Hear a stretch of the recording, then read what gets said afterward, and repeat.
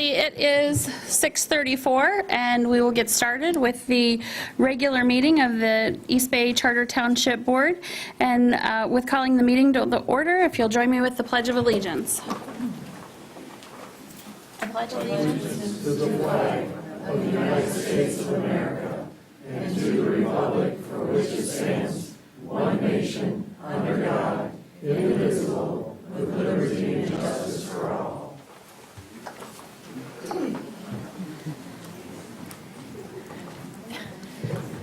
Okay, Ann, would you do a roll call attendance, please? Sure. Bartlett. Yes. Lyle. Here. M. Cortade. Here. Matt Cook. Here. S. Cortade. Here. Friend. Here. Noted that Walters is absent and excused. Okay, agenda, review for conflict of interest. The board will notice on our agenda tonight, on the consent agenda, we have just standard minutes and an updated ACH, and then site plan review, special land use for GOREC planned unit development. Does any member of the board have any conflict to declare? Okay, seeing none, we'll move for an approval of the agenda if there's a motion. I make a motion to approve the agenda as presented. Support. Okay, motion by Bartlett and supported by Lyle. Further discussion? All in favor indicate by saying aye. Aye. Okay, we have an agenda. Okay, with that, we are on to public comment, and there are two opportunities for public comment. The first opportunity is now, at the beginning of the meeting, as is always, and the second opportunity is at the end of the agenda, as is always. The public hearing and comment period for the GOREC application was held on May 9th, and that public hearing is closed. At meetings, the first opportunity for public comment is routinely for anything an individual would like to comment on, except an agenda item specifically offering time for public comment or hearing. Since tonight's agenda item does not have public comment or hearing time as it was previously offered, any comments offered during the first agenda item related to GOREC any comments offered during the first public comment related to GOREC must only pertain to the new application materials provided by the applicant and should not restate any public comment offered previously at another meeting or any email material provided to the board. Public comment, as you will hear, is limited to 3 minutes, and the board appreciates input. However, when you are signaled that your time has passed, you must end your comment and give other community members the same opportunity or the board the ability to proceed with the meeting. With that, the recording secretary, Ann Wendling, will read the public comment guidelines. The purpose of the public comment is to give members of the public an opportunity to express their views and opinions to the members of this board. To maintain order and ensure fairness to every speaker, the following rules must be followed during public comment. Speakers will approach the podium and introduce themselves by stating their name and address and then proceed to make their comment. Each speaker will be limited to 3 minutes and is only allowed to speak once on the same matter. Communication previously emailed to the commission is not necessary to be read aloud. Public comment time may not be given to another member of the public. Any arrangement for speaking on behalf of others must be arranged prior to the meeting. When your time is at 2 minutes, 30 seconds, you'll be alerted with a yellow signal to wrap up your comment, and at 3 minutes, you will be alerted with a red signal, and the chair will ask you to conclude your comments. Okay, thank you very much. With that, we will open it up for public comment, and if you would like to make public comment according to those guidelines, please step up to the podium. If you would like to make public comment and someone is making public comment, please make your way up behind them, stand a few feet apart, and wait there. We'll keep that going. We don't want to wait for people to have to cross the room. It's a busy meeting, and so we want to be pretty timely with be efficient with our time. So if there is public comment, please make your way to the podium.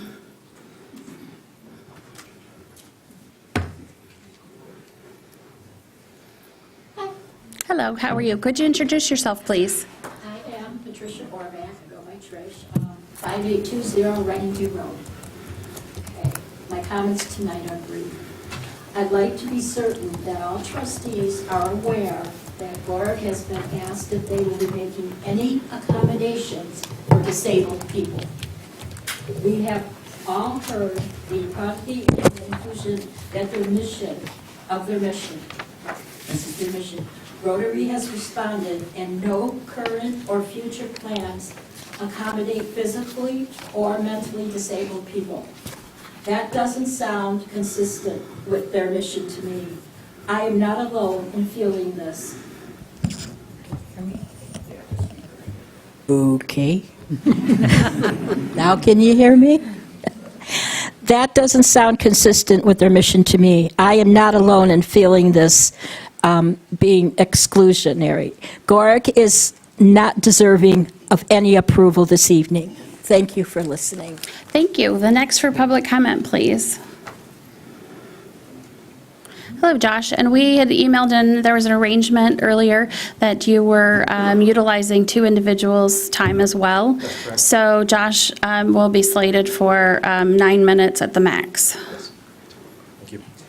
Could you introduce yourself too? Yes, absolutely. Thank you. Good evening. Josh Sloat, 1482 Woods and Waters. In the time following the Planning Commission's approval of this atrocity of an application, there's been a lot of thoughtful dialogue on the part of the Township in the interest of defending the health, safety, and welfare of the residents of East Bay. This is your sworn duty as an elected representative. When it's come to things like rejecting the smaller scoped Raymond Farms wedding venue or putting a moratorium on STRs before they overwhelm our neighborhoods, you have respectably fulfilled your commission. You are once again faced with a decision that pits the profits of deep-pocketed special interests against the backyard burden that will be shouldered by your constituents. The only difference tonight is that it should be even easier to do the right thing. Matter of fact, I'm not sure what kind of mental gymnastics would be required to approve it. Saying no is easy. You simply have to follow our laws. Approval requires something else entirely. Our laws, as defined in the many layers, including the ordinance master plan, future land use map, and the nationally respected Forest Lakes overlay, all clearly state that you must say no. To highlight just a few, Section 636 of the ordinance says that approved applications must be self-contained and not have any adverse economic, social, or environmental impact. We have demonstrated that there will be many adverse effects, and they are anything but self-contained, emanating well past Gorick property lines and into our water, air, and our roads. Section 602 says each of the following: approved applications must be consistent with and promote the intent and purpose of the zoning ordinance. The requested uses are neither. Approved applications must be compatible with adjacent uses of land and the natural environment. As we have demonstrated, the scale and intensity of this request is beyond incompatible. It is a direct threat to the use of adjacent land and its natural environment. Approved applications must meet each of 8 special land use standards. This application loudly fails 6 of 8. Section 601 of our ordinance clearly states, in no uncertain terms, if the facts regarding the special land use do not establish by preponderance of the evidence that the standards and requirements can and will be met, the township must deny the application. We've seen a lot of bad science and half-truths used to justify conclusions, but nothing remotely approaching evidence, let alone a preponderance of it. Our ordinance compelled an environmental assessment. Sorry, 1 second. Speaking of evidence, let's look at the basis for your decision. Our ordinance compelled an environmental assessment, and what we got was a passing glance from a firm that self-admits to not be an environmental review firm. In response to 20-year-old traffic data and a one-way study, you asked for a proper traffic study and information on road conditions. You got intersection crash history from a time when the property was barely used. In response to a sound analysis from a party equipment rental salesman, you requested a proper sound study. What you got was incomplete, unrealistic, and skewed analysis. You don't have to take my word for it. We hired one of the most credentialed sound engineers in the state to do a peer review. I hope you had a chance to read the review and watch the video. The background baseline they hang their conclusions on to offset the chicken dance is artificially exaggerated by 4 to 8x and improperly measured. The simulated sound tests occur under unrealistic parameters, including time of day, weather, and music muffled at 2 to 4x, lower than the average standard DJ. The study ignores the frequency and time-varying nature of sounds involved, both of which greatly affect the perceptibility of sound and background noise. The analysis also ignores perception past the property line, the omnidirectional nature of bass, and the quadrupling effect of sound over water. Translation, turning the speakers around won't cut it. This is a study that should not have made it past internal review, let alone be presented to you as the basis for this decision. The only thing this study proves is that the applicant is incapable of submitting data that holds up to any scrutiny. And what of the reliability of the information submitted by the revered applicant in the process itself?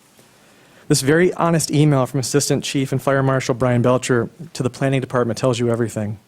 Assistant Chief Belcher states, and I quote, "My email has created a big stir as they don't want to spend money for proper drawings and are saying this is just a formality with the township and that nothing is changing with the uses of the property. Holding a wedding with 300 cars that could impact fire lane access is certainly a change and something we never had to worry about with a drop-off Boy Scout camp. They are totally trying to circumvent the process and asking us to just sign off." End quote. Just a formality with the township? Totally trying to circumvent the process? I think that pretty much sums up how they viewed this entire thing. An organization trying to misuse its influence and privilege to get a separate path through our process so they can obtain special exceptions to our laws. And what about the planning review that's in front of you right now? The document you depend on more than any other. You know, the one that says the 70 events with over 300 people is, quote, some limited additional use, and makes absurd claims about adverse effects because buildings are supposedly interior to the site and buffered from neighbors when the main venue sits unbuffered on a hilltop facing a lake. It's hard to explain until you consider the fact that the applicant has a board member who's also a partner at the firm our township paid to do the review. Some have called this conjecture. Others might call it a conflict of interest. The individual in question participated in meetings with the applicant and the township, is on countless email threads involving the application, and his name can be found in the metadata on the packet in your binders. Regardless of what we call it, the applicant's the reviewer. Should any of us be okay with this kind of influence? Under what other set of circumstances should we allow an applicant to be this involved in their own approval process? Even regardless of intent, how could a fair and objective result ever be possible? And then there's the Planning Commission that made the recommendation. This was a very young Planning Commission. Josh, you need to tailor your comments to the new materials presented. You're talking right now about the content of the Planning Commission. Sure, in our conversation, Beth, you just said as long as not been stated previously in a video, in an email, or in comments. What I said is that it needs to be on the new materials presented. Your other material on the sound study is, so please continue. Okay, but that's not what was stated in our email exchange. If you just let me finish, I'm very close to wrapping up. This was a very young planning commission with new members and other key planning personnel on leave. Commissioners communicated repeatedly that they were overwhelmed by the materials, pleading for something like a Cliff Notes version to understand it all. The Cliff Notes never came, but a decision did. How can you square this other than to conclude they simply wanted out from underneath it, and too hot of a potato with the Rotary involved, threw it all to you for a much-needed lifeline? This process has been tilted. The facts don't support the conclusions, and all of the local laws that you have to base this decision on say that a commercial event center in the Forest Lakes is no more appropriate than weddings at Raymond Farms, STRs overwhelming our neighborhoods, or say even cruise ships in Grand Traverse Bay. No one applying and no one deciding has to live with the consequences. The Camps and Services Director doesn't live on the lake. He doesn't even live in this township. The GORC Director doesn't even live in this county. None of the consultants, employees, or decision makers in the township will have to contend with the drunk drivers, overcrowded lake, AIS infestations, or amplified music destroying the peace of the few nice weekends we get up here. But I ask that you at least put yourselves in our shoes. You've been bombarded with a lot of information, but this decision is much simpler than the hundreds of pages of documents, volumes of correspondence, websites, social media posts, local TV and newspaper spots, and a year's worth of meetings would have you believe. You've been elected to uphold our laws and represent the tax-paying residents of this township, not to carve holes in our laws for special interests who don't even pay taxes here. A vote to approve this application would be a great disservice to current and future residents of this township, to their way of life, and to the precious natural resources they seek to protect. Thank you for your time. Thank you. Next for public comment, please.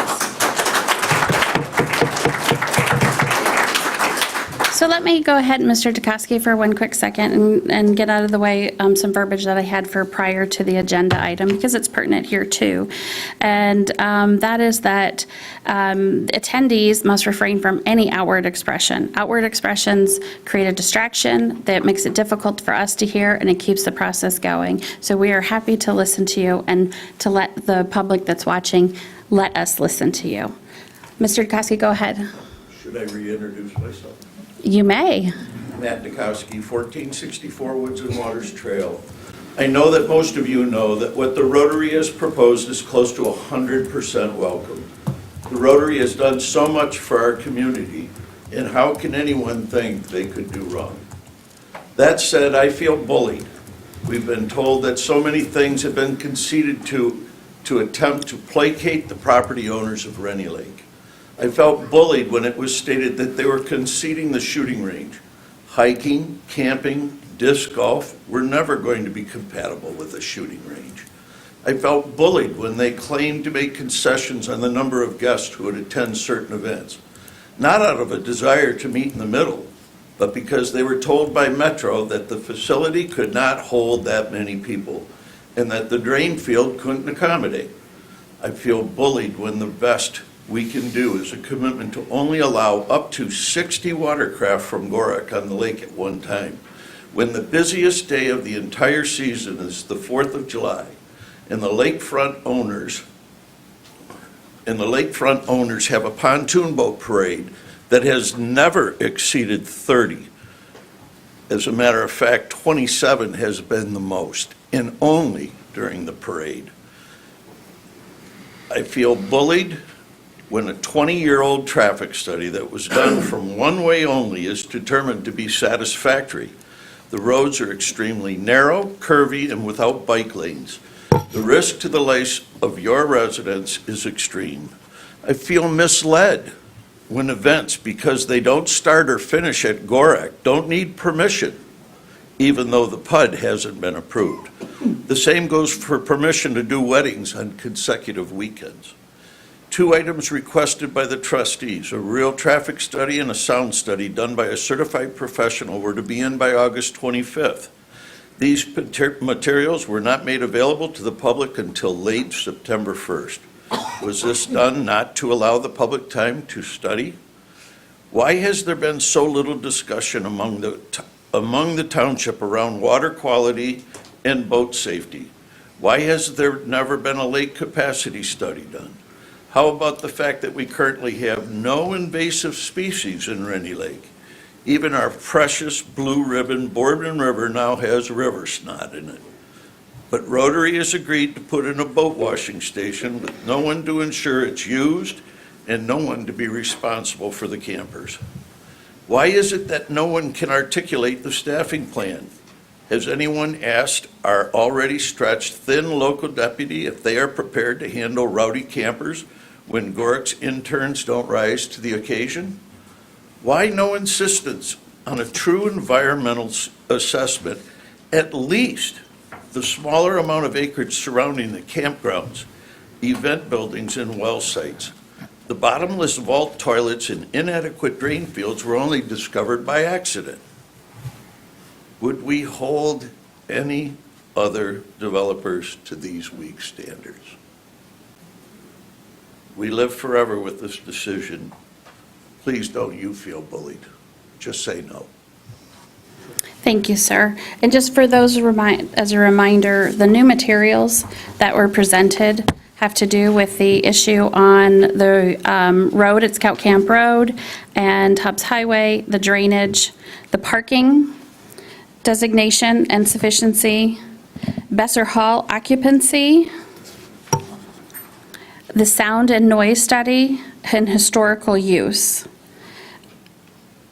So just so you can, before you speak, tailor your comment to those new materials. How are you? Could you introduce yourself, please? Judy Pelto, 2100 Abbey Lane, East Bay Township. I appreciate the opportunity to address the board on this important issue. I know all the board members are very aware this PUD is a major concern among residents of East Bay Township.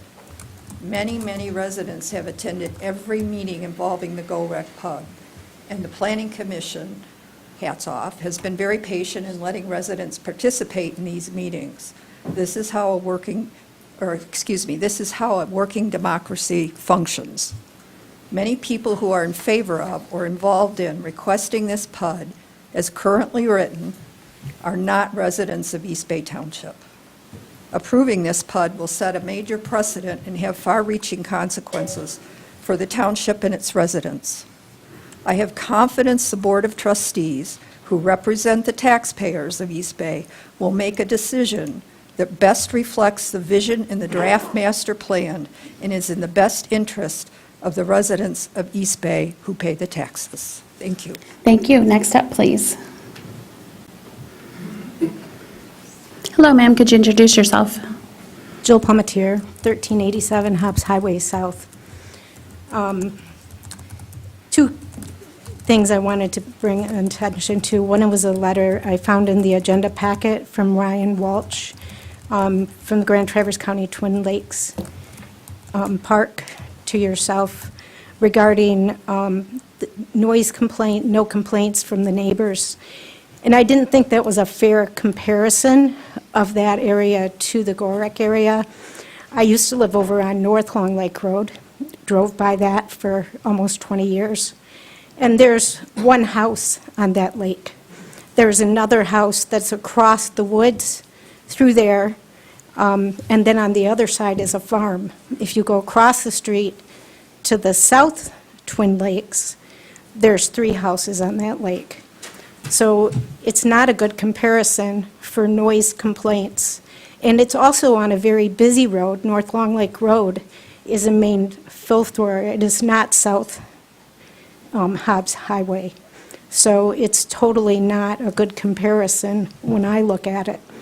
And so I felt that that just wasn't a good comparison for noise complaints or complaints about road comparisons. The second is my property backs up to the Adirondacks camp.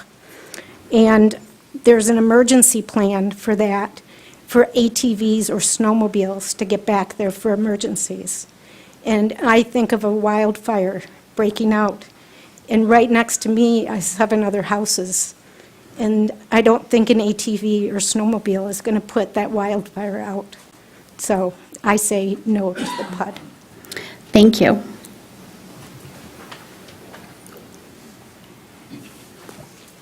Hello, can you introduce yourself, please? Good evening. I'm Patricia Bednars. I live at 1380 Autumn Trail. I am a nurse. I've worked with children and families for 45 years. I've lived up here almost 5 years and have grown to enjoy this environment and appreciate it. So I wanted to share 3 principles that I use as a nurse that I get from our public health friends, and that's protect, promote, and prevent. So tonight, I'm urging you to protect our environment by not deviating from some of the guidelines and policies that you have, prevent any harm to our environment, as Josh so clearly stated earlier, and then do everything you can to promote the health of our environment. Thank you. Thank you. Have a good evening. Next.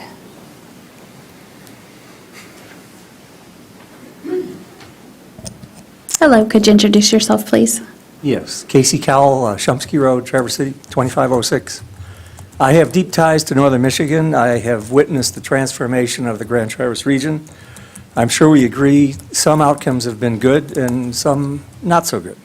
For over 3 decades, I have dedicated philanthropic support and personal engagement on 3 themes: positive, sustainable, long-term economic development, population healthfulness, protection and conservation of our natural resources.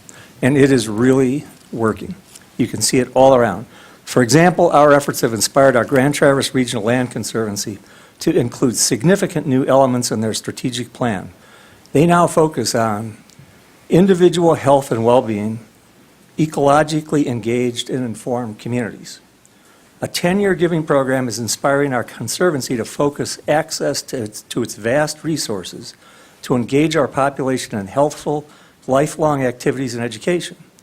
A current example is right here in East Bay Township.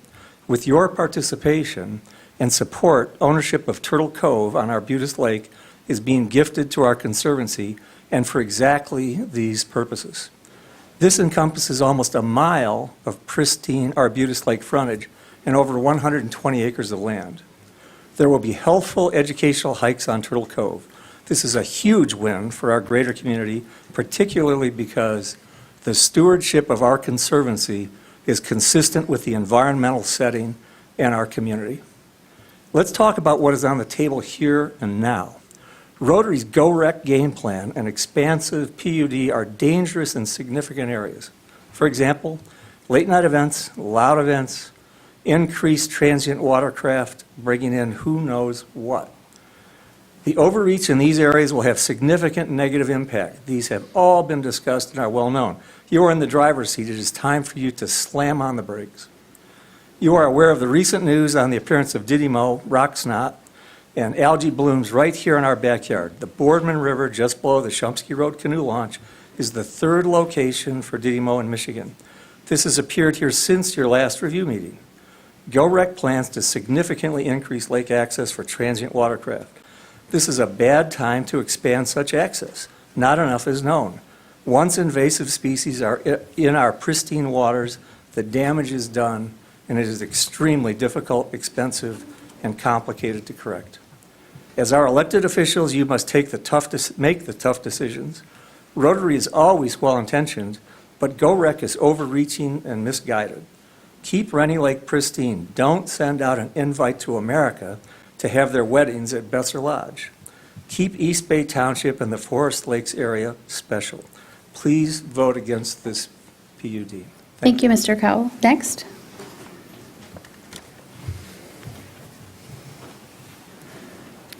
Jill, I'm again going to remind people to keep comments because a couple of the last ones have deviated a little bit. They have had some themes to some new things, but again, the new items presented, with specifically for GoRec, were issues with the roads that Wade Trim presented, parking sufficiency, Besser Hall capacity, sound and noise, and historical use. As well, that memo was in there that the lady previously referenced regarding Twin Lakes. Could I share one thing? No, sir. You're out of order. Go ahead, Jill. Good evening. I'm Jill Bernardi. I'm the president of Save Forest Lakes and also a resident on Rennie Lake on Rennie View Drive. I'd like to read a letter dated September 12th. Dear Board of Trustees, we are writing to you regarding the GoRec Planned Unit Development application. We represent the undersigned organizations that are dedicated to the preservation and protection of the Forest Lakes area.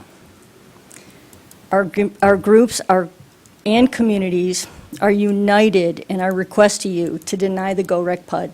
Simply stated, we believe the PUD is inconsistent with both the letter and intent of our zoning plans and laws and will erode the health, safety, and welfare of East Bay Township residents. In addition, based on the recent document, Principles of Evidence Zoning Enforcement issued by the Township Attorney, we also believe enforcement will be nil, which would add further threats to the health, safety, and welfare of all, and endanger our natural resources. Thank you for your service to all the residents of East Bay Township and for listening to us. We know the trustee position you hold is challenging, one you take seriously, and that you have the best interests of the township at heart. Please help us preserve and protect the Forest Lakes by rejecting the PUD application. Sincerely, the Board of Directors of the following organizations: Arbutus Lake Association, Board of Directors; Protect Forest Lakes, Board of Directors; Safe Forest Lakes, Board of Directors; Spider Lake Property Owners Association, Board of Directors; the Rennie Lake Association, Board of Directors. I hope it's not lost on you the magnitude of these organizations coming together and requesting this and protecting our Forest Lakes area. It is no small feat, and we are committed together to protect our organization. No amount of conditions placed on this PUD in its current form will make it acceptable or could expect to be effectively enforced. I ask you to consider I ask you to consider voting no on this PUD application. Thank you for your time this evening. Thank you, Jill. Next.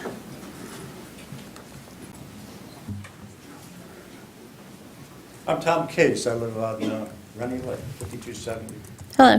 Drive. I'm here to support the approval. I don't know if you were around when Dollar Lake turned into a party lake, and DNR had to shut it down because it got out of control. Right now, Go-Rex, historically used has been a day camp, group camp. Their new PUD expands on that a little bit so they can help finance that. But if they're not allowed to offer day use to the lake, people will step up and start using state access, which the lake has a lot of. The DNR, if they put in an access point like they have at Spider Lake, there's no supervision, there's no boat wash. Things can get out of hand. I've heard a lot of things talked about, heaven forbid they had a rifle range. They've had a rifle range at the Boy Scout camp for 50 years.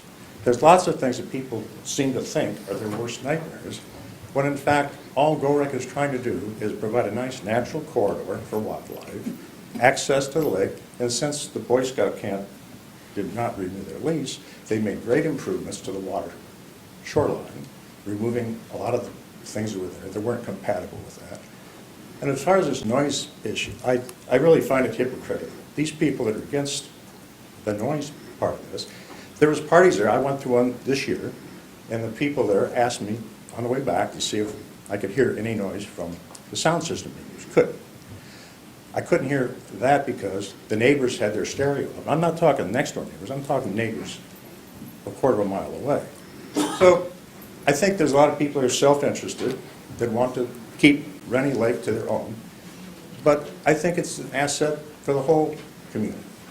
I have rental property in the township, and when I offer it to people, I say, GOREC is right over here. It's a great asset. I want it back to where we can use it for day use, especially during the hunting season where you get a place to safely hike.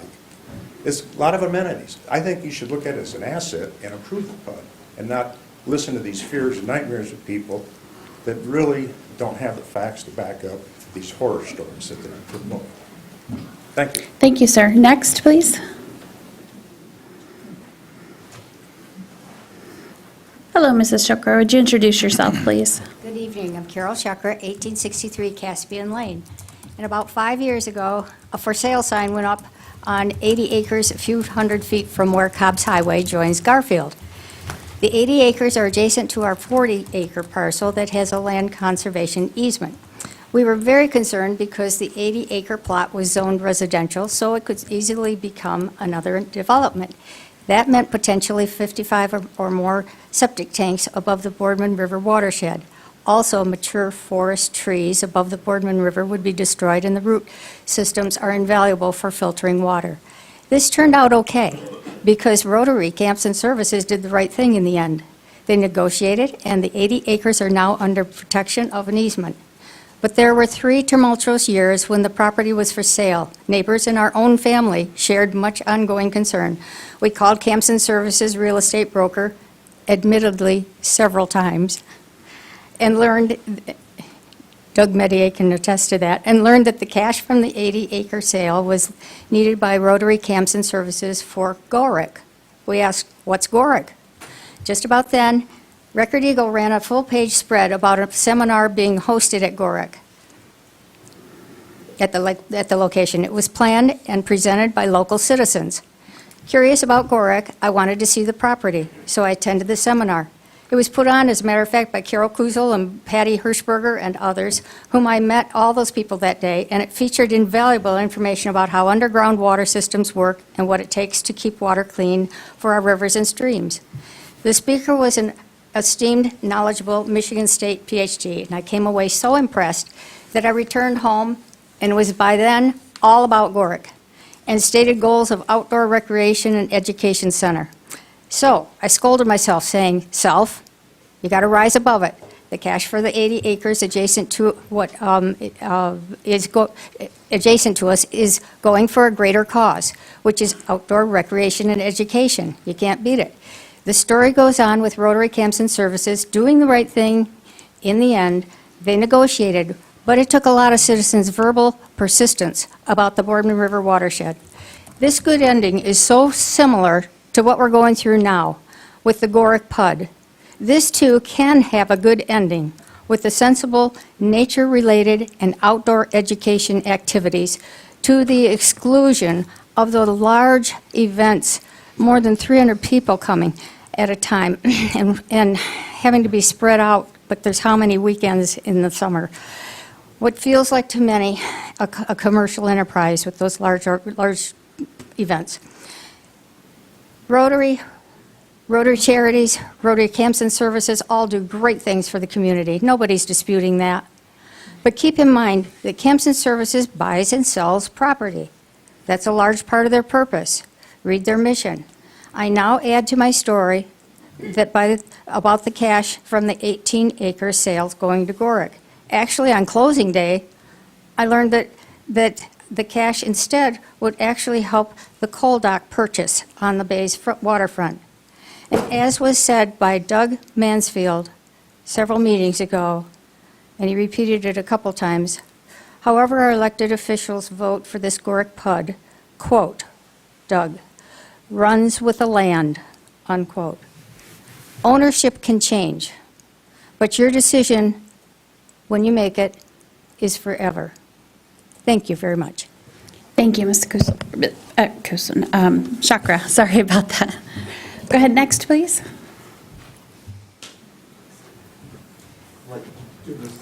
Yes. Distribute to the board, please.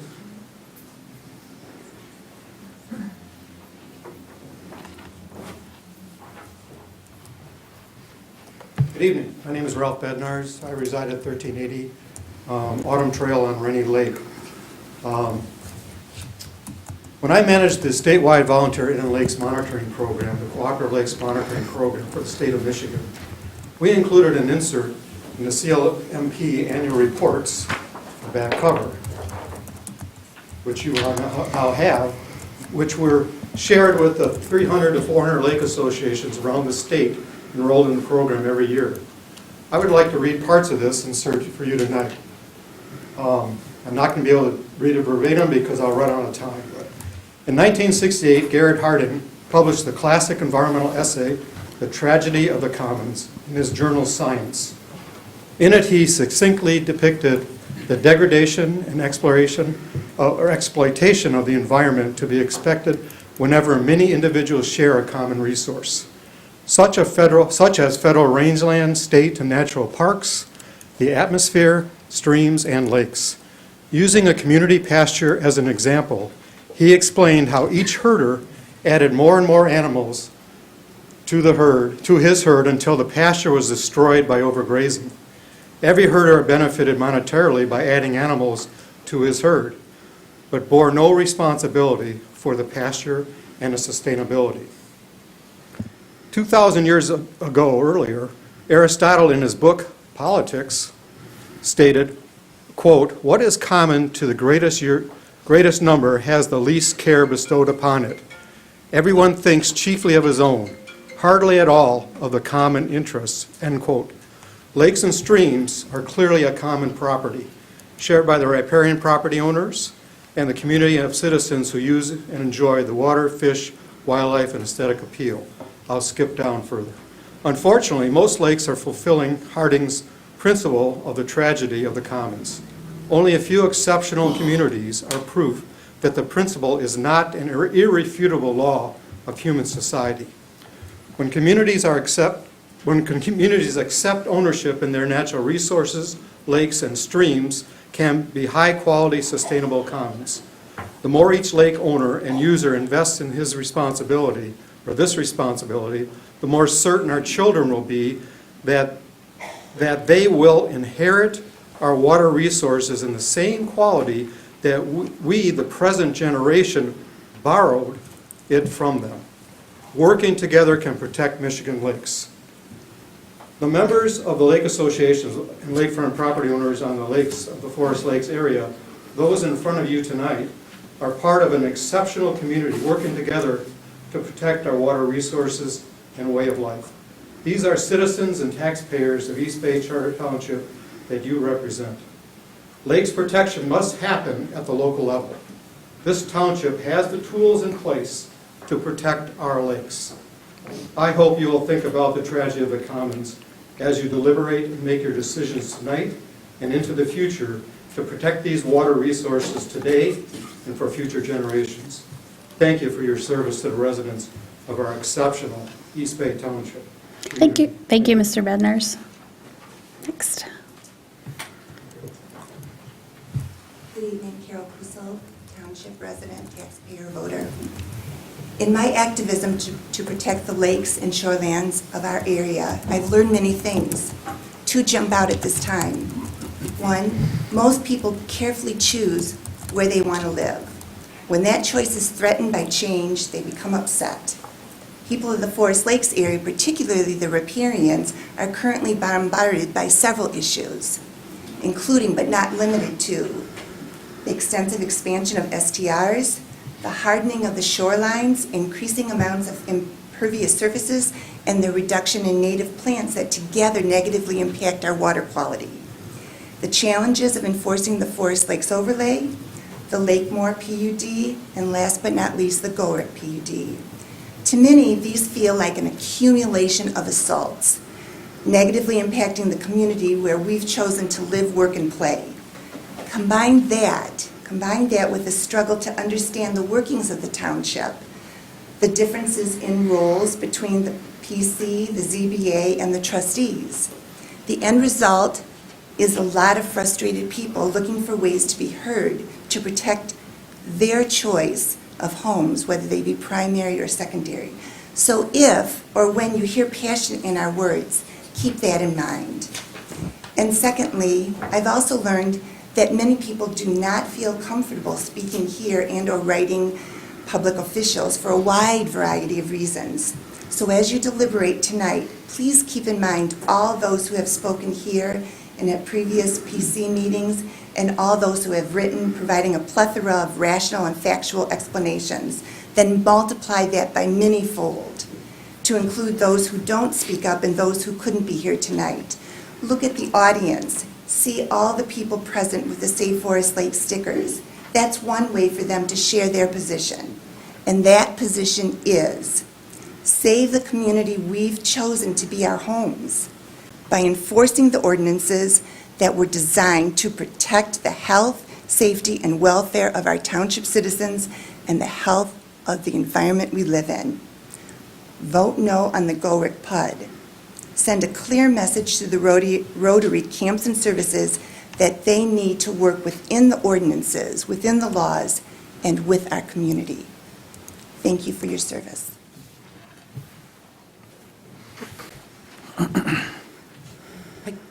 Brian Lettinga, Scout Camp Road.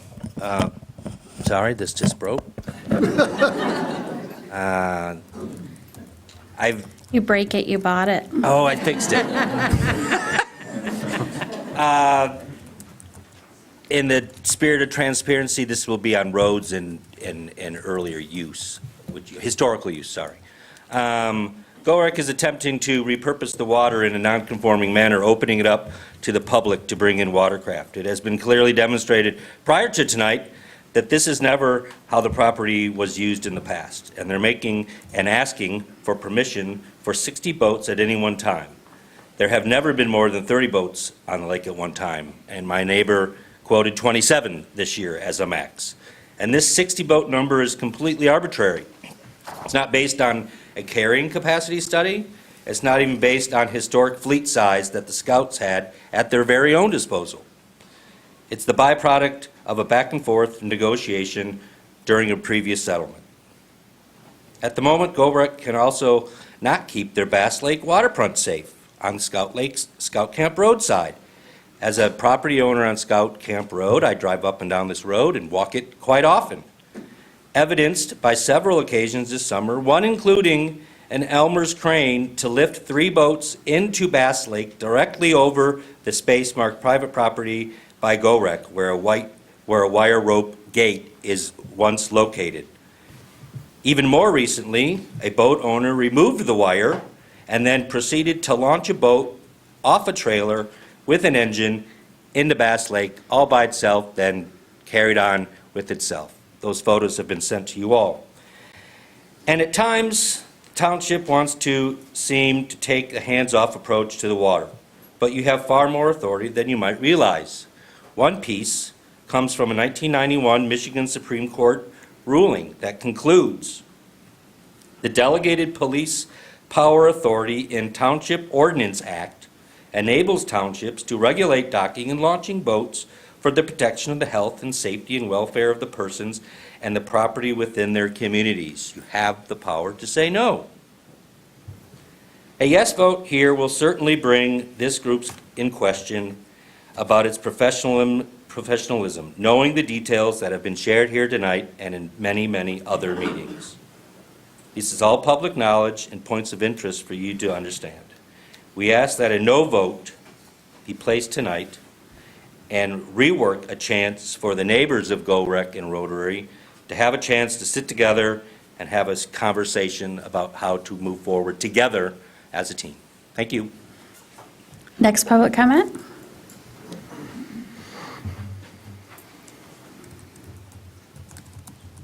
Good evening, everyone. Doug Mansfield, 1233 Rennie Lake Road, Traverse City, Michigan. I wanted to go through a few things that is new information. First of all, the most recent review by the contracted planner continues to provide and say that actions and elements are satisfied because there is no development, no tree removal, no disruption, etc. And claims there's exhibits backing that. We have exhibits from the health department and the fire department and the construction code office saying that bathrooms have to be replaced, septic fields have to be built, roads have to be widened. And the rifle range needs to be recovered. How does this mean there's no disruption? No soil erosion review, no stormwater review done. This continues to say this, even though I've continued to bring it up over the last several months. Your findings are flawed that you're going to look at today. And the sound study, which is frankly a mess, I want everyone here to understand that the true, at 8 o'clock in the evening, almost every night on Rennie Lake, the sound goes from 55 decibels down to 30. And actually, as they say, their own auditor says, it's indistinguishable. The microphones can't pick it up. It's so low. It's so quiet. So if we start at 8:30, where those ranges are that low, and you've still got 55 to 65 decibels of sound from the bands playing, that's a difference of, say, 25 to 30 decibels alone. Understand what this means. It's exponential. It's not a straight curve. This is 1,000 to 100,000 times more sound pressure levels that we're talking about. 8 to 10 times greater sound perception than what this study conveys. All you asked for was a real-time, real-life examination of this. They didn't give you that. They played with the numbers, they played with the times that worked for them. Because they didn't pay overtime, I don't know, but you could do this. I'm the Union Township Supervisor. I was there when the state went through the noise studies on that rifle range on Supply Road. We asked them to do all different kinds of things, and they did it, and they can do it. The technology is there, and I tell you that's a successful project because I've never gotten a complaint from it. You can do this. But what you were provided with doesn't even come close to a true sound study. There's 500 acres, there's thousands of feet of shoreline. They took 4 measurements for 15 minutes apiece across this over 0.27% of the year. When we looked at the rifle range, we studied that place for a week to make sure there wasn't different activities. And it's clearly evident that this consultant did not know what they were looking at, did not know the restrictions when he applied the noise applications, even Traverse City, which is just a farce. And even with all the mistakes, the last sentence of the last review says, existing noise levels drop significantly around 9 o'clock p.m. and that music played after this hour will likely be more noticeable and therefore cause annoyance for nearby residents. Per the township's ordinance, this noise cannot happen. It shall not have any adverse impact. That's your ordinance. And even their own consultant provides that it will be annoying. Thank you. Okay, any further public comment? Hi, could you introduce yourself, please? Yes, thank you. My name is Lisa Farlin. I live at 5832 Rennie View. My question to you as a board is you were just told that the information that you've received on your noise study is wrong, is false, is far beyond the truth. How could you even consider passing this PUD when you were just told by Mr. Mansfield, who is highly respected and you've worked with for how many years, that the information that you have is not correct, that it is going to be detrimental, that the noise is tenfold of what they're saying? How can you do that? Legally, morally, or with any integrity? How could you possibly vote yes on something where you know you were just told, the whole room was just told, that your noise study is a lie? So how could you possibly vote yes? So I ask you, please, follow the law, support your ordinances, and support your tax-paying citizens, and vote no. Thank you. Thank you. Next. Randy Smith, East Bay Township resident. I live on Bunker Hill. I first bought a home on Rennie Lake in 1996 and had that for about 20 years. I wasn't going to say that. I read about this in the paper. I kind of fallen off my agenda, but and I do have a lot of respect for Mr. Mansfield. I've worked with him for many years. But with respect to the information about noise, I installed windmills for 10 years, and the only court case in the state of Michigan that made it here to the courts in Traverse City had to do with a windmill out in Leelanau County where a sound study was done. And no, I'm not a sound study expert. However, Judge Powers, when he ruled on the case, held a sound meter in the room, and it was at 55 decibels. So I didn't read the study. I didn't read Mr. Mansfield's study or the sound study from the rifle range, and I do think they did a great job at the new rifle range. But this room right now is about 55 decibels, is what I'm going to tell you from my experience being in a courtroom with Judge Powers, which is, I could get the public record if you really want it. Fundamentally, I'm in favor of more recreation, and I'm in favor of the concept of Go-Rec. I've said that to your planning commission, not to this board. I have taught classes out there for skiing in the wintertime, a couple, 3 years ago when they first opened. But I wish you the best. This is very difficult, I understand. There's a lot of problems and questions. But we need more recreation, and that property is going to change. And the state's proposed boat ramps for Rennie Lake across from the house that I owned, where people were launching boats all the time. So I can't think of anyone who'd be a better neighbor, though the transition's not going to be easy. Good luck. Thank you.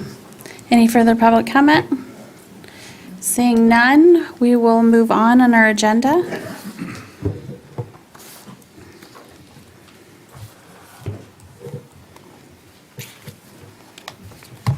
Okay, you do have correspondence and reports in your packet. You have a letter regarding some Pine Grove issues and also the treasurer's report for July of 2022. With that, we'll move on to the consent agenda. Ann, would you go through the consent agenda, please? The purpose of the consent agenda is to expedite business by grouping non-controversial items together to be dealt with by one board motion without discussion. Any member of the board, staff, or the public may ask that any item on the consent agenda be removed and placed elsewhere on the agenda for full discussion. Such request will be automatically respected. If any item is not removed from the consent agenda, the action noted in parentheses on the agenda is approved by a single board action adopting the consent calendar. This evening, you have the minutes of August 8th, 2022 regular meeting, August 25th, 2022 special meeting, and August 30th, 2022 special meeting. Recommend approval. The general fund, We've also added 9/6 and 9/8. oh, and we added September 6th, 2022 special meeting and September 8th, 2022 special meeting. All recommend approval. From the general fund, checks numbered 17287 through 17365 were paid in the amount of $63,950.93 with check number 17268 previously approved. Emergency fund, check numbers 5087 through 5113, the amount of $257,775.50 with check number 5111 previously approved. From the receiving fund, checks numbered 2871 through 2873, paid in the amount of $84,159.48. The escrow fund, check numbers 1863 through 1874, paid in the amount of $50,479.02. And from the roads SAD fund, check number 110, paid in the amount of $860.50. Two payrolls, the first from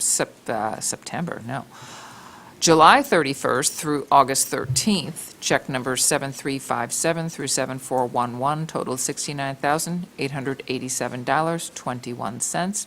And the payroll dated August 14th through August 27th, 2022, check numbers 7412 through 7415, and it totaled $56,058.72. Total payroll, $125,945.93. Total amount paid, $583,171.93. There are no proposed budget adjustments at this time. And another item is the Automated Clearinghouse Exhibit A update.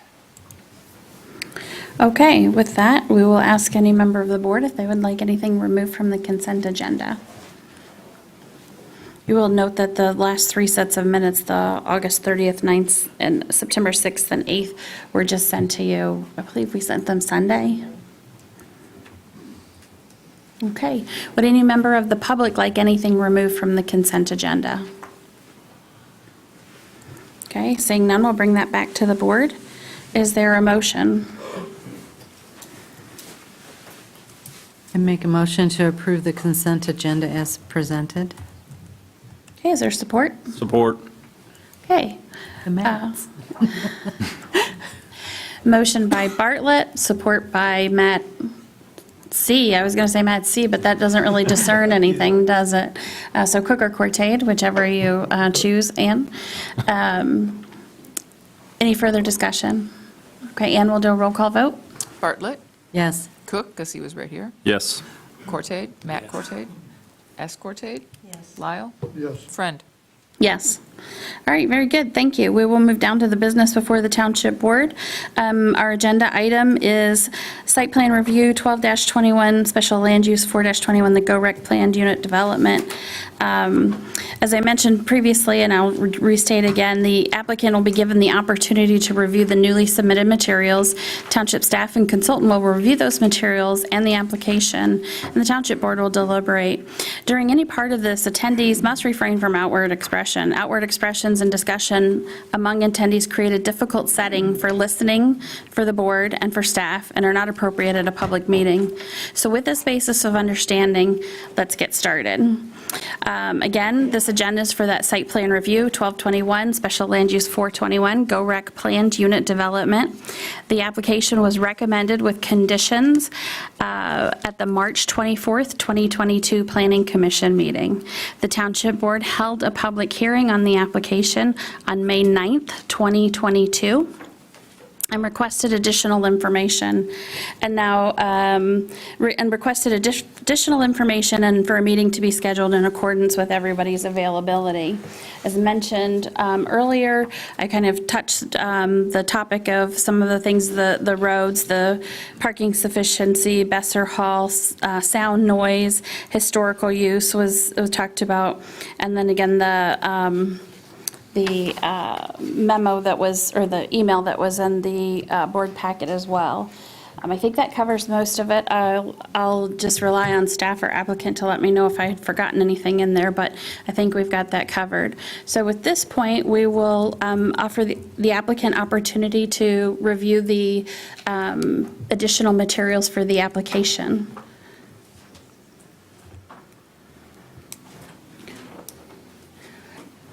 Yep, that's fine. Sorry, we didn't have an easel here, but can you... Could you introduce yourself, please? Sarah Keever, representing the applicant here this evening. This is Matt McDonough, the applicant. Thank you. I will attempt to address the items that we were to follow up on with you to give you further information from our last meeting. And due to Matt here holding the board, the presentation board, I'm going to start with parking. There was a question on parking, and so I just want to touch base on that really quickly. These items are in the memo that was submitted, so if you do want to follow along, it was in the memo that I submitted, and it is dated August 22nd, 2022. Parking has been represented on page 7 of 9 of the site plan packet that has been before the Planning Commission and the town board has been in there. The parking count is this chart here. It's the same one that you will see on the memo that I issued, and it's the same chart that's been on the site plan. Overall, throughout the entire campus, there's been designated 262 parking spaces. And because they're located in different spaces throughout the camp, it was hard to demonstrate exactly fully where each one was designated. So I categorized them on the chart in your plan. Overall, 262 parking spaces. When the campground is full... I'm sorry, I don't mean to throw you off on your cadence, but I just wanted everyone to know that's on page 70 of 112 in the packet. I'm having a hard time hearing. Could you speak up, please? I can attempt to. Don't worry, it's already been purchased, so you go ahead and do what you need to with that. While you find that, so Eagle has a standard in their campground regulations. So for every every campsite, they do require 1.5 parking spaces. So because we have 64 documented campsites, there are 96 required parking spaces for the campsites. And those have been denoted in that little chart on the memo. Those are denoted in the blue category. In addition, there are 20 spaces designated for the cabins. Cabins located up there above the main parking lot. That leaves, if all the campsites were full and if all the cabins were full, that would leave a total of 146 parking spaces that are located through the camp. With that, those are kind of generalized in maybe that orange color in your chart.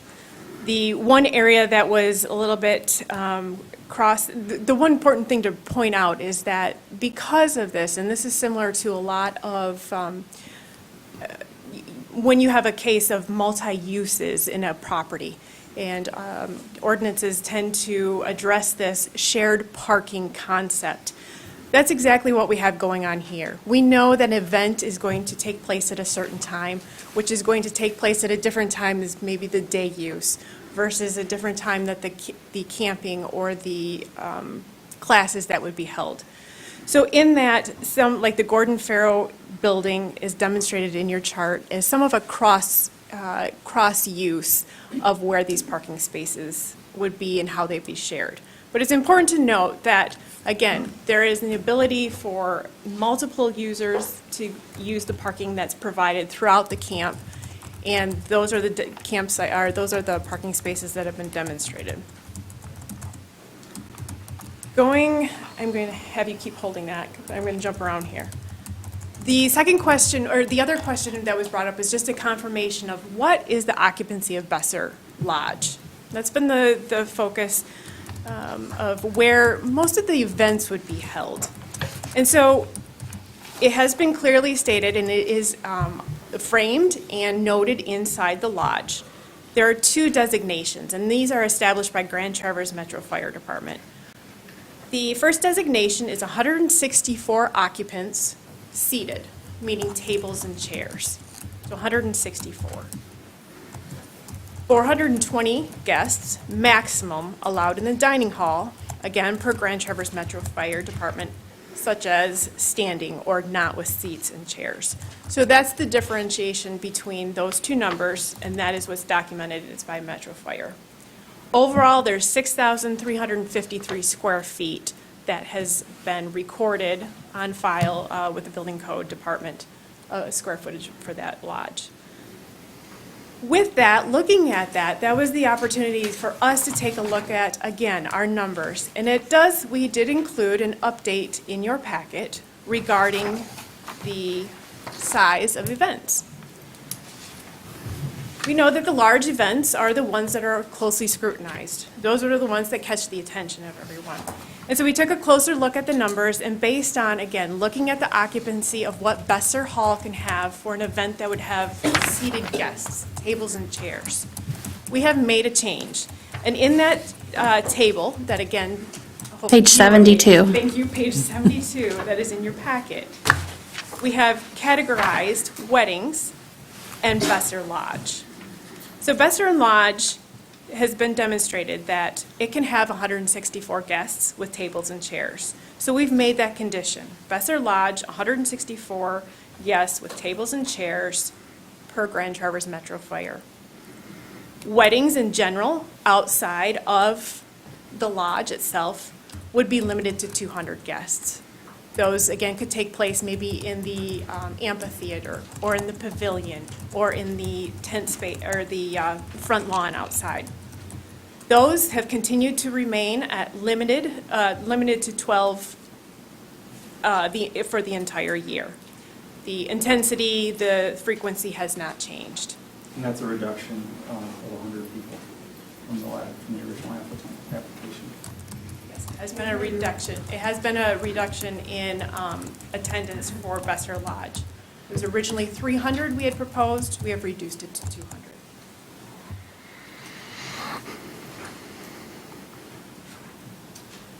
Sarah, if Matt does add anything, just repeat it so it hits into that micro. Okay, good, thank you. We are now going to jump onto the sound study. And I am going to walk through the sound study that was prepared for us. This was a firm that was recommended to us by several other acoustic firms in the area, or throughout the state of Michigan, I should say. This firm was recommended to us also by Interlochen Center for the Arts. This firm has the consultant that prepared the sound study. He is an acoustical consultant with a Master of Engineering in Acoustics from Penn State. His experiences and his projects include noise studies of manufacturing equipment in the U.S. and Europe, car wash sites with residential adjacencies, and high-profile commercial locations. So in doing that, he did come up to the site, and I will go through, to the best of my ability, the sound study that he performed and has written and is included in your packet. So coming to the site, it was taking place over a 24-hour period in July, over a Thursday and into Friday.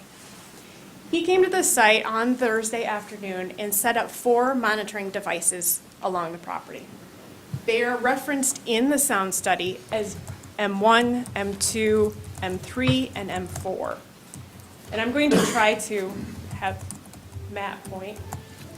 Those represented all the possible locations on our property closest to adjacent neighbors or the water's edge, staying within the limits of the property, which is what is legally required.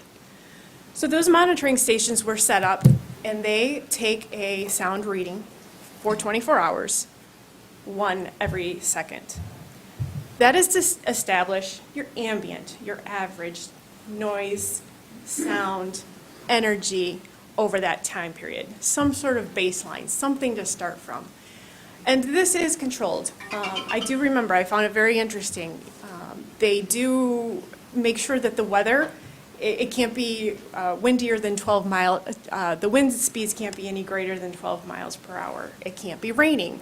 So there are some controls set in there to make it to the best of their ability within a 24-hour time period in order to conduct the study.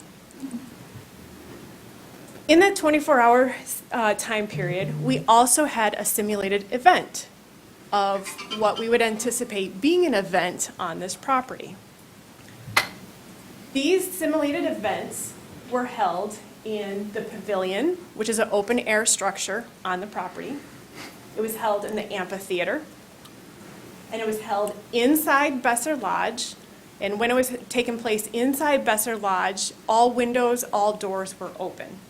And there was also one, yes, just outside of Besser Lodge, not the water side, the opposite side of the water, of the lodge itself.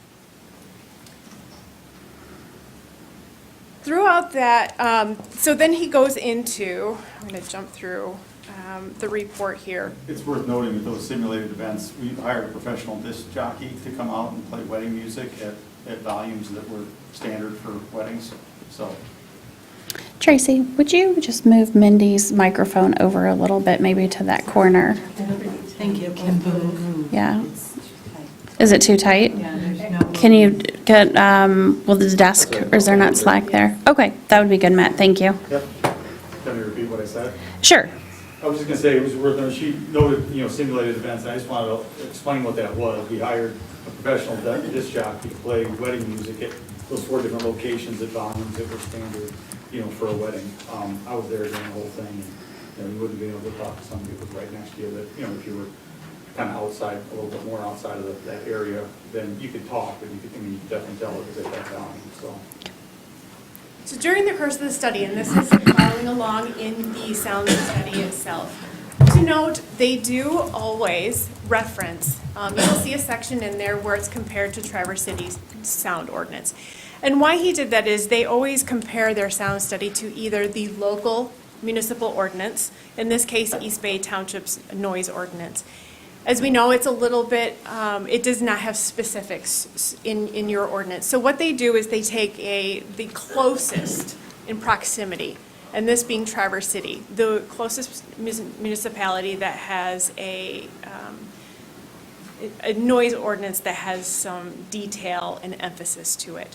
And so in your report, whether that helps or whether it doesn't, that's the purpose of why that's in there. It's this, their best attempt to make it comparable to what a near adjacent ordinance would have in there. So each 4 of those locations were operating during the simulated events. And like Matt said, a disc jockey was brought in to perform these simulated wedding events, or whatever you may call them. And at each of these locations, the setup occurred. Extension lines were brought to the sites, and the sound system was set up. And yes, for 10 to 15 minutes, there was music playing at an event level, and readings were continually taken, not only by the consultant himself right there to make sure that the common the standard was using at each site, but also the 4 monitoring devices throughout the property were recording at that same time. During these, each one of these, and this goes into detail in the report you have with you. I am going to, I hope you had a chance to read it. And in that, instead of reading each and every report that was in there, I'm going to now jump to the conclusion. And I'm going to read the conclusion. And I'm sorry, I'm going to take your time and have to go to do that, but I was recently told that unless it has pictures, nobody reads it. So I'm going to make you guys listen to this. The conclusion is, this is acoustics by design. They completed a long-term noise study at GoRec site at 4 locations along the lake shore, including near 2 residential properties. During the afternoon of July 29, 2022, ABD, Acoustics by Design, and a local DJ conducted simulated noise events at the Firebolt Amphitheater, the main pavilion, and Besser Lodge. During these simulated events, music was played at a level of 80 to 85 decibels at the site, which will be typical for the types of music events planned at the GoRec site. The measured received The measure received noise levels during the simulated events were not significantly louder than the daytime noise levels measured at the site on July 28th and July 29th, 2022. The analysis of the short-term noise level increases typical of music showed that locations 1 and 2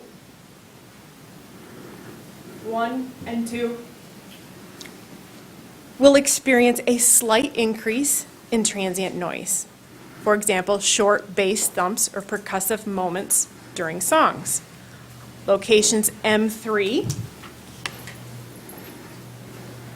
you can see where M3 is, will be unaffected by the music events, whereas locations M4, this would be the location that would be closest to the adjacent property owner to the northeast.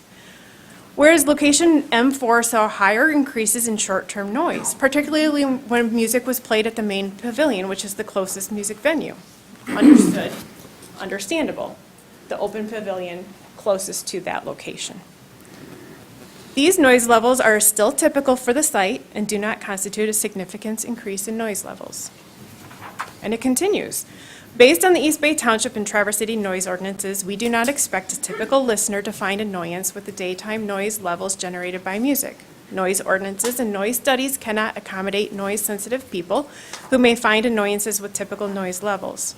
We also note that the existing noise level drops significantly around 9 p.m., and that music played after this hour will likely be more noticeable and therefore cause annoyance for nearby residents. That was his report.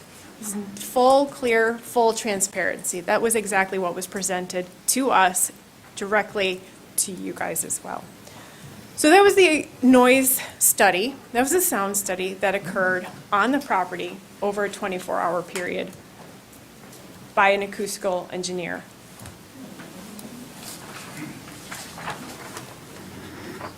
With that, I'm going to turn over to Matt McDonough.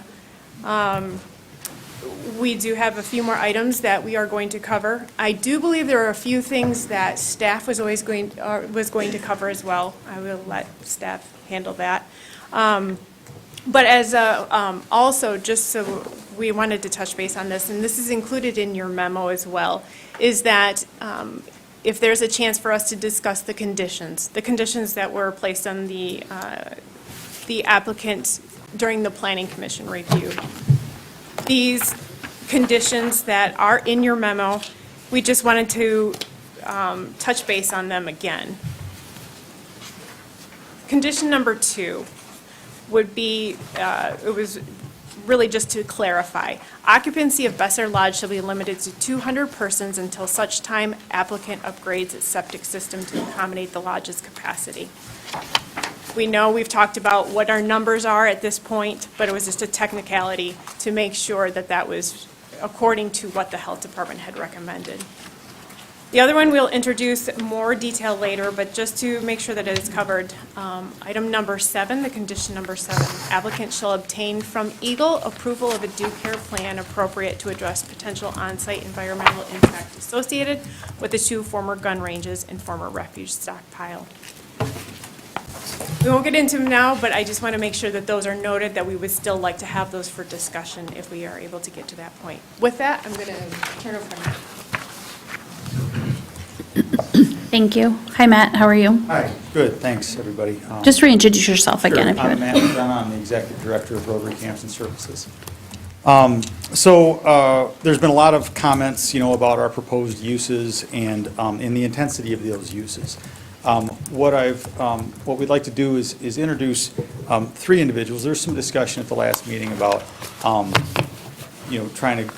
discussion about, past uses when there was Boy Scouts there and whatnot. And so we've had 3 people come that were closely associated with the Boy Scouts, dating back into the 70s, to just say a few words about what their experiences were like relative to the use that they experienced, the use that they observed, and how that compares with what our intended uses are. So we're inviting Ron Lemcool, who is the supervisor of Long Lake Township, Mark Ewing, who is the executive director for Scenic Trails Council when they closed down, and then John Rowe, who was a parent of 2 Eagle Scouts that went through the program in the teens. And their experience starts from back in the 70s and goes up into about 2017. So, Okay. I guess Mark, you want to speak first? Mark Ewing. Do I? Mark, could you introduce yourself, please? Mark Ewing. I have been, I worked for the Boy Scouts for over 35 years, and I retired a couple of years ago. And I ran the camp for probably 15 of those years and was around when the camp was being run the other years. So I do want to say, first off, I'm not an expert in anything, so just so everybody knows that.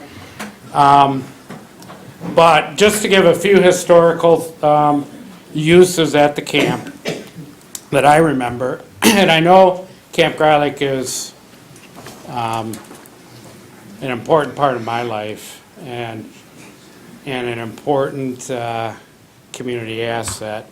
And so many kids and so many lives have been changed out there at that camp. So it's, during our peak times, our summer camp operation would run 6 or 7 weeks of the summer with the Boy Scouts. And we would have anywhere from 200 to 300 kids and leaders for a whole week during those times. And that, of course, only happened through the summer. Some of the weeks were Cub Scout weeks. Some of the uses and other things that happened out there on our family nights, which were Wednesday nights, and Jerry Olson and the Olson Foundation would donate buffalo. We had probably over 500 by the time parents and guests came to camp. I do remember the cars were lined up all the way down Hobbs Highway, all the way down Scout Camp Road. And there were 500 people in our bowl, and in the campfire bowl. We also, on those nights, had our Order of the Arrow ceremonies. And a lot of times those ceremonies were done on the shores of Bass Lake or the shores of Rennie Lake. In the early 70s, there was a campfire bowl right on Rennie Lake. You can still see remnants of it, but we stopped using that later in the 70s. And so there were a good 500 people at camp on those evenings.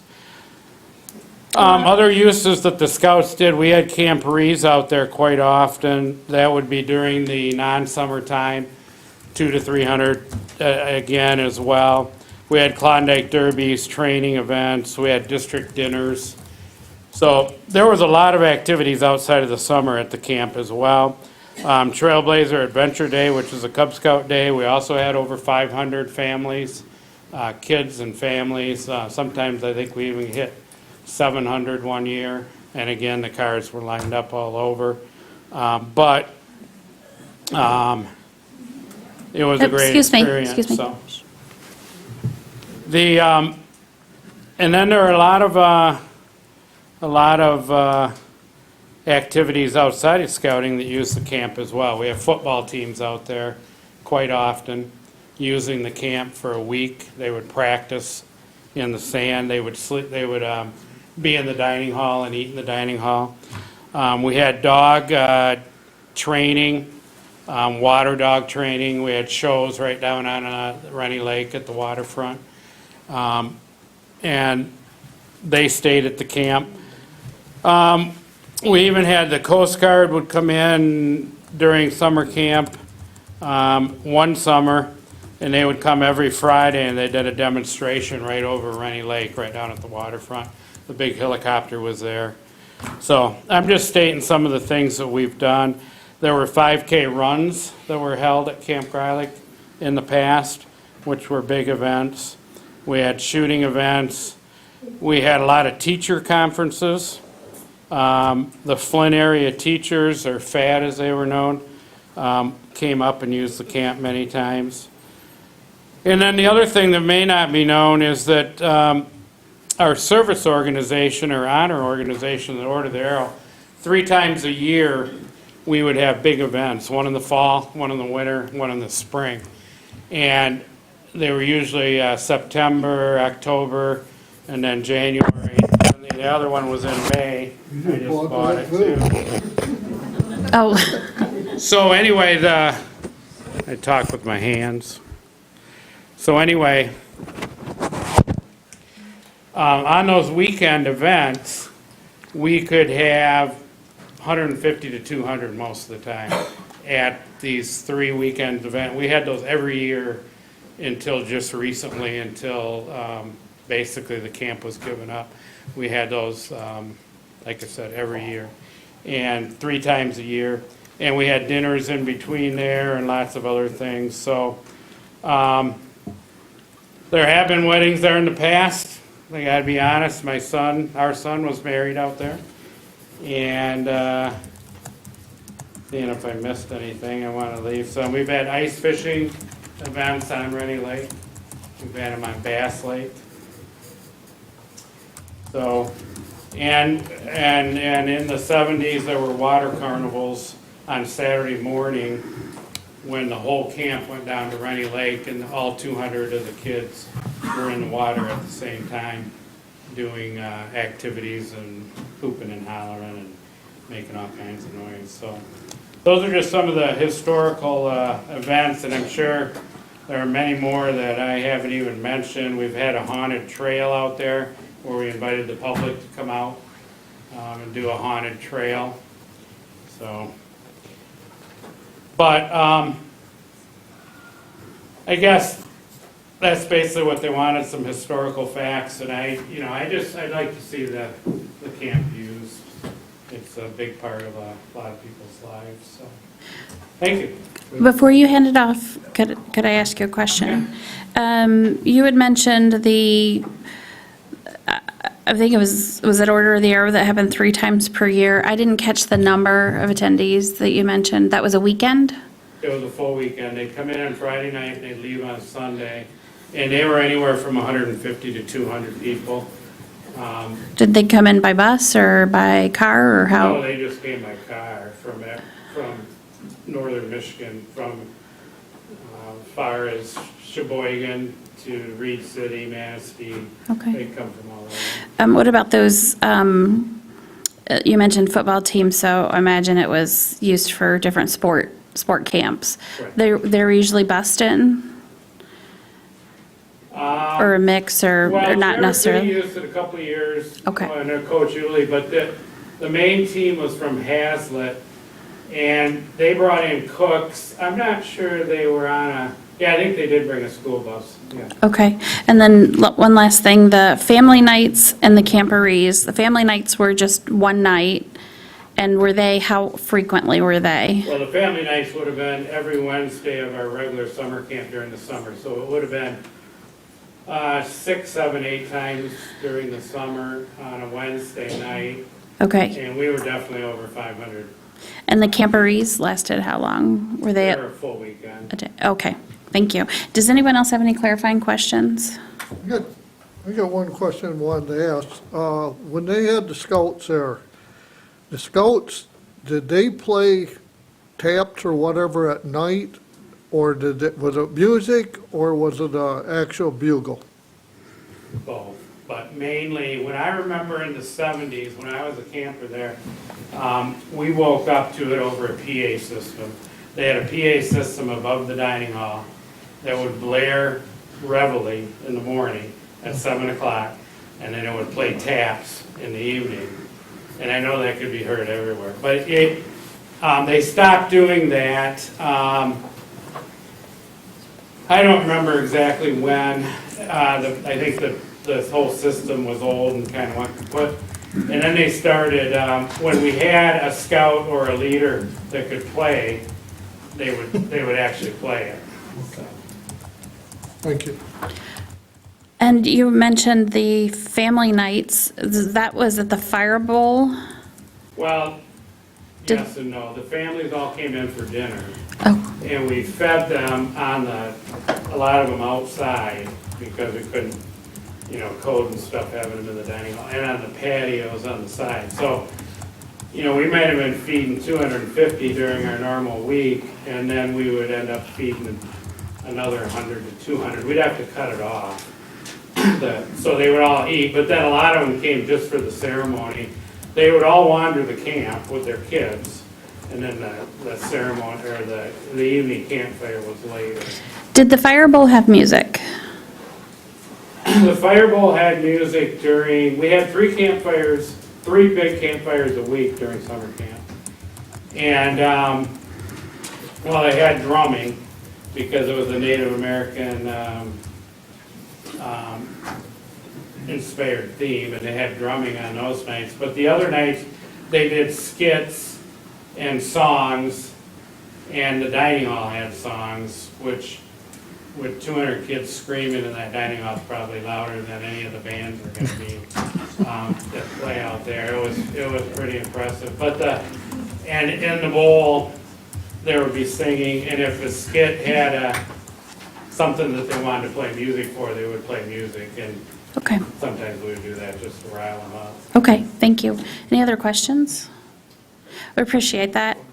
Oh, I'm sorry, go ahead. I was taking notes here. What were the years that you were running the camp versus attending?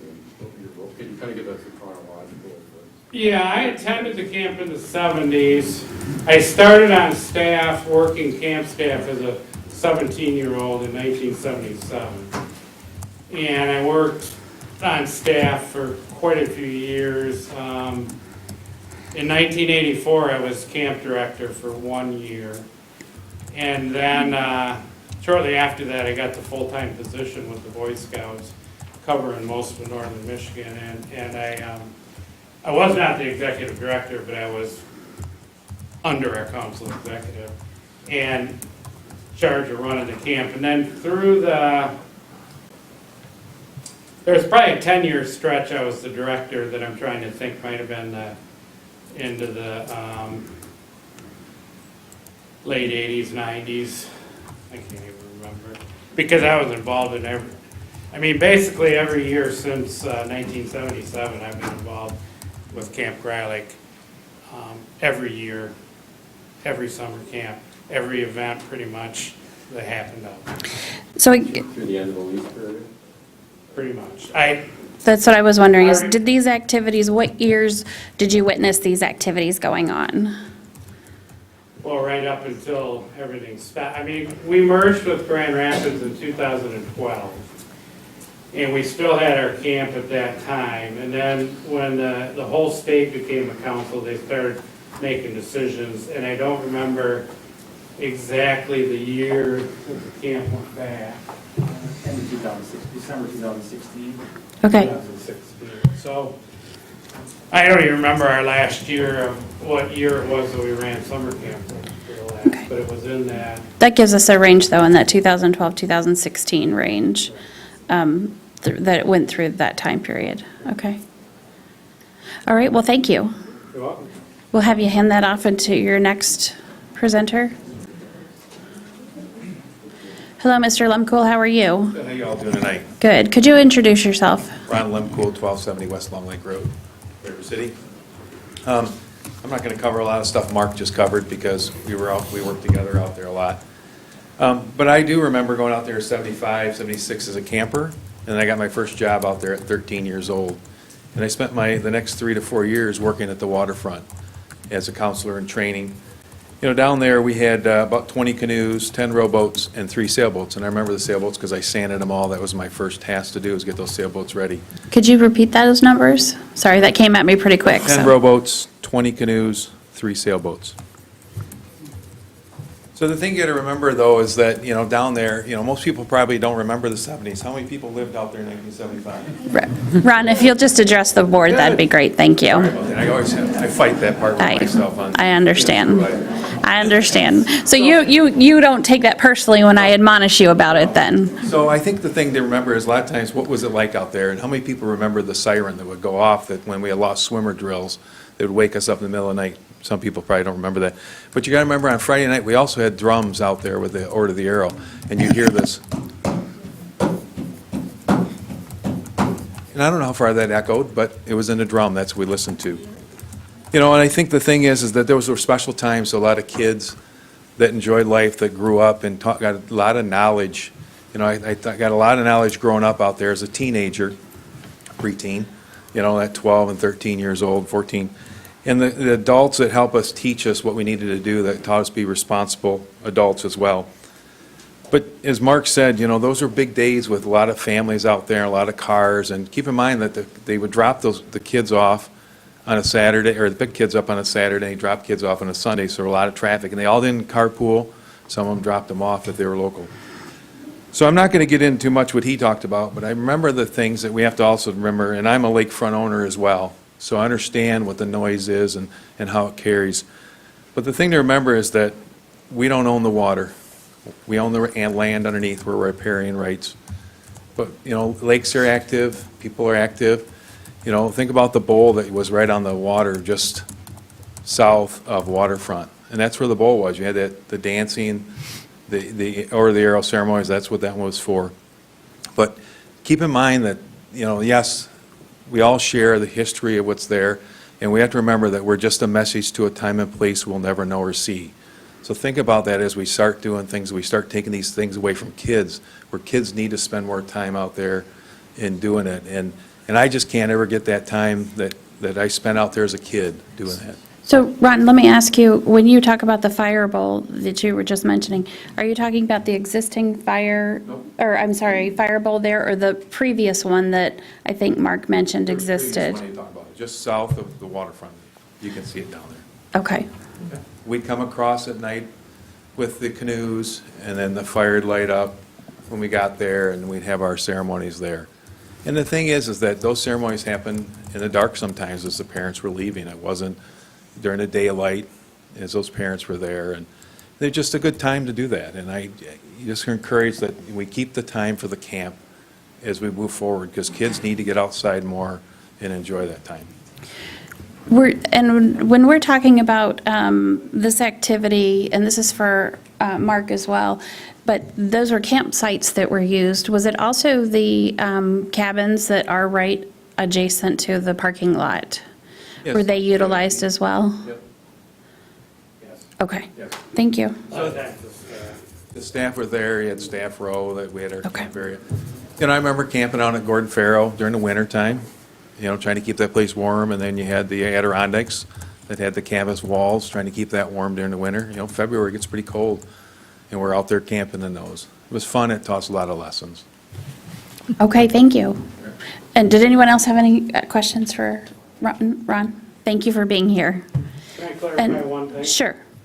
When I said that the bigger events, and we had cars parked all the way down Scout King, Hobbs Highway, we did, but the reason was, it was a Boy Scout camp with 200 kids running around, and you couldn't park cars in the camp, because it was unsafe. You couldn't have the cars in there. So we had no option, all we had was the parking lot and what was there. I think the parking has been addressed, because now you can park tons of cars in the camp because you don't have all the kids running around. So these events would not today, without the Boy Scout camp being there, lead to cars being parked all along the road. So I just wanted to make sure I understood that. Thank you, thank you. And did you have one additional, Sarah? Okay. Hello, how are you? Could you introduce yourself, please? Hello, my name is John Rowe. I'm a parent of an Eagle Scout, assistant scoutmaster from, I got involved in probably around 2010, and then up until 2017 after the camp closed. I'm not going to repeat what Herb and Mark said. There was a lot of activity out there. I'd prefer to kind of paint a picture of what it was like out there. And, every day before the kids came to breakfast, before they came to lunch, before they came to dinner, you'd line up in troops outside of Besser Hall in the front opposite the lakeside. And it was all the troops competing to come up with the best songs, the loudest songs, to get in there to be the first ones to eat. So it was a loud competition. They had to sing louder to eat first? Yes. Okay. The louder you could be, the sooner you're going to get to eat. they expected you to come up with a good song, but it really came down to how loud you were. You know, this continued after you ate in the hall. You know, the singing, the stomping, it was just booming sound in there. So I can't imagine, we'd probably have to have Spinal Tap in there, turning it up to 11 to equal the amount of noise in there. So there was a lot, you know, year-round activity there during those 6 weeks. Very, you know, very loud at points during the day. Not, you know, it was half hour, 2 hours at a time, probably. Not a continuous 6-hour window. But again, you know, it would rise. The fire bowl, very loud, skits, cheering, same thing. That's much further away from the lake.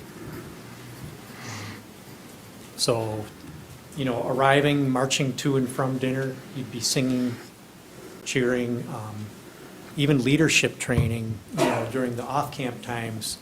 You know, the leaders were singing. We kind of did the same thing the scouts did, probably not quite as zealously. Young boys need to get their energy out, and they did there, and that provided a place for that. And I don't know that I can add a whole lot more on top of that. I do know that, you know, I was allowed to bring my own canoes out there and did that. And, you know, at that point, I don't think anybody ever said anything to me, and I wish they had, about being careful about moving them. Do you know if that was common or not common? I'd say it probably wasn't real common. It Okay. probably happened, it'd be hard to say, you know. Okay. But, and generally my canoes were not used so much that they came from one place to another. So, so that was, you know, I think that, you know, GoRec is now looking at, you know, upping that standard and trying to help take care of the lake. So I hope that is the case if you approve this. And it just, you know, it was a very active camp with a lot of needs. So your experience is consistent then with what Mark said? Yes, Okay. yes. And, you know, Okay. that was year-round. We were out in the Adirondacks in the winter. We were, you know, all over the camp. You know, there was rifle range, shotgun range, archery range, all going on while there was wilderness outdoors skills. There was, you know, all of that worked together. And, you know, you didn't have people wandering off the property. The property is very well defined and fenced and marked, and it still is today because I've been out there. So I think people who are on the property know where to stop. I don't think there'd be problems with people wandering onto private property or anything of that sort.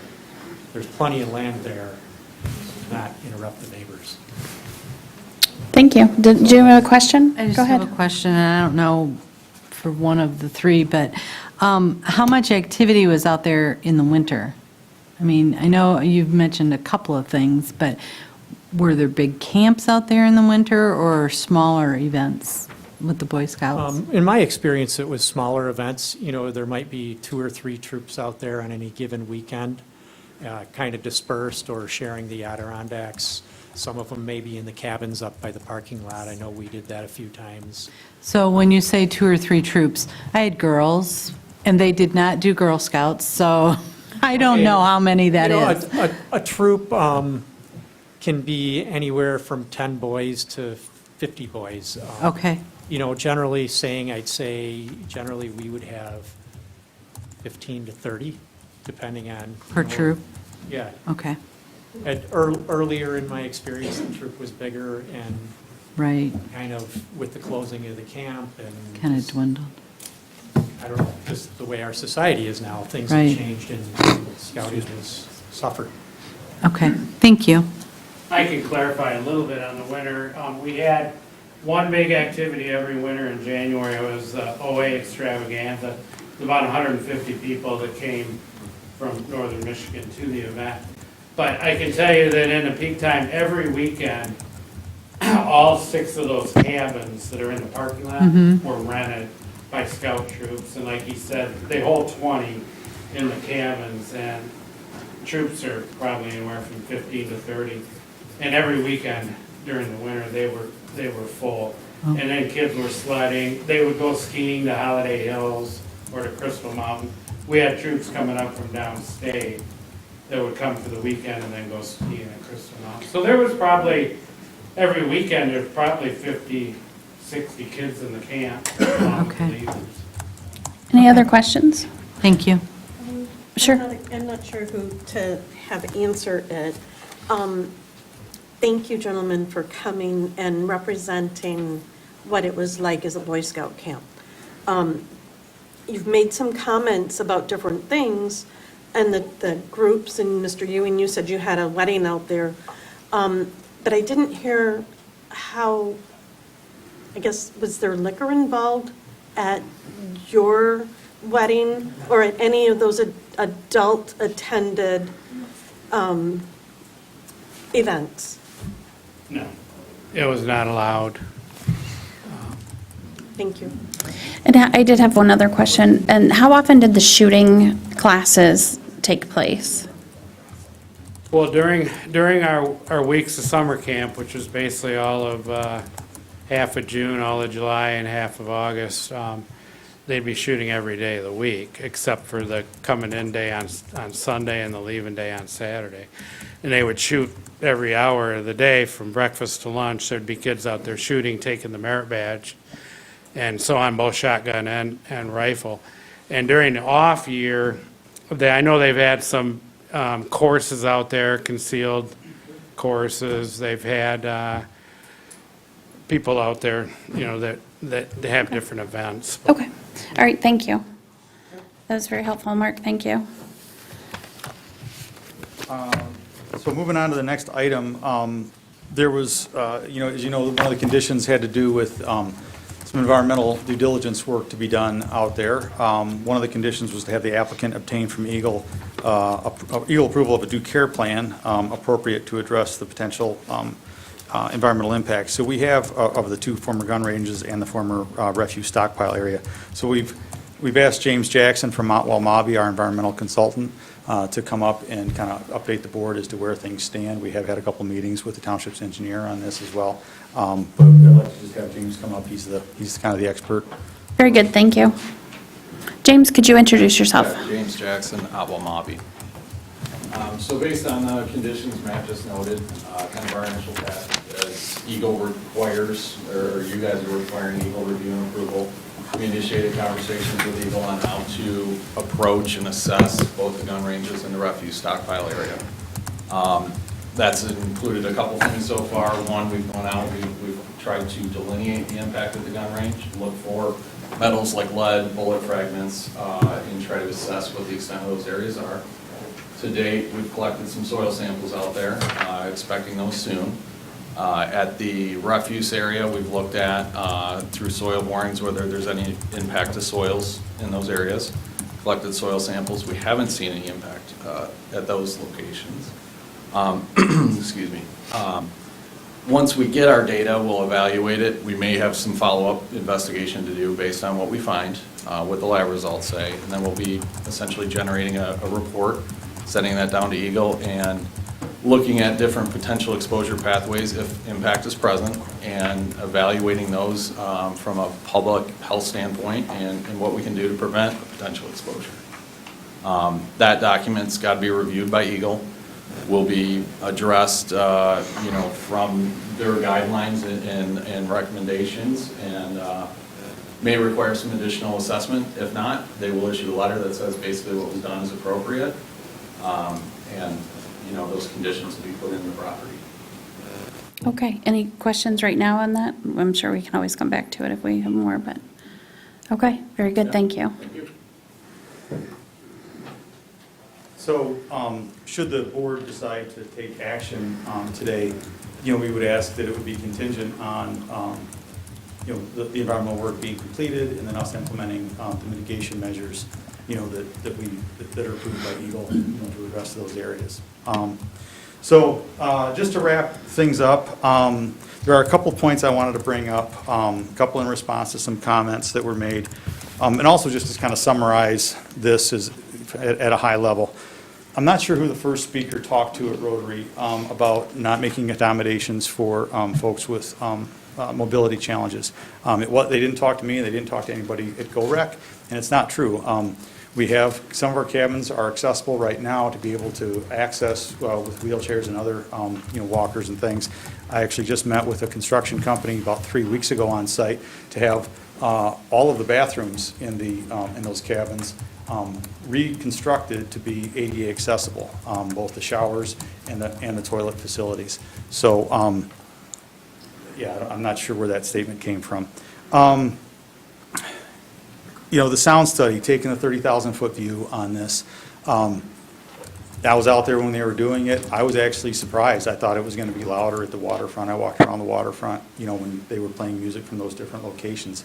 And I had to be very, very quiet. And there's only one location, or actually 2 locations that I could even make out a slight bass beat. And so I was pleasantly surprised. I thought it was going to be louder. At the end of the day, what the sound study is saying is that there'll be about 12 hours out of the year where it could be annoying to some people. So we're asking for that consideration. Can we have those events, those 12 events with amplified music, extend beyond 9 o'clock right now? Matt, what did they play? What did they? Yeah, so they played wedding music, loud music that, with a bass beat. In fact, when they went to the pavilion and started playing music, there was, I think they played 4 songs that were all kind of rock music, what you typically hear at a wedding. And then the 5th, I think it was the 5th song, they played a John Denver song. And I remember the sound engineer who was there said, no, you got to play something louder with like more of a bass beat. That's not like, that doesn't work. Like I need something that's more, that's more. Queen, Another One Bites the Dust or something. So I was kind of surprised, like I thought, well, maybe there'll be a mix there. But no, the directive from the engineer was play loud dance music, was essentially the directive. So we've got the parking, spots identified and resolved, the environmental stuff. We've just talked with that. One thing that, Tracy witnessed that she was on the Planning Commission, but, throughout the process with the Planning Commission, we made concessions. We lowered the number of events, we lowered the number of people. We've done that now again, a consideration of a couple of different things. The Planning Commission asked for information to be consolidated. They didn't ask for Cliff Notes. They said, look, we're getting a lot of information. Tracy, nodding your head. Because we had a series of meetings where they were asking for information in each meeting, and it became a little cumbersome. And what the Planning Commission asked for, can you consolidate that in a new application so it's in a single document? And that's what we did. I just want to make sure that's clear. Another reminder, a lot of people are saying, boat launches and launching boats and so many boats on the water. I want to remind everybody that we're talking about canoes, kayaks, and stand-up paddleboards. We're not talking about any motorized boats at all. And I also want to remind folks that this is the only location in the entire Forest Lakes area that's going to have a boat washing station that's staffed by trained staff or trained volunteers. If we don't have a staff person or a trained volunteer there to man the boat washing station, a boat won't enter the lake from our property, period. You can't say that about any private residents in the Forest Lakes area. You can't say that about any of the VRBOs or the state land or the state launches. Our site is the only site. I guess lastly, I'll just wrap it up this way. So back on March 24th, when the Planning Commission passed this on a 6-1 vote, the following day the Traverse City Ticker ran an article. It was their cover story on the Ticker article. And if you look at the responses, people can give a story a thumbs up or give it a heart or give it an angry face or give it a surprised face or whatever. Just want to write, and I know numbers numb, but I'm going to try to summarize this. 451 people responded to that story. 445 of those were positive. 9 of those could have been perceived as negative. There was 4 surprised, 4 sad, and 1 angry. So even if we combine those 9 into being negative comments, that's 98% of the community thought, or the readers of that, thought it was a positive thing, 2% thought it was possibly negative. And I know that's not representative of, not everybody who responded to that article were East Bay Township residents, but I do, they are, I think, somewhat representative of the community. And I think the community does support this endeavor. I do think we've made taken measures at the request of the Planning Commission and the board to demonstrate that we're going to be good stewards of the property. And I hope you can support this. Okay. And happy to answer any questions you might have. Okay, thank you. If the board can, we'll hold questions for the applicant. We will have those, but we'll let staff as well go over the additional information. Okay?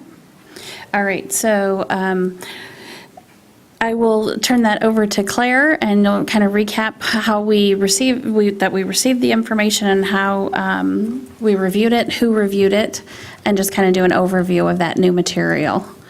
Sure. Yeah. Good evening. So I think Beth kind of provided a bit of an overview of what's in your packet, but when staff received the updated information from GoRec, we sent it on to our consultant, planning consultant, as well as engineering consultant. So you'll see in your packet there is an updated memo from Sarah Capriva incorporating the additional information from GoRec.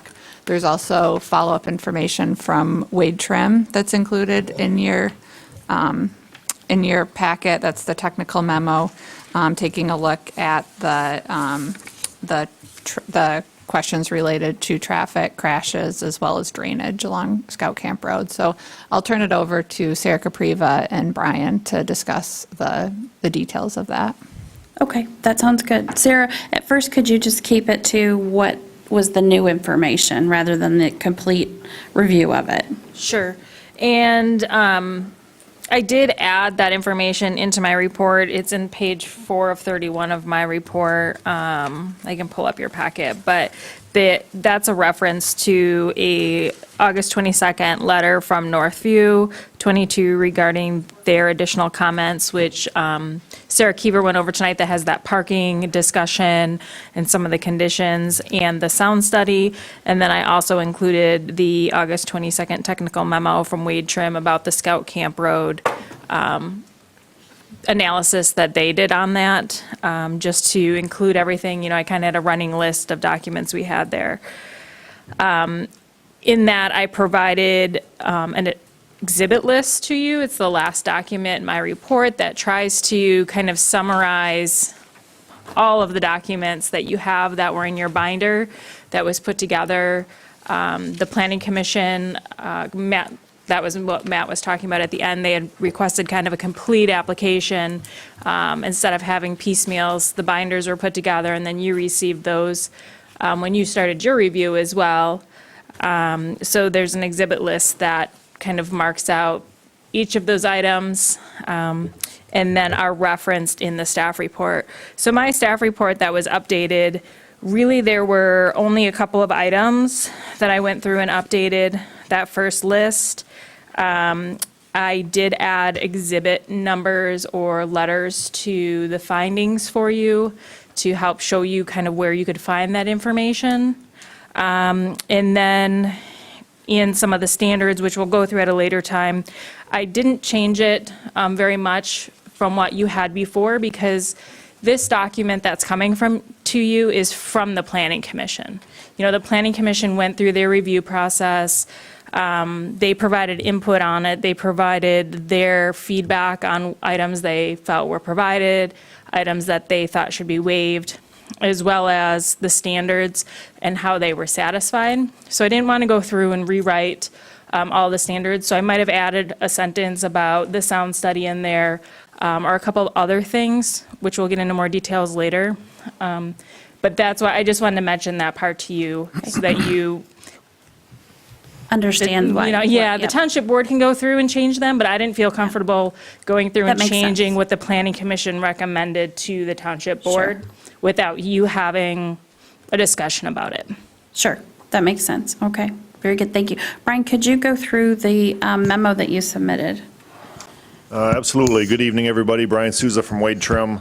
The memo that we submitted, which is in your packet, was dated August 22nd of 2022, And what it does is it addresses a couple items from the May 9th meeting where we were last talking about GoRec and in front of this board. And those two items are, one, a crash analysis of the Hobbs Highway Scout Camp Road intersection to determine, how many crashes have happened, how many have been reported there, how severe were they, kind of get an indication of, does it seem like it's safe, is it not safe, are there a lot of crashes, are there very few? And then also to look at drainage along Scout Camp Road adjacent to the GoRec property. That memo addresses both of those, and I'll touch on both of those items here briefly. First off, the crash analysis. We did so what we do is we set up parameters for a certain intersection. It's typically a 250-foot radius around an intersection. And then you go online to what's called the traffic analysis. Let me see what our traffic engineers call it. The traffic crash analysis tool. And that's not something that everybody can get at. You have to be a qualified individual to be able to get onto that and get that information. Any crash that happens is entered into this database. Road police officers can get it. Traffic analysis individuals can get it. But again, it's not open to just anybody to dig this data up. We're qualified to do that, at least our traffic engineers are. So we took a look at what the typical situation or typical review period is for an intersection is a 5-year period and a 250-foot radius. Okay, so we looked at the previous 5 years, 250-foot radius within that intersection, anything that was reported. There was nothing reported within the 5-year period. So we're like, okay, let's take a look at 10 years and a 500-foot radius. So now we're looking at 500 feet either side of that intersection. With that, and it only goes back 10 years. They only keep data for 10 years into that system. So with that search, we found 2 crashes. Those were reported in the report. One was in the year 2012 on Scout Camp Road. One was in 2013 from Hobbs Highway. Both were single vehicle accidents involving ice and slippery roads. No injuries reported. So again, a 10-year review, 500 feet either side of that intersection. Now, it doesn't mean there weren't other crashes on the road somewhere else, but if they're farther away than 500 feet, it's assumed that they are not, those crashes are not part of or not related to an intersection that we're looking at specifically. So that's it for that in a nutshell. I was surprised, usually intersections have more crash data, just fender benders, somebody pulled out and didn't see somebody or whatever it is. Even car deer accidents are reported. So we were surprised that there wasn't more on file for that intersection. Okay. Any questions on that before I move on to the next one? Okay, the next one was drainage along Scout Camp Road, and I think the biggest concern was perception of water draining off of GoRec into the Scout Camp Road right-of-way. We did meet with the road commission out there to discuss the situation, and our engineers met with the road commission on site, walked that, and took a look at it. We did not see any what we would call illicit road or water leaving the site and getting into the road. Illicit means illegal for the most part. There is some drainage from GoRec that would go that way. The road commission admitted that there's some improvements that should be done along there. There were some culverts that are almost buried because of sediment. The plan is to clean those out. I know GoRec has one associated with their driveway as well, and we recommend that that gets cleaned out. But there is not ditching along that road. And to ditch a road like that, obviously it costs money, but it changes the character of that road because a lot of those there are some very large oak and pine trees in the road right away that would have to come out if we ditched it. So it didn't appear that there was a big enough issue to deal with that at this point, but I know the road commission has that on their radar. The other thing that was discussed is the ownership of that property when it was originally purchased and used. Scout Camp Road, either one, probably didn't exist as a road. It was probably a 2-track, not a public road. So in that time, I don't know this for sure, but this is what was discussed on site. In that time, since ownership, it had become a public road at some point. So to ask the property owner to now change their natural drainage pattern away from the road would be a difficult situation to do in a court of law. So those were the items discussed, but that one boiled down to that there really wasn't a big issue, but there could be some improvements and some maintenance items taken care of that would help alleviate anything that might happen there drainage-wise. So I do recall that when the County Road Commission was presenting to the board, they talked about the ditch work that they were doing countywide, that they were starting to, because a lot of the areas and culverts were not maintained necessarily as well as they would have liked them to have been over history, general, and across the county. And they were going through system-wide improvement of that. That way they would start in one area, work their way across, and basically it's like the Mackinac Bridge. Once they're done, then they'll repeat. Only the next round hopefully will be less intensive because it will have been done recently. So would those roads are county maintained roads, so that would qualify there if they are addressing ditching there, correct? Correct. They would come in and clean out those culverts, but to ditch it at this point when it didn't, so the program you're talking about goes back and reestablishes ditches that were there before. Okay. There's not been ditching along Scout Camp Road. So I wouldn't think that they're going to come in and create ditching with that program specifically. One, because of the cost, and two, because it really changes the character of a rural road like that once you provide that kind of ditching. So I'm not saying they won't in the future, but Sure. I don't think it would be done under that program. Now, cleaning of the culverts that are there, that are under the auspices of the Road Commission, would be part of that program. Okay, very good, thank you. Okay, Peter, do you have anything to add? You don't I know you're here as a resource and guide as the township makes any decisions, but do you have anything to add? Only that you have before you a set of findings of fact drafted by Beckett and Rader, who is assisting the township regarding this matter.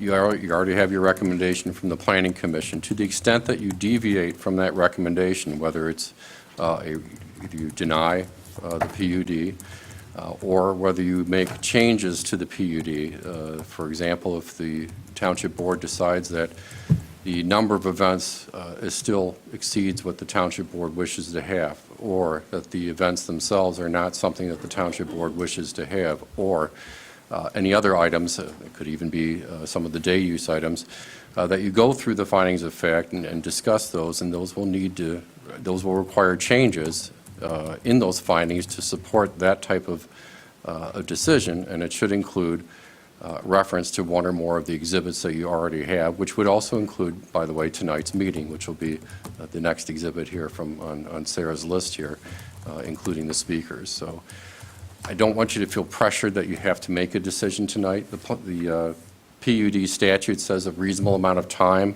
but it doesn't set a specific time period. I think we're still within the reasonable amount of time.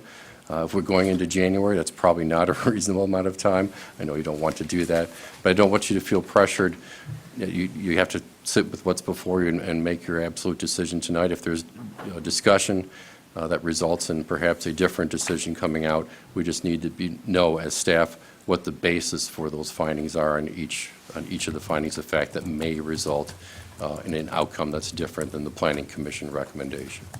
Okay, very good, thank you. And if I didn't say this at the beginning, I will to my fellow board members, but obviously we have, Claire, Sarah, Brian, and Peter here as a resource for this board, and as well we have Preston Taylor, who's our zoning administrator, who's also attending too. So with that, Sarah, I think if you can take us through the recommendation that came to us from the Planning Commission, and maybe we could go through that to see what this board agrees with or disagrees with, or would alter or would want other material on. Would that be appropriate? Sure. I just was going to get a page number in your packet so everybody could find it. So I have it You're as 37. 37, yep. Is the beginning of my staff report. Like I said, it's based on the information that came from the Planning Commission from their review. And, they went through the same staff report and identified each of the items. One second, I just want to make sure everyone has the document that we're looking at. Were you looking for, it was page 37 of the packet? Go ahead. Yep. Okay, all right. Are you fine, Glenn? Good to go?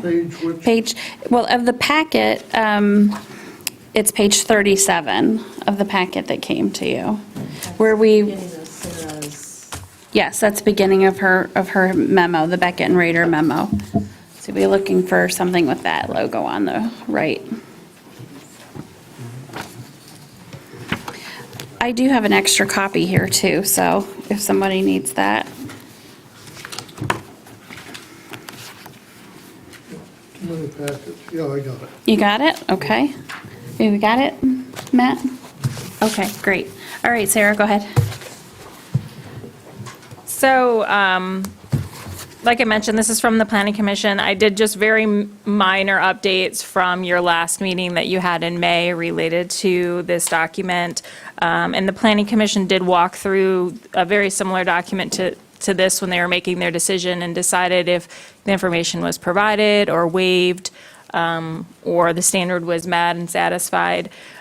So I'm hoping tonight that the board can kind of go through a similar function, and if I'm reviewing a section, I kind of can pause and say, any comments? Does anybody have any changes that they want to make to this section of the report?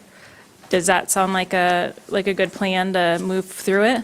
Yeah, I think that sounds fine. Hopefully not too painful. Okay, I'm sorry, I didn't get a chance to find with, okay? And over here? and No, I had different packets. You had a different packet, okay, you had the supplemental packet. Okay, very good, thank you. That sounds good, Sarah, let's go. Okay. So the first couple of pages are just introduction about the property, where the property is located, and the information that's been submitted, which I've mentioned before. So we start on page 4 of my report, really getting into kind of the items that are required for the site plan. So this is specific to the special use section of the zoning ordinance and the information the applicant is required to provide you with their application for a special use permit. They're similar to what's on the site plan, so it's a little redundant, but you know, that's how zoning ordinances work and function. So through this couple of pages related to that, the Planning Commission found that the items were all provided, the data was provided that was required for the site plan, or for the special use application. And then you'll see on page, it's 5, but it's page 41 of your packet, we get into those site plan items that are specific for site plan review. Those items are all provided as well until you get to page, it's page 42 of your packet. Item number 16 talks about a waiver that's recommended by the Planning Commission. This is specific to a landscape plan related to section 229 of the zoning ordinance. And this will be recurring, you'll see throughout the ordinance, or throughout the staff report, because it is a section that's referenced multiple times. So the Planning Commission, and you do see this also in the conditions of approval, did recommend waiving the landscape plan for this project, just based on the size of the property and the amount of vegetation that's already existing on the property. And we can get into a little bit more details when we get into more specifics of that section as well. Can I just have you recap for one quick thing? When we started on page 40, and you were talking about the special land uses, so I realized that a lot of the report comes directly straight out of that zoning ordinance too. I'm used to looking at it in this format too, so I just wanted to talk about in that section 600, it's you've gone through the procedures, which is the 601, showed everything, and then really what we look towards then is the standards, which is 602, correct? Yeah, and 602 is a little bit later in my report. Okay, okay, well, let me let you keep going then. So I kind of grouped it together with documents required, so we have that in one section, and then you get into later in the report the standards for approval, kind of because the Planning Commission, when working through it, at the introduction, they're going, do we have the information, do we have the documentation, and then they're making their decision kind of, later on. Okay, so it's the data required for all of them? Yeah. Okay, gotcha. So does anybody have any questions or concerns about the information provided kind of on those first couple of pages for special use or site plan review? And will we get into the basis of why they waived number 16? Yes, we'll get a little bit more detail. Okay, very good. Go ahead. Well, under section 602 of special land use review standards, when I read it, and I don't know what the planning commission, how they interpret them, it said, "The planning commission shall review each application, shall approve such special land use only if it finds that such land use meets each of the following standards." And that goes through the standards. I'm not sure it meets all the standards. Yeah. So, So what we're saying is even though section 602 said they have to do it, the planning commission has the ability to waive all that from the zoning. No, that's not what I'm saying, but the waiver that's specific in the section was just to the landscaping plan. 602, which I'll get to in a little bit because I'm not quite there in my report. That's where those the standards do have to be met to be able to be approved. And I think there will be some discussion here at the board level to decide if those standards have been met or if additional information's needed or they're not met or. Well, I didn't read down through all of it. I mean, it's pretty specific if you look at the standards of what's in there. And Yeah, I'm just asking, has the planning commission got the ability to waive any of this? No, so could I make just one differentiation? So the planning commission can waive some of the information required. That's what the zoning ordinance allows flexibility in waiving, for example, some elements of a landscaping plan. And that's just the information that the applicant provides. For example, if the applicant's not removing trees, then they can waive the requirement for a full tree inventory. But the planning commission can't waive any of the standards. And so those were the standards related to the planned unit development, the special land use permit, and site plan review. So those all have to be satisfied. Okay, then I guess I'd ask under, have you got a your zoning ordinance there? Yeah. Just so I can understand it. Under 602, if you go down to C and F and read that and tell me what I'm missing.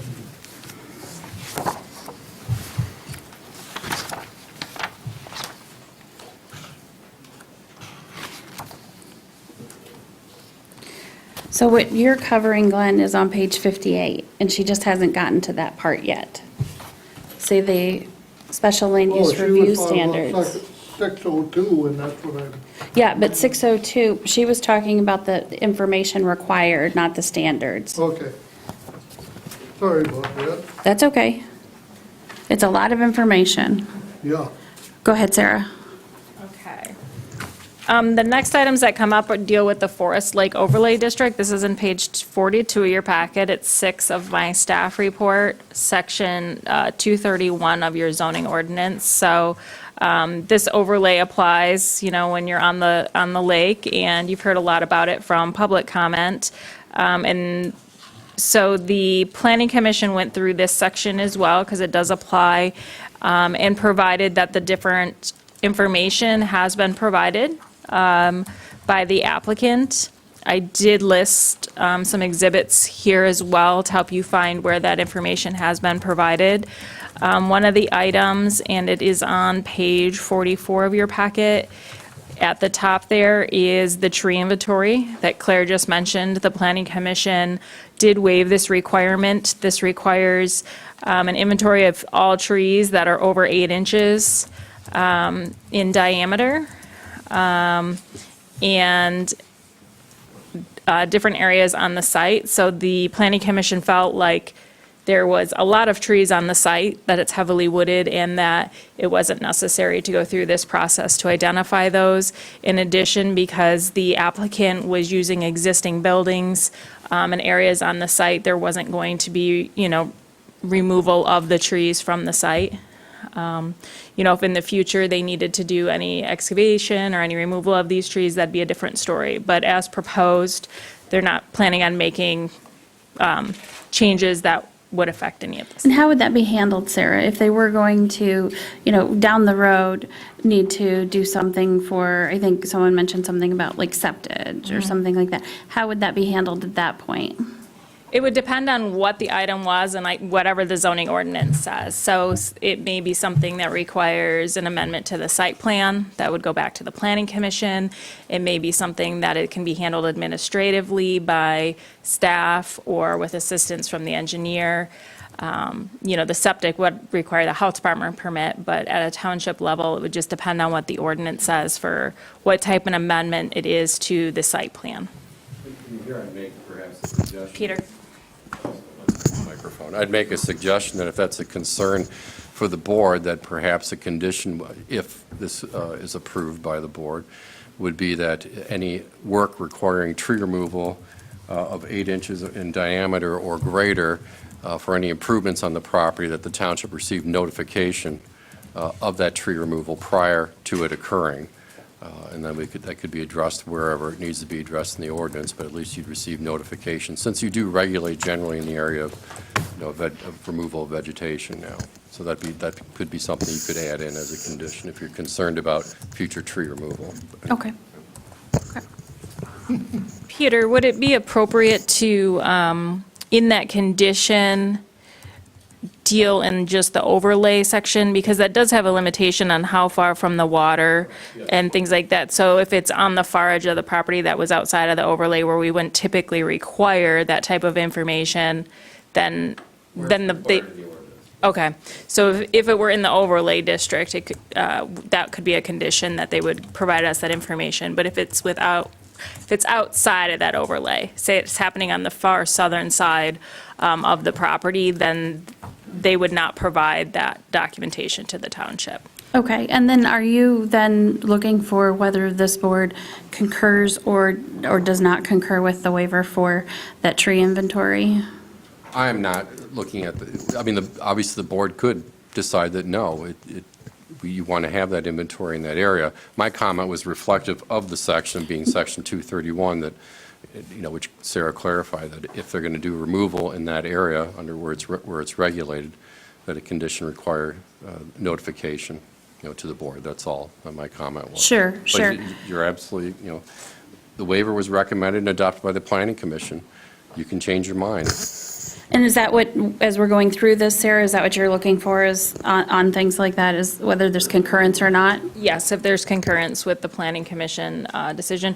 Only, because in this situation, this is specifically related to a condition that the planning commission did propose at the end, and it talks about the planning commission recommends a waiver from this section, these different sections. And so far, I think the township board to be able to concur with either those conditions or their motion should at least, pause on that item and make sure that they understand what the waiver means.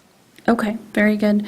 Does any board member have a comment or question on that waiver, or, have concern over that waiver that the planning commission recommended? I guess just clarification. So what Peter stated was that we could make it a condition that if there was any future tree removal in the overlay district, where those trees are 8 inches in diameter or larger, we would need to be notified of that before it happens, if we add that as a condition. Yes, and the reason I suggested that could be a possibility for the township board is that kind of goes along with the waiver, because the reason behind the waiver is that we know that there are trees of that size, within that area. There's just so many that it would be overly burdensome to do a study and maybe not that helpful. In any event, it's more helpful to prevent their removal than anything else, and that's why I suggested the condition, so that at least you're aware of why they need to be removed, and so the same reasoning for the regulation in 231 would apply based on that condition. And that actually would apply regardless, because it's in that Forest Lakes overlay district. Yeah. But it's always good to notify. Sure, absolutely. Other comments or questions or concurrence or disagreement with that waiver?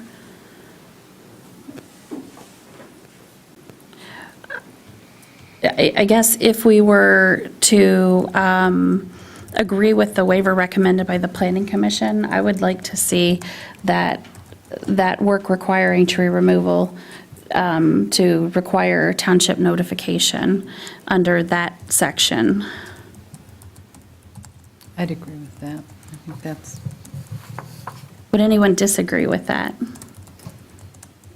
I think part of their conservancy reporting addresses that as well. Okay. That Okay. would be within 500 feet of all lakes. Because the overlay is defined as within 500 feet of all inland lakes, and then the ordinance goes on to prohibit removal of trees within 50 feet of the ordinary high water mark. So there could be notification within that 500 feet. I think that that would be fine. I wouldn't have an issue with that. Okay. All right, go ahead, Sarah.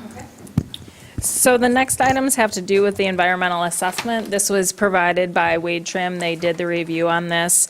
And in the last packet, it just provided for each of the items that went through, it kind of stated which memo the documentation was included in so that you could take a look and kind of refer back and forth. So this section was just updated to say it was provided in the exhibit, which is provided on your exhibit list. So the environmental assessment goes through multiple pages. I'm not going to go through each of the findings for that other than to say that they're provided and included in your Wade Trim. There's two reports that were attached at last month's meeting, is for that reference. So I'm going to take that through page 48 in the staff report. Does anybody have any questions or comments, concerns, or anything that should be addressed related to that environmental assessment? So you're asking if there's concurrence on C on page 44, all of page 45, correct? Yes. Through to where? Page 48. Okay. Up to item F, not including item F.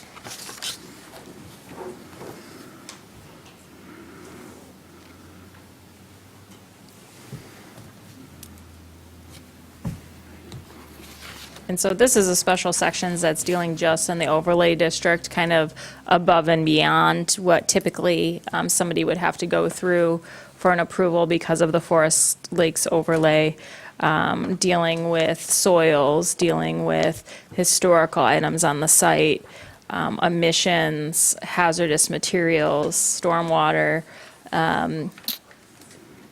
It does talk about noise in this section, traffic, sanitation, potable water. And this is kind of where a lot of that documentation got fleshed out that you've seen as supporting documents in the application. And that's when that health department review was done and it was determined that, those vaulted toilets needed to be replaced or dealt with. And a couple of other items. I don't know if there's anything that you want Brian to address from that. I mean, this is kind of his part of the report. Okay, and again, this is under the application requirements, so those are the items that were provided to you and you reviewed. That's correct, that's correct. And we went through all of those items at the last meeting as well. Really, the only thing that I see outstanding with regard to the environmental assessment is how the gun ranges will be handled as far as cleanup, if that needs to be done based on Eagle review. So there is some information that's still waiting, but I know that's in process as discussed this evening. Okay. Anything related to those materials from the board on the requirements that were submitted to Brian?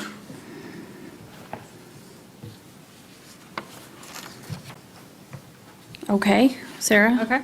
So then picking up on the bottom of page 48 and into 49, we're talking about impervious surfaces, slope protection, and getting into some vegetation filter and buffering items as well as landscaping. And so a lot of these you'll see they're either provided because there's no new development, and when I'm talking about development here, that there's no earthwork, they're not building a new building that we typically deal with when we're looking at a plan. These buildings are existing, or the portions of the site they're using, like the fireball is existing there, even though that's not a building per se. So a lot of these items are addressed by saying not required because there's no new development. So there's talking about, like I said, this buffer strip and vegetation, because they're not removing anything. They're not, they're retaining 100%. They're retaining more than the 80% that the ordinance requires, for instance, in this one portion. And then getting into the landscaping requirements. So this is on page 51 of your packet, talking about your landscaping plan and what's supposed to be included on your landscaping plan. Again, being not required because there's not going to be change to the existing landscaping. For the site, artificial beaches, they're not proposing to do anything related to an artificial beach or any work like that. So that would not, kind of almost not even be not applicable, but just saying that not proposed, no changes. The same with shoreline structures and adding in any kind of stairway or deck in the 50-foot waterside setback. Can I just ask a Yeah, absolutely. So by stating that it's not proposed, it's not happening, if they chose to at a later date do something like that, it would need to come back and have the whole PUD revisited? It would depend on what the item was and what the process. But yes, if they wanted to come through and put in an artificial beach, they'd have to meet this section of the ordinance for the overlay district. And I'm just not as familiar, Claire, I don't know if you know off the top of your head, if somebody wanted to come in and do work in the overlay district, is that something that would automatically come to the planning commission or not necessarily? So anything in the overlay district, if it's single-family homes, that's processed administratively. Anything that's not a single-family home, such as GO-REC, would be coming in front of the planning commission. So Claire, I think at the last meeting, if I recall, or maybe I heard it at a planning commission meeting when I was listening, there's nothing within the Forest Lakes overlay district that's not being achieved with this, or being, how do I say that? That's not being met, that the Forest Lakes overlay would insist upon, correct? Right, there's, in section 231, which is the Forest Lakes Overlay District, there's information that's not being provided, but there are no standards that are not being met.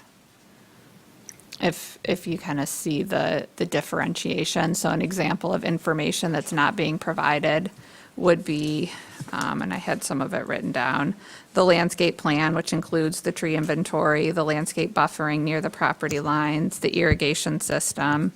Another one with the environmental assessment, there's the market feasibility study, economic feasibility study.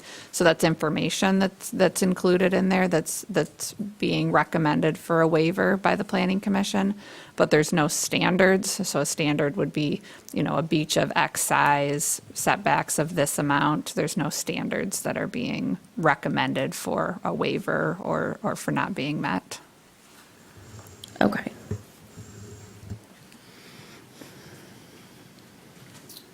Does anybody have any questions on that? Okay, Sarah, go ahead. I have to get back to my spot in the report I was looking at. You have to restate the page you're on too, just so I make sure I didn't flip something here.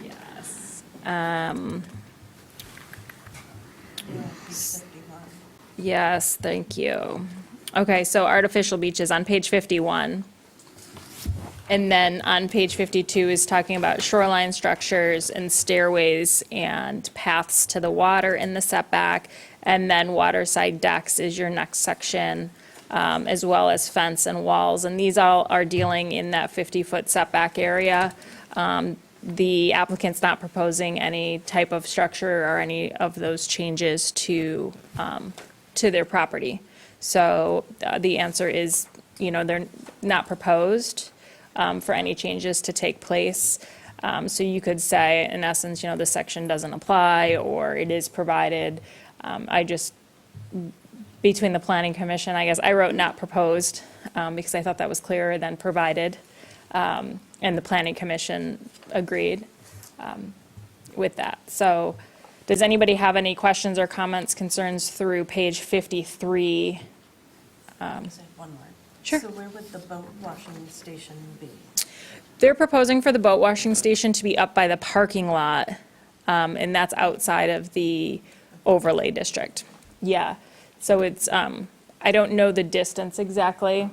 Yeah, that's fine. It's there now. Yeah. If you can just speak into the microphone. It's actually there now. It's actually identified as boat wash. So here's the parking lot here. And this little square, it sits off this little drive when it's not in use, and when it's in use, it sits right there. So To get to the where's the entrance on that when you drive in? entrance is here. Pull in, the parking lot's here. Boat wash station's there. And you'd have to, remember, and this is the other thing, you have to either hand cart or carry your stand-up paddleboard, canoe, or kayak then. It's about 1,200 feet along this along that two-track, all the way to the waterfront, to the water site area, which is actually right here. So, it's going to select out some folks. Access point that they can launch from. Correct. Matt, question for you and for Sarah. I recall in a document, I was in communication somewhere, it was about the boat launch site being improved from what it was before? Or has that changed, or? No, they cleaned up some debris that was down there and some old docks and things like that. Oh, that were okay. Down there from when the Boy Scouts had it, but it hasn't been improved. Okay, Other than removing, old dock things. okay, okay. I had one question on that, because when I toured it, because I don't know, we did site visit. I did it twice, because one's on the planning commission, but it was winter and we didn't go to the water. But I spent like 3 hours walking around that place.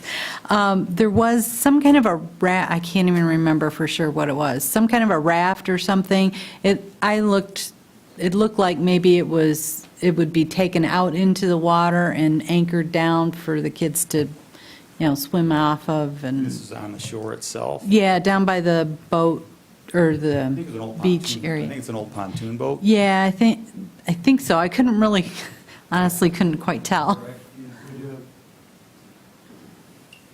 There is a dock and an old pontoon skiff, flat top skiff. And does that go out from the shore when you have a camp? Okay. Okay, Sarah, so with that, I didn't hear any further questions or comments on that portion going through the Forest Lakes Overlay District when you talked about the documents that were required or waived, and the standards that were met. Okay, so now we're on page 54? 54, yes, and so the first section there is about outdoor lighting and signs. So on this application, there's no proposed change to the lighting or to the signs that are existing. So they'd be potentially non-conforming to the ordinance because they are existing. But any changes would have to comply with the ordinance. They'd either have to get the appropriate permits or signage. The lighting has to meet the standards or requirements in the ordinance if there is additional lighting ever added to the site or changed, or even upgraded. If they want to upgrade with one of their lights, it would have to meet the 100% cutoff, dark sky compliant. And the applicant has stated during one of the planning commission meetings that, they would comply with that as well. So the next section is 229, landscaping and buffering. This section has quite a bit of waivers from the planning commission. So we'll kind of walk through this section maybe a little bit slower. On page 54, The first discussion is talking about what type of landscaping plan would need to be required. The zoning ordinance just talks about anything that's a special use should have a complete landscape plan.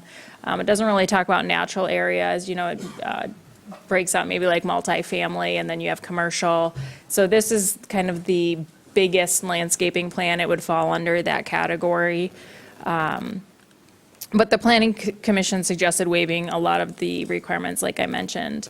So the first one is that a plan is provided that's prepared by a landscape architect. The Planning Commission recommended waiving this requirement, again, going back to the fact that the disturbance on the property and new development, and then the amount of existing vegetation on the site. They didn't request a landscape plan.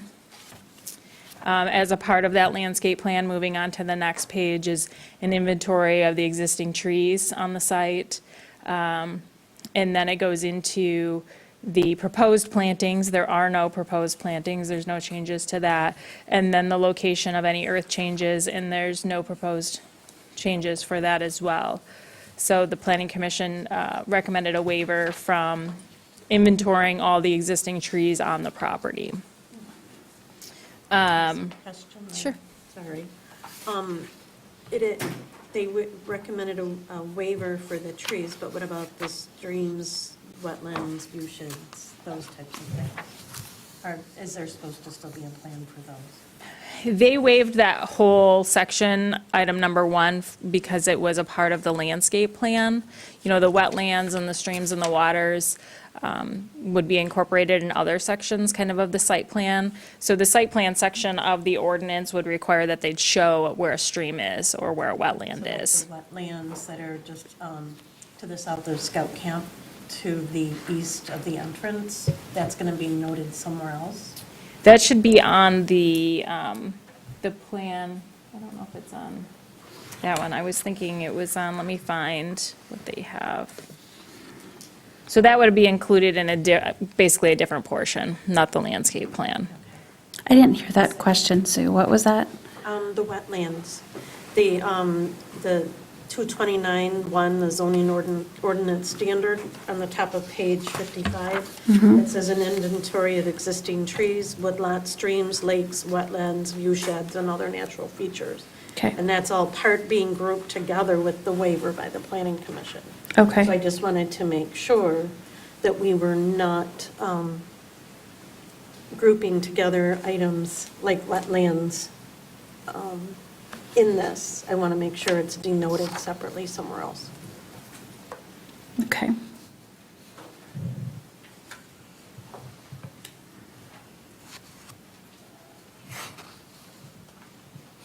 Go ahead, Sarah. Sure, I just wanted to look back really quick in here. I think I can provide a better answer.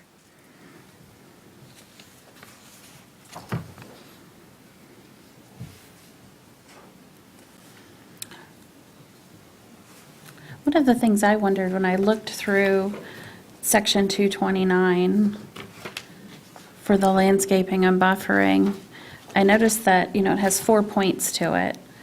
And the last, number 4, says the Planning Commission may waive or modify any requirement of this section as not applicable to any particular development circumstances, and providing that such waiver does not detract from the aesthetics or quality of the natural environment of the township.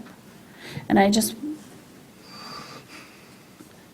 that basically, it is a natural environment out there, and they're not altering the natural environment. So does number 4 lead, is that where they get the flexibility to issue that waiver? Okay. Yes. Okay. Do you have anything to add to that, Peter? No, you're correct. It is for that. It's related to that. Okay.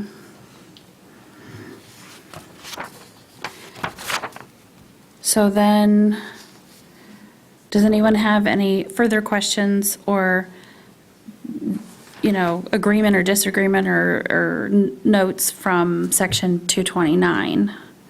And Sue, also because the Forest Lakes overlay applies, there is some additional detail related to drainage, wetlands, erosion areas, adjacent waterways, those types of things. So those are included and were a part of Brian's report, in addition to, that they're not included on this landscape report, but they were a part of a different part of the review.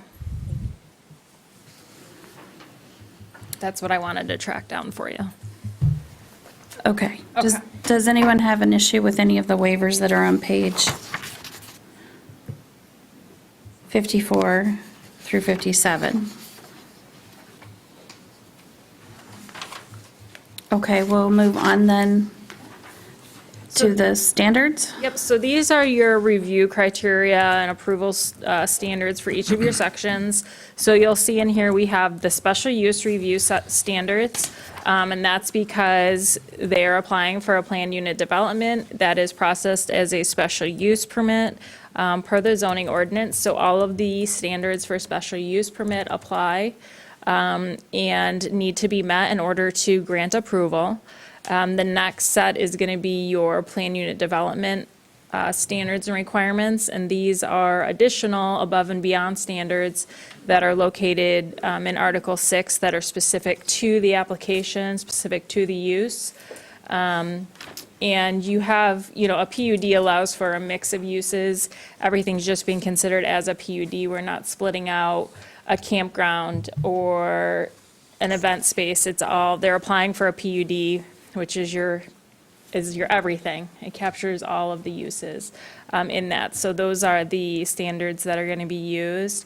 And then we have our site plan review section and standards that also have to be reviewed and approved. So there's kind of 3 different sets of standards and approvals to go through. And some of them are a little repetitive, but we need to go through and answer all of them. And if they're all met, then that would be when you'd be able to grant the approval. Now I'm sorry, I just had a question. Sure. I don't want to catch you on a roll. Nope, I was just, Okay. perfect timing. So there's a camps and campground section too. I don't have the number right here in front of me. And I'm just wondering, that isn't utilized, and I'm assuming that's appropriate then? Well, you also keep in mind that, let's say you make a decision. Yeah. Sure.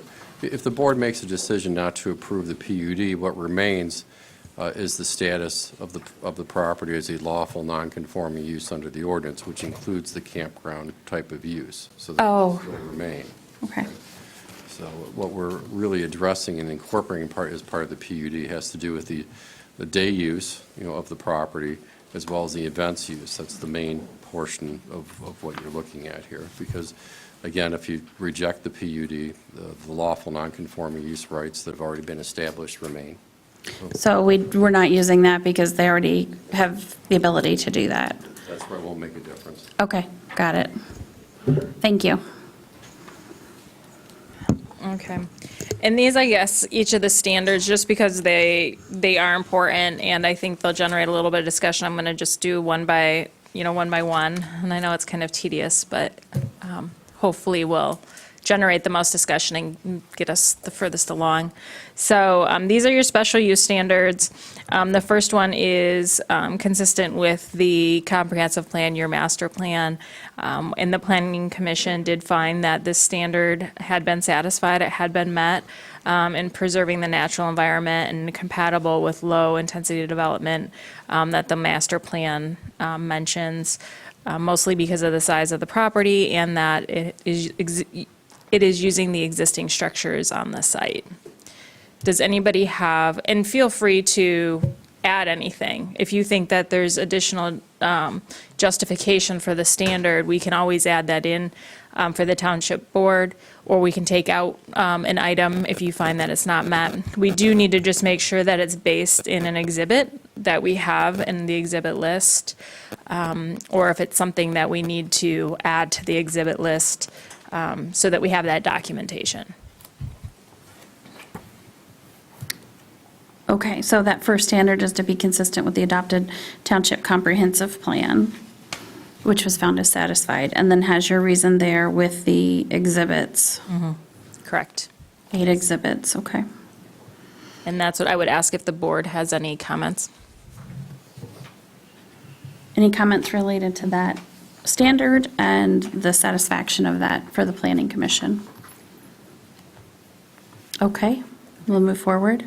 So item B is designed, constructed, maintained, operated, consistent with the existing character of the general vicinity, and that it will not change the essential character of the area in which it's proposed. The Planning Commission did find that this standard was satisfied.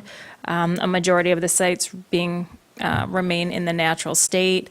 The commercial uses of the property are interior to the site and have been provided buffering and screening to the neighboring properties. And the applicant has proposed to restrict the events to ensure minimal impact on the surrounding properties. And so, you know, the applicant would be held to kind of the events that they've laid out. They provided additional documentation in your packet for numbers and sizes of each of those events and typical kind of events they've had in the past that you could expect to see there. So Sarah, Mm-hmm. I want to be your question girl. That's fine. When they state that it's limiting to the interior, Mm-hmm. they're not saying the center of the 500 acres, they're saying the interior, so it could be right along the shoreline. Right. I mean, you do have Busser Lodge that does sit on the shoreline there. And so that would be, you know, when you're looking at the interior, right, it may not be in the exact middle. A lot of the uses are further into the site, more towards the middle. The desirable portion of the property, but it's also where it can have some feedback, some kickback. So what, if anything, could be done to restate that a little bit differently to help with that buffering? Well, I think you'd want to look at it as a whole. I mean, you could do buffering kind of on adding vegetation or some sort of landscaping or wall. You could look at it as limiting the number of events or the uses or the hours of operation, kind of as the buffering or providing. Kind of like what the noise study was saying, Right. it was during specific times Mhm. where we stayed in Yeah. step with that. Right. So, yeah, because when you're looking at this, I mean, when I'm looking at this standard, I'm looking at, you know, consistent with what's there and protecting the area with the application. So has the applicant done their job to prove or to show that, you know, the character of the area is being preserved and that it won't change the essential character of the area? So I guess I would have a comment or question unless I'm interrupting another question. For that standard, I would probably look at adding into the exhibit and then requiring as one of the conditions, something to do with the amplified music as far as, and I'm just starting, you know, thinking about some different things. So for example, no amplified music after 10 p.m. or no amplified music in the open pavilion. Perhaps amplified music within Besser not to be played over, you know, 90 dBA or whatever they call them, decibels, whatever. You know, trying to get to those, some parameters on that sound so that we can make sure that that standard is met. Does any board member kind of see where I'm going with this and have any comments? You know, on decibels, number one, I don't know how you're gonna measure it if they've got a wedding going on. But just, let me clear up a couple things here. You know, I'd ask about taps being played. Well, you can hear that on Spider Lake just about to the boat launch, and maybe farther than that. And if you look at their study here on decibels. Hard rock bands at 120 decibels. I tried to follow their sheet, but I don't have the education to understand it all. It only goes up to like 85 decibels. But what I did, and I think I brought it up last time, I asked about, because decibels to me I gotta have it so I can tie it to something. In a emergency vehicle, fire truck, ambulance, runs 110 to 120 decibels. That gives you an idea where the music level would probably be. And then just consequently, I was sitting on my porch, I'm 2 miles from 31, down where the railroad tracks are. I hear a train whistle. Now, I'm hard of hearing, but I hear a train whistle. I'm 2 miles from that, all the way up Holiday, with all of the forest that's between our place and the highway. And so I thought, how loud is a train when they come through? And I heard it down by 5 Mile Road to Acme. When they went through that crossing, I heard it. And then I heard it again when they hit Holiday Hills. It said, required volume level for train horn is between 96 and 110 decibels. It said locomotive horns are required to sound for 15 to 20 seconds before entering all public grading crossings. So that's the kind of level we're talking about for music. And I'm not sure how their decibel report ran because they said they can't hear it. And if I can hear a train or a siren 2 miles away with all the woods that's between us, I gotta believe that you're gonna hear it across them lakes, and them people on those lakes are gonna hear it all the time. And I think that's probably what I've heard from everybody that spoke against it, is the noise. That's one of the main things. Sure, noise is an issue. So I just wanted to bring that up. Yeah, that's good anecdotal information. Now, did you happen to go down and see, was the train there that time when you heard it? Like, did you? Run down and. Well, you do go down that road all the time. No, I did not. Okay. I was just sitting on my front porch. Okay. And it was, I don't know, maybe a week ago. Yeah. Point of reference, up on High Lake Road, almost to High Lake, we hear those trains too. Mm-hmm. And there are no train tracks out in our area for miles. And I don't know if a train, if they're 190 to 110 decibels, if those decibels are the same thing that what a siren is. I gotta believe, in my mind, that a decibel's a decibel. Whatever you're measuring, that's what it is.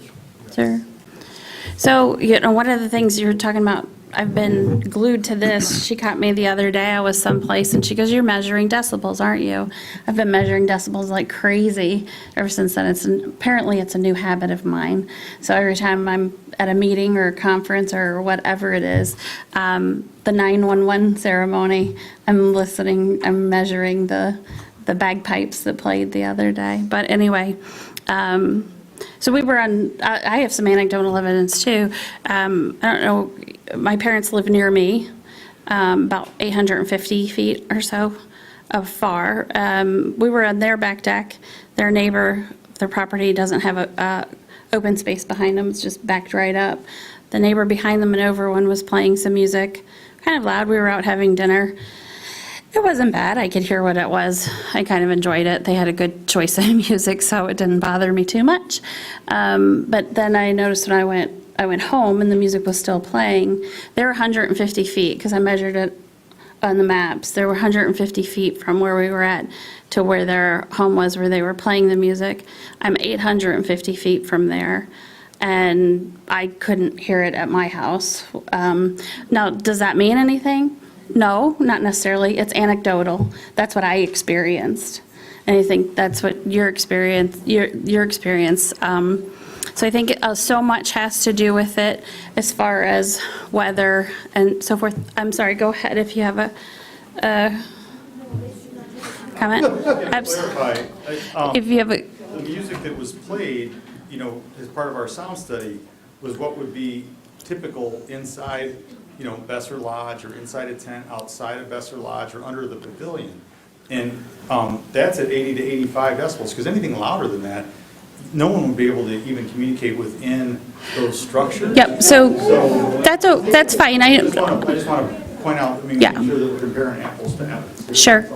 Nope, I appreciate that, Matt. But the decibel level, as you think you had mentioned at one time, it was about 100 for a DJ. I've seen everything on the internet from about 85 to 105 for a DJ, somewhere around there. What I've noticed is a lot of venues limiting what DJs are allowed to play. They can't go over a certain amount.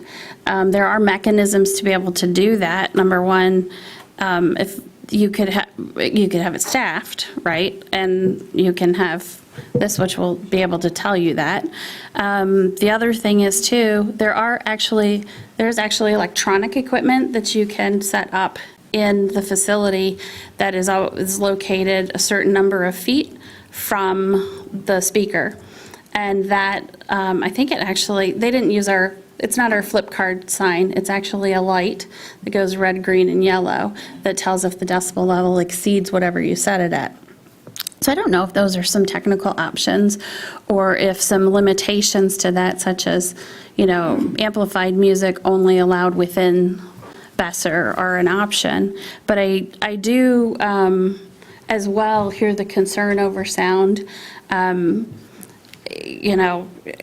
I remember looking at a property that was on the lake, and I said to my husband, I'm not really sure that I want everybody to hear my conversation, because I know that travels and it's very densely populated in there. So that may be one way to get at that sound. Matt, did you have a comment or a question? You looked like you might, but yeah, I guess no worries. I get hung up probably mostly with the sound issue. I think that's been kind of a resounding theme with all the public comment for a few months, and definitely rings true to me. I look at this 602B states on the comment that the applicant has proposed restrictions to the events that will ensure there's minimal impact, noise, traffic on the surrounding properties. But when I start piecing together,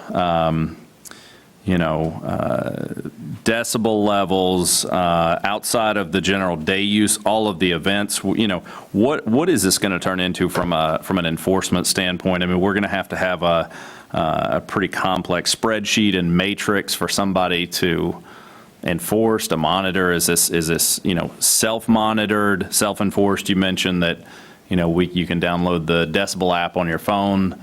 I would expect that in the event that this does pass, that everybody that lives on the lake will do the same, and probably be calling the township or the sheriff's department every time that they have an issue or the meter goes over.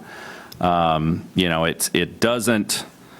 I guess I'm struggling with how we get to a point with amplified music where it's reasonable.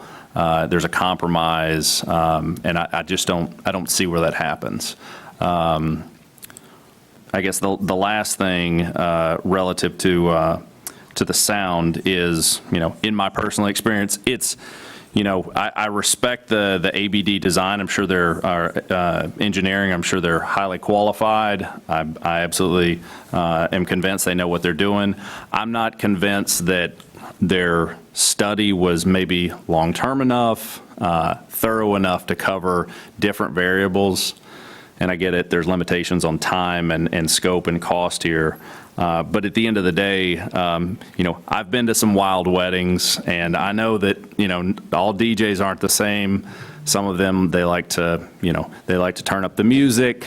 Things get, a little out of hand. They get wild. You add to that 200 or 300 people trying to talk over the music. And I see scenarios playing out where even if we came to an agreement on what sound levels, what the limitations would be, how would that actually play out in reality? Sure. I'm wondering about a couple options when you're talking about that to address those. One, I completely understand where you're talking about with the enforcement.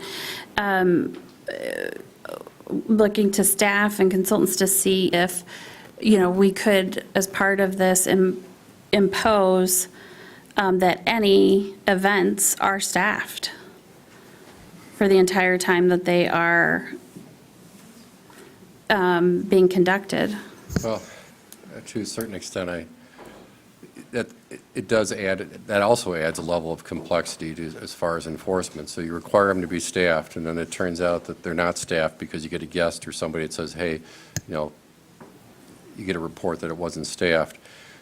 Then you have, conflicting evidence, conflicting testimony related to it. You do want to have things simplified, all right, as much as you can, and as much as feasible. So either and the decibel level, Glenn is correct, it's really not a measurement, it's not a measurement of the noise itself, it's whether the noise is considered obnoxious to what is really a reasonable person standard, which is the type of ordinance that you have under your noise ordinance. It's not a decibel rating ordinance, it's a reasonable person standard. And of course, I'm trying to think of which township with the winery where they're in the dispute over the noise, but there was a lot of litigation and expense even related to that type of standard. And that's something to think about when it comes to enforcement and your final decision here. Because once the final decision's made, there are parameters of enforcement, but sometimes it's not as easy as you think. So if you have absolute standards as to when noise is cut off, that's a much easier thing to enforce and address, at a certain time. Or a standard that says there is no amplified music, or there's no amplified music at all, but after 6 p.m. or 7 p.m. or things of that nature. That's the easier stuff to deal with. The level of noise up and down and those type of nuances, that's very difficult to address in enforcement. I think you should keep that in mind. That's Okay. the tough side of noise. That's Very the way good. it is. Yeah. I think if we were to do anything, I would want to see the time delineated for cutoff time. Only amplified sound for certain things, certainly not used with, classes and small events. So cut off at a certain time, all events staffed as well. So between those two, if they have to cut it off, there should be, then they're staffed. There's a reason if they let it go on past that time. I mean, not a reason, but there's the ability to enforce that. Yeah, like I said, it's much easier to enforce timelines, okay, for certain events, for noises. It's much easier to address the number of events, for example. Those are the things that make things, those are the types of items that, when a decision's made, makes it easier for your staff to engage in enforcement rather than arguing over, the noise or the type of noise or things of that nature. So frankly, it's going to be easier for this board to decide that, after this amount of time in the evening, no noise or no amplified noise or music or whatever you decide, or this is how many events we're going to allow on here, and that's it. And these are the times of the week when we're going to allow these type of events. Those are the things that you're really looking at under this standard. Okay. It's really the easiest way to go. Otherwise, it does become very tough to enforce. Okay. Any other comments, Tracy or Matt?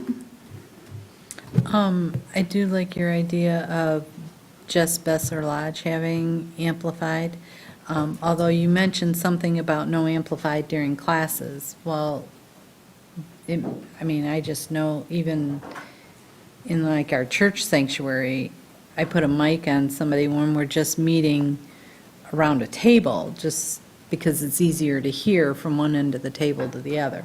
So, I don't know how much that would, if they have 30 people sitting in a room or in that pavilion, I don't know if they're intending to use, a mic for teaching, but that would be one thing that I would think would need to be looked at again. Okay. Matt? Well, it's where I struggle too, is the idea of amplified music. The fact I struggle with the idea of hosting a big event like a wedding on a piece of property that has a easement, conservancy easement, and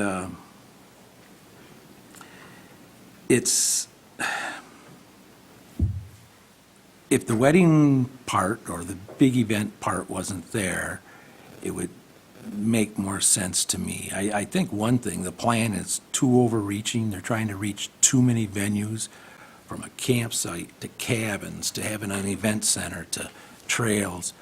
I think that goes beyond what, and I'm not a Rotarian, so I wouldn't know, but my understanding of what their mission is. Getting people outdoors, just because you have a wedding outdoors doesn't make it a natural event,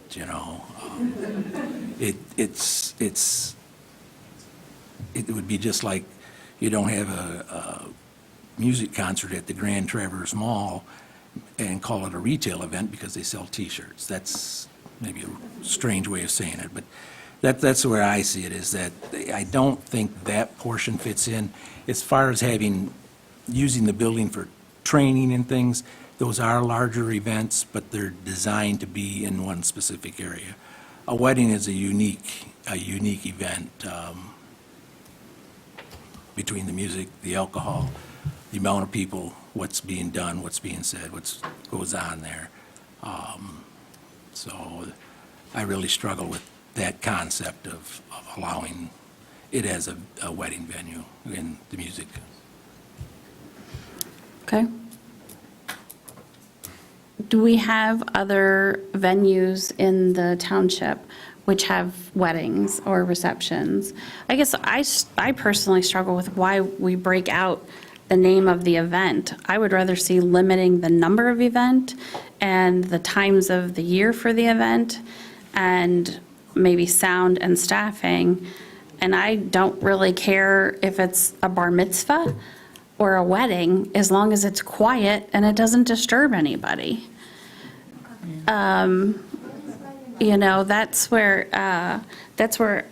That's kind of how I was looking at it, is strip away the idea of whether it's, a wedding. As I mentioned, we haven't seen issues with other venues in the township that have weddings with disturbances for neighboring properties. That doesn't mean we wouldn't have any here. But I don't know that a wedding is the be-all, end-all for, like I said, a disturbance. Been some pretty... I'm thinking the thing is that you got lakes there, and that sound is gonna carry all across them lakes. It isn't like it's going through the woods. Right. And that's where you're gonna have a problem. Sure. Yeah. Now, they've had some at Hiawatha, I I was know. going to say, there's been events at Camp Hiawatha, and they're right on a lake, and their lodge is on a lake. I mean, I've attended events there, and I don't think, to my knowledge, we haven't had complaints about noise from there. Could I ask PT, could you stop up here? Just a question on, was there any issue with the noise coming from here? Obviously, there were, 3 transient activity permits there this summer? They were weddings? They were weddings. Okay. Any bar mitzvahs? No, I'm kidding, just kidding. And then there was also the sound study done too. Were there any complaints through the township or the sheriff's office that coincided with those events? So my office received concerns about the permits being issued, but there weren't I didn't receive complaints of noise or traffic. There was concerns of the permits being issued. I then also checked with the sheriff's department for the dates of the transient activity permits, as well as the sound study, to see if there were any complaints of traffic, parking, or noise during those. And the information I received is there were not any complaints. So, and when you mentioned you received complaints about the permits being issued, was that done at the time of the activity, or was that like somebody complained at one date for all 3 transient activity permits, or they were calling specifically based on? Kind of a blanket, one time Okay. for all of them, yes. Okay. And for clarification from the sheriff's department, there were two complaints made around that time that were parking related. Came back as being classified as unfounded. being classified as unfounded doesn't mean there wasn't an issue, but by the time law enforcement got there to investigate, it was no longer an issue. So it doesn't mean that it wasn't a potential parking issue around those dates. It just, Sheriff's Department ruled it's unfounded. Do you happen to know if that was one of our CPOs on those? That is correct. Okay, because I know there was an issue with a car being parked on the side of the road, probably putting in a kayak or something, so, okay. Any more complaints? Excuse me. So, thank you, I appreciate that. Okay, so let's, yeah. So I continue to go back to mixing the noise and the alcohol in the events. So I guess I would say that we take the amplification ability out of this. We take the alcohol out of it. And then it goes back to, they're doing more of the events that were in line with what they used to do. I don't think, as a general rule, the hiking, the camping, the camaraderie, the skills building, those things have not ever been a contention. It's when we've added these other items to it that it's concerning. So I guess I would like to see how we can make something of that nature work, where we take the ability to serve alcohol, the ability to take, no amplification. And I guess it doesn't have to be called a wedding, but limit the number of events that can be held there. Yeah, certainly alcohol was not a historic use there. It was a Boy Scout camp. So we would think it wouldn't be. That doesn't mean. Served as an event. If they had it, they had it undercover. Right. So, that is different. And I'm not saying that that's inappropriate. There are ways that it can be handled. And we did see that with Twin Lakes, where they said they have a tips server. They always make sure their servers are tips certified. That must be a training in alcohol serving. For wait staff, I'm not sure. But anyway, that they didn't have issues with that. So, but noise certainly was not an issue back then, because we did hear historical use of noise. Without alcohol. Without alcohol. Yeah, I believe that those are added uses for the intention of the new request. Okay. So going back to B, you want to just recap that again, Sarah, and then we'll see if they feel that it's satisfied or not satisfied related to the Planning Commission's recommendation. Sure, so the Planning Commission found that this was satisfied because the majority of the property is remaining in its natural state. The uses were interior and buffered and screened from the neighboring properties, and that the applicant proposed to restrict the number of events to ensure minimal impact, noise, and traffic on surrounding properties. Okay. So would any board member find a different finding than the Planning Commission? I would have to say, based on the conversations we're having, I find that this is not consistent with what the Planning Commission is, that our discussion is not consistent with the Planning Commission. Okay, others? I'd agree with that. Okay. Matt? Well, I agree. And the fact that it says, that restricting the number of events, does it really matter if there's 1 or 100? If that night's the night that it's ungodly loud, you're still being disturbed. So restricting the number doesn't, to me, do much, other than it doesn't happen every weekend. But I still, the idea of amplified music, wedding, bar mitzvah, whatever the party is, it doesn't matter.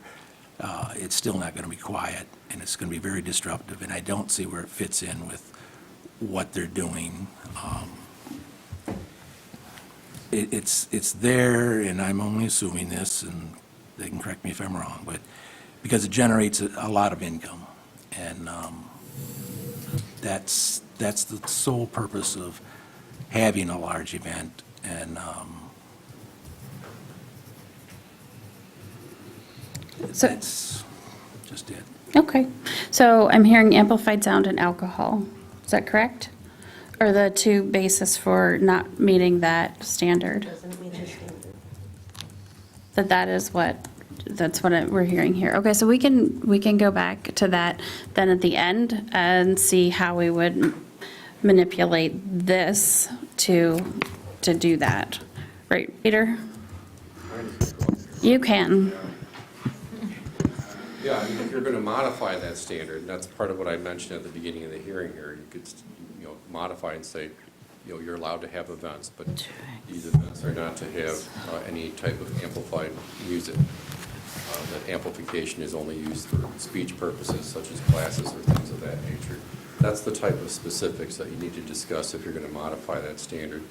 You will have to get specific and line that up with exhibits. Okay. Thank you. All right, thank you. We'll go on then, Sarah, with C. Sure. So letter C, not be hazardous or disturbing to existing or future uses in the general vicinity in the community as a whole. So the Planning Commission found that this was satisfied. There's no new construction. The majority of the properties maintained as natural area, that there's limitations on the events, boats, hours of operation, that would make this project so it's not disturbing the existing or future uses in the area. I'm guessing based on the last conversation that the standard probably will be modified by the board in some way, but I'd love to hear some input on if you find the standard has been met or has not been met, or if you can put conditions that would, basically allow you to say that the standard has been met or satisfied.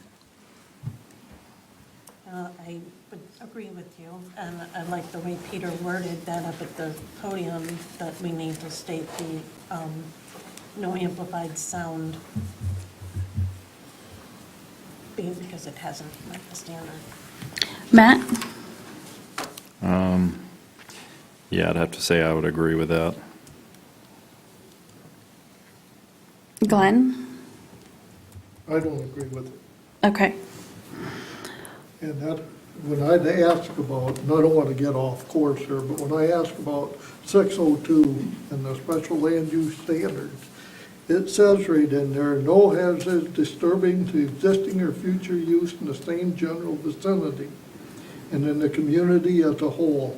Not involved use, activities, process, material, and equipment or conditions of operation that will be detrimental to any person, property, general welfare by reason of excessive production of traffic, noise, vibration, smoke, fumes, glare, or odor. And that's what I couldn't understand. If it says that, how can they issue a special land use permit? Because we got traffic, we got noise, and that's what I wanted to clarify. I didn't understand. So we're sitting and talking about this stuff, and my question, I guess, is in general, how can the Planning Commission okay a special land use permit when, in my eyes, when I read this, it doesn't fit? Right. And that, I mean, we can keep going through this stuff. Sure. But if it comes to the point that we agree this is what the zoning ordinance says, why are we keep going? Because they can't issue it. So they should. Or they're violating their own zoning ordinance. That's my concern in general. So you would not agree with the Planning Commission? I disagree with Okay, okay. That's a good way to That's say, a long way okay. to get there, but we got there. Okay. All right, so let's go ahead, no. Well, we're not going to do that. We'll go ahead with the rest of the standards there, Sarah. I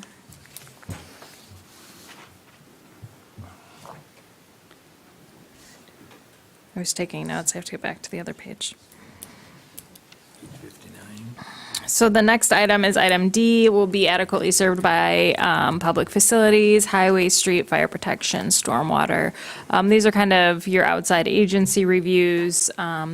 that the proposed use shall be adequately provided for these services. The Planning Commission found that this standard was satisfied. They had a review from the Fire Department, Health Department, Road Commission, and we have the approval letters for those. This isn't saying that those letters don't require something. For example, the Health Department's requiring some updating to the septic for Busser if they want to increase capacity and items like that. But that those agencies, at least with their conditions on those permits or their letters, are satisfied. And so then the Planning Commission was able to answer this question that yes, they are adequately served. Okay. All right. Questions on any of the provision of those services? I guess the thing that I would note is that with the wastewater is probably the cap of the 200. And I don't think that was a cap on the number there, because some of these did go up to 420. But I would only want to see that go up to the amount that they could have at events where they can handle that wastewater.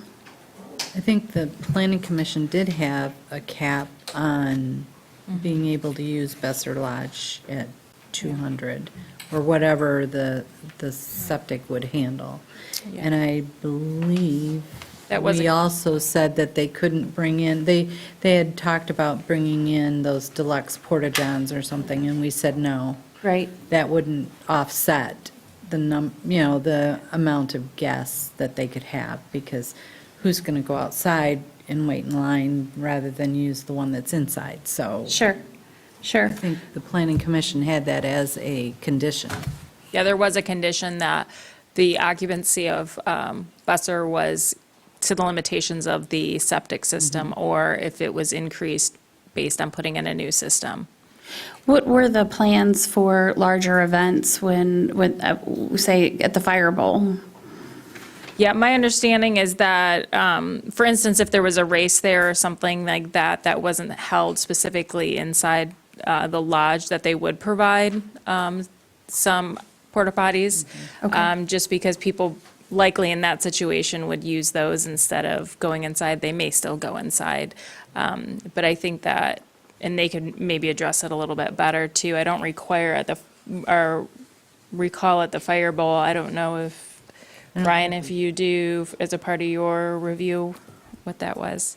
I don't know that we specifically talked about the Fire Bowl. I know we did about Besser, and if they go into a transient activity, then that is a whole nother review, and much like any other race, they bring in Sure. facilities and stuff to handle that, so. Sure, yeah. I guess I was thinking of those events that are between 2 and 420 that are just there, like a regular larger event there. Where, how would they? That have to have I guess that's not a transient, because that's over Right. the 400. Right. So that's the only point that I would make as regard to where I would think that we could, I'm not saying it's not satisfied, but I do think that we should probably take a look at those events that are between the 2 and the 420, those that are not transient activity, but yet are above the 200, and that they would have adequate wastewater. And wouldn't the other side be that if they're going to use the Besser Lodge kitchen, that has to be certified by the health department? So that would be part of that piece? Well, I don't know that we get into the kitchen with the health department, do we? That's up to the health department. They don't, So that's part of their review. that's part of their review. That's the part where you put a condition that you must receive or obtain all necessary permits from other agencies, and that would be included from the health department. I'm trying to make sure we're on, you're still on D, correct? We're on Beth? D. Yeah, okay. Okay. I do have a comment when we get to F, but we'll go ahead. Okay, so you have comments, Sarah, with B, C, and then septage with D, correct? Yes. Okay. Okay, for the next item is item E9, not create excessive additional requirements at public cost for facilities and services that will be detrimental to the economic welfare of the community. The Planning Commission found that this was satisfied. It's a similar use to, that already exists on the site. There's no increased burden, public burden, I should say, from the site as it had existed, and that the applicant provided information regarding limiting noise and traffic that will be generated from the site. Okay. Well, when you put the noise into that part, it doesn't meet, it becomes a, I don't know, I mean, and I look at it at E, I don't know, is the noise creating excessive additional requirements at a public cost for facilities? I mean, I don't see that. When I read E, I tend to think more of police, fire, and ambulance. and that's what I thought as well, until you add the limited noise and traffic that will be generated. Yeah, so I maybe just don't agree with, I agree that it's been met. Me personally, I agree that it's been met. I don't think that there's additional excessive requirements on police, fire, or ambulance. I mean, based on solely the calls that we've had out there, plus the types of other venues that hold this, the calls that they've had aren't existent elsewhere in the township with Mount Holiday, Hiawatha, Timber Ridge, any of those places. So I don't think that what's proposed or even modified as proposed would create excessive additional public cost of that fire, police, and EMS. I mean, I did ask Nick to run the numbers for ambulance, and they haven't made a run out there since 2018. They probably haven't operated. No, I know, wait, did he say 2018, or did they go back to, no, it was to 2018 was as far as well, that's all that he could go back for the records. Yes, and there has not been as much activity out there. But then I double-checked as well with the fire department, and the only types of runs that they had there historically with the activities that Mark mentioned were, a child getting hurt maybe out at camp. So it wasn't fire, EMS, and police as you would think of as a drain on the system. Well, the only thing I guess I want to add to that, Beth, is the different entities we've stated are all tax-paying entities. So the extra burden they're bearing on their tax base as a non-profit, non-tax-paying entity, anything that would incur would be more burden on the tax. But remember, too, there's a reason that places are, that don't pay tax. They have that right through the assessing law, and that there are reasons that they don't pay that directly. Go ahead, Peter, sorry. Yeah, and Sue, unfortunately, you really can't use that fact as a standard or a decision or a factor under the zoning ordinance, whether they pay or don't pay taxes, because of what they're allowed to do under the law. It's not relevant to that. But since I'm up here, I wanted to talk about F, but really E and F related to Glenn's comments here. And one word is important on both of those standards here. E says not create excessive additional requirements of public costs for facilities and services and will not be detrimental to the economic welfare of the community, the key word, of course, being excessive. And the same under F, not involve uses, activities, process, and materials and equipment or conditions of operation that will be detrimental to any person, property, or general welfare by reason of excessive production of traffic, noise, vibration, smoke, fumes, glare, or odors. Obviously, any type of use is going to have a production of some type of traffic or noise or things of that nature. And obviously, any additional development or activity on a property is going to result in additional services being required at some time, by fire and ambulance and all of that. But what the board and what the Planning Commission grappled with, and what you're grappling with here as well, is what's considered excessive under those standards. Not the use itself, but excessive.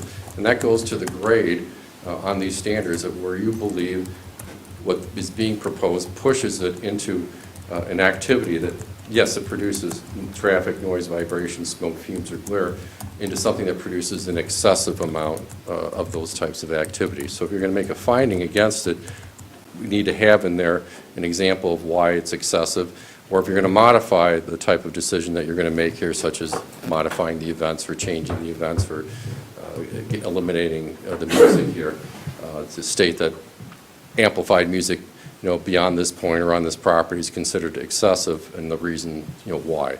So that's the type of debate when we go through, because we have to make sure that we have a very good record regardless of what your decision is. And so I just wanted to point that out. Okay. We can take our time doing it, and it can be rewritten depending on what you folks decide, okay? Okay.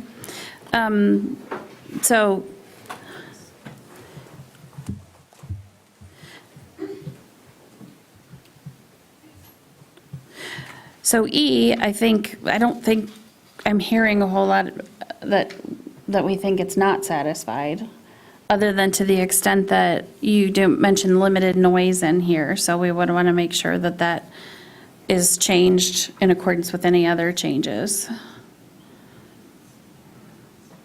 So remove limited, I'll remove the word noise from there. Well, the word noise makes it non-conforming. Okay. I just think that, I would just think that first sentence, to me, speaks more to E than the second sentence. Okay.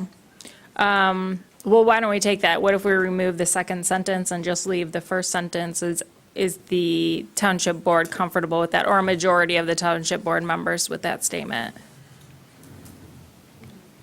So restate the part you plan, you're proposing to keep. As proposed, it is similar to the existing use of the site, and there will be no increased public burden from the site as existed. And this is related to not create excessive additional requirements at public cost for facilities and services or be detrimental to the economic welfare of the community.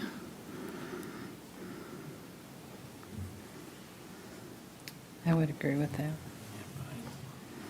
I'm sorry, I didn't hear that, Matt. Okay. Just curious, should it say, should it be stated to be similar to past use of the site? Because there is no existing use, right? Sure. Yeah. As existed. So it is similar not to the existing, past it's use of the existed. site, Yep. and there has been no increased public burden from the. Yeah, site. existed, and that's fine. Okay. Anything further with that, Glenn, Sue? Yeah, I'm just still trying to, it's saying is to the existing use of the site, is similar to the existing use, and I don't think it is. It says I think existed. No, it says as proposed. as proposed, it is similar to the existing use of the site, and I don't agree with that. If you're talking, the existing site was more just outdoor group, not commercial activities. Right.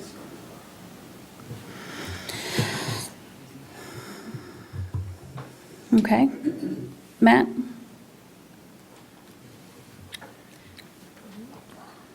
Again, the way I'm looking at this is how it relates back to that standard. Right. I agree. When you're talking about it,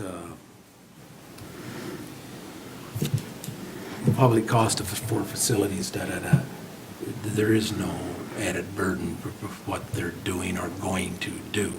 Yeah, they're going to have an accident, the ambulance is going to have to go out. They might have a fire, the fire truck has to go out. But that's not excessive. We all could have that in our backyards. So unless it's a situation where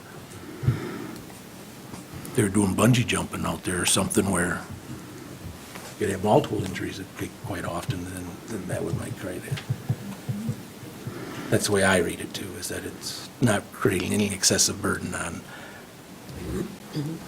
the facilities.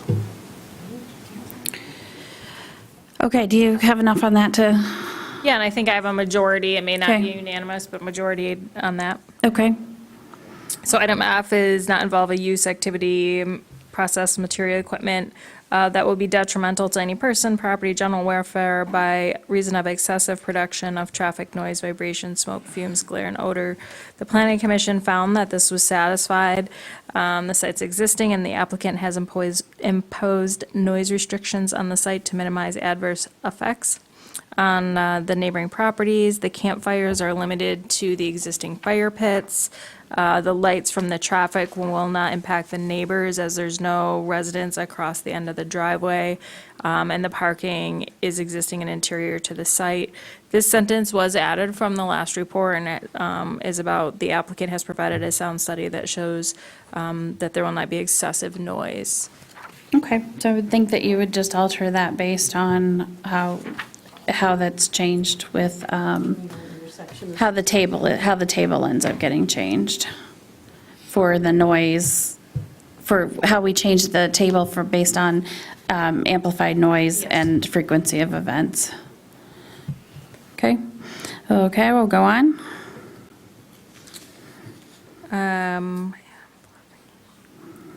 Item G, to ensure the environment shall be preserved in a natural state insofar as practicable, minimize tree and soil removal, topography, and so the Planning Commission found this was satisfied since there's no changes proposed to the site, and that any changes for the fire access road would require a soil erosion permit prior to construction.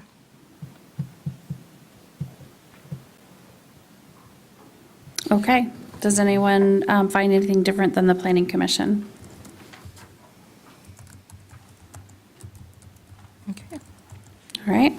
Item H is to meet the intent and purpose of the zoning ordinance, meet the standards established by the ordinance, and be in compliance with the standards. And so this was found to be satisfied based on basically everything above in the staff report. So not only the standards we already went through, but also all the documentation that was provided, that was required to be provided for the application.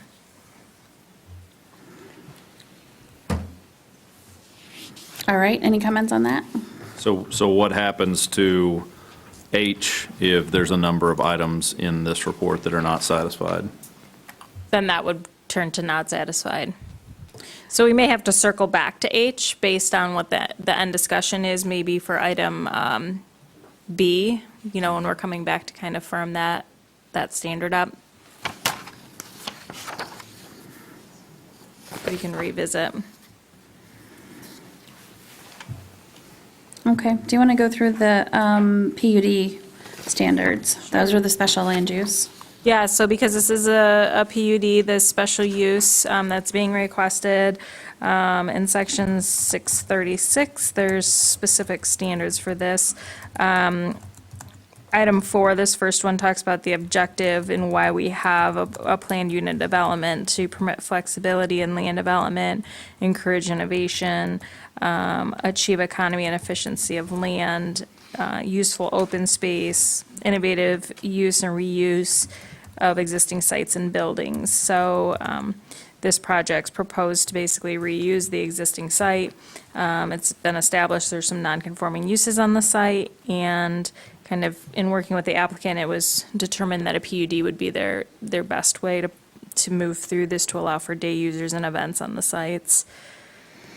So that's not really a standard, that's just kind of going back to the objective, just kind of setting the baseline for that, because you're gonna see that come back up a little bit later. Okay. So regulations and conditions, item A there, that the use is compatible with adjacent land uses, the natural environment, the capacity of the public services and facilities, consistent with public health, safety, and welfare, and benefits the development are not achievable under a single zoning classification. So some of these we already touched on in the last round of standards, and some of them are new. So the Planning Commission found this was satisfied. The property is almost 500 acres, and with many of the buildings and areas where most organized recreation, education, and events would occur are interior to the site. Additional restrictions and conditions are imposed to minimize any negative impacts that may exist from the new uses that are being proposed. There's been then those outside agency approvals and a plan for testing the gun range that goes back to that Eagle Do Care plan that was talked about earlier. Mm-hmm. Okay. Does anybody have any comments or agreements, disagreements? Okay, we'll move forward. Item B is being consistent with the master plan and future land use. This was found to be satisfied. It's consistent with the preservation of natural environment and allowing the public to use the property. This is kind of duplicate of what we saw in the last section. Nobody had any issues with that, so we can just move on to the next one unless.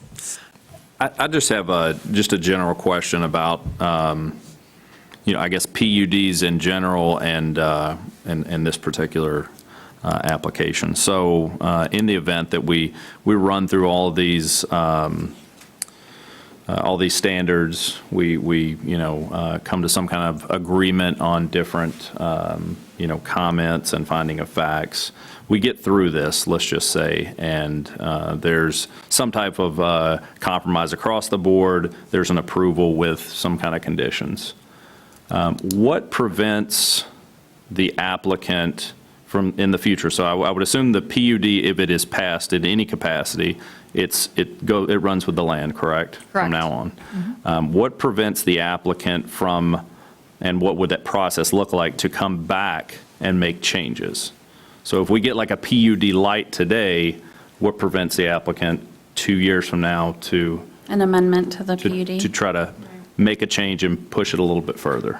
Yeah, so the ordinance has provisions for if you want to amend a special use permit and a PUD. So let me take a look here. Claire just got up. She probably knows the exact section of this. But essentially, you're approving the site plan, you're approving this use, you're approving this package as it exists, or as it's proposed to exist. If there's any change to it, depending on what that change is, it could be a minor change, or it could be a major change. For instance, if you were adding a new use, something additional to the site, I would imagine that would be something that would go through a similar process that's been gone through with this initial application, where the planning commission would review it and have a public hearing, and then it would come to the township board upon their recommendation, and the board would go through a similar process. So really, any change to the application or to the site would have to, depending on what the ordinance says, go through a certain process. So there's minor and major amendments, that's what you were looking for, Yeah. right? And the minor amendments are those which have no foreseeable effect beyond the property boundary, such as minor changes in the location of a building, the alignment of utilities, the alignment of an interior roadway or parking area. Minor amendments for good cause may be authorized by the zoning administrator, provided no such changes shall increase the size of the height of the structures, reduce the efficiency or number of public facilities serving the PUD, reduce reusable open space, or encroach on natural features proposed by the plan protected. And then major amendments are any amendment not qualifying as a minor amendment is considered to be a major amendment and must be approved by the Township Board of Trustees according to the procedures authorized in this section of approval for the planned unit development. So there's what is the stopgap from coming back to asking more? It's again through the same process. Okay. In a major amendment. Correct? Okay. Okay. Thank you. Yep. Where were we at, Sarah? That was item B. Yeah, I guess B, the master plan. No, we must have got to C. You made the comment that there was no, B had been passed without any stated comment. Because I was looking at this, I'm like, I don't remember reading C. I was hesitant there to, so C is the use and development is warranted by the design and additional amenities made possible with and incorporated by the development proposal. And the planning commission found that this was satisfied. This is a unique project in providing a mix of uses currently and proposed on the property. And so that's where that, the PUD application, when you go back to those kind of objectives and the intent that, unique design, innovative, can't be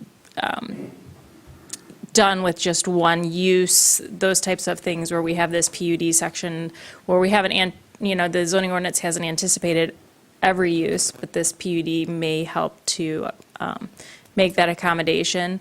And it's also, providing something, I guess, to the public where this has that natural open space on the site. Okay. And I think all of these that we go through, unless there's something specific new, we're assuming then that anything, we'll go back and change anything that's related to that amplified sound or the alcohol. Okay? All right. Item D, the development consolidates and maximizes usable open space. And the Planning Commission found that this was satisfied because most of the property is going to remain in natural open space and be open to the public. Okay. Any issues? Okay, keep going. Item E, landscaping is provided to ensure adequately buffered from surrounding public and private property and to create a pleasant pedestrian scale. The Planning Commission found that this was satisfied. The location of the buildings, parking, and gathering areas were interior to the site because of the size of the property, that there's natural buffering from adjacent properties and structures. Great, I don't see any issues with those, do you? Anyone else? Okay. We're on F and G? Yep. The vehicular and pedestrian circulation allows for safe, convenient, non-congested, and well-defined circulation. Satisfied as it provides this, and there's also additional signage to direct individuals to appropriate locations on the site. I think if you wanted to, you could add, they limit the traffic to a gate on the property, so there is some traffic to some of the campsites, but in general, most of the public's not coming interior to the site. You could also add that to that standard as well to help define circulation. Okay. So can I ask a question? Sure. So as part of this, all parking is to be on the site, correct? Not Yes. on Scout Camp or Hobbs Highway? Correct. Because there's no egress, it's only an ingress with Scout Camp. Yeah, so there's a condition, one of the conditions that was proposed by the Planning Commission was that all parking had to be interior to the site, and it couldn't be on kind of the access roads even for the fire department. But then the zoning ordinance already requires that the use provide parking on site and not, not utilizing the road for that. So it kind of doubles up. It's a requirement anyways in the ordinance, but to be crystal clear, there is a proposed condition that also says that you have to park in the site. So that just brings me back to the road race, the race that was there. Because there was running going through Scout Camp, off the property onto Scout Camp and back.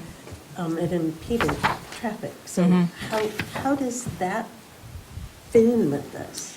That's one of those transient permits, if I'm correct on that, that would be kind of outside of the PUD. That has its own ordinance and process and licensing to do one of those races. But correct me if I'm wrong. Do you?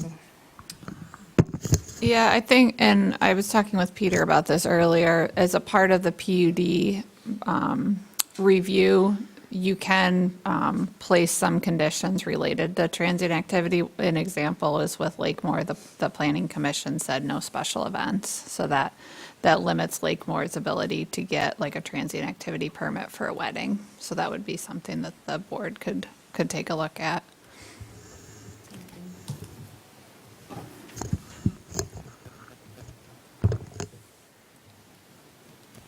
Okay, go ahead, Sarah. G, existing important natural and historical architectural features are preserved. So the Planning Commission found this was satisfied. It's an existing project that's undergoing a change of use. Will allow for the site to be continued to be used in a similar manner as previously used. Okay. Okay, the next page, item 5, talks about dimensional and use restrictions. So this kind of goes through, this tells you that as the township board, you can make changes or allow kind of for different setbacks or lot size limitations or buffering open space, as long as you find that it's consistent with the intent and the objectives of this section and the zoning ordinance. So the only thing that's really mentioned here is that the applicant's requesting to use the existing parking area on the site, and that's going to limit the number of people that can use the site at one time. So we're not doing a traditional parking calculation for this site. They've said that they're going to limit capacity based on the number of parking spaces they have, as well as utilizing shuttles to get people on the site because of the limited parking that is available. And then the applicant has requested uses that are listed in the zoning district, which talks about a privately owned park and events. So there's not any kind of a waiver. These are all uses that are in the ordinance, although they may not be specific to this district, but you would need the PUD to get them approved. Any questions with that? The next one basically says that they paid a fee and that they own the property, and it's going to be used as one integral piece of land. The next couple of items are more about, what's on the application and that if they're being provided or not. So I'm not going to go through them in too much detail, except for to make note of items K and L, that the Planning Commission recommended waivers from those requirements.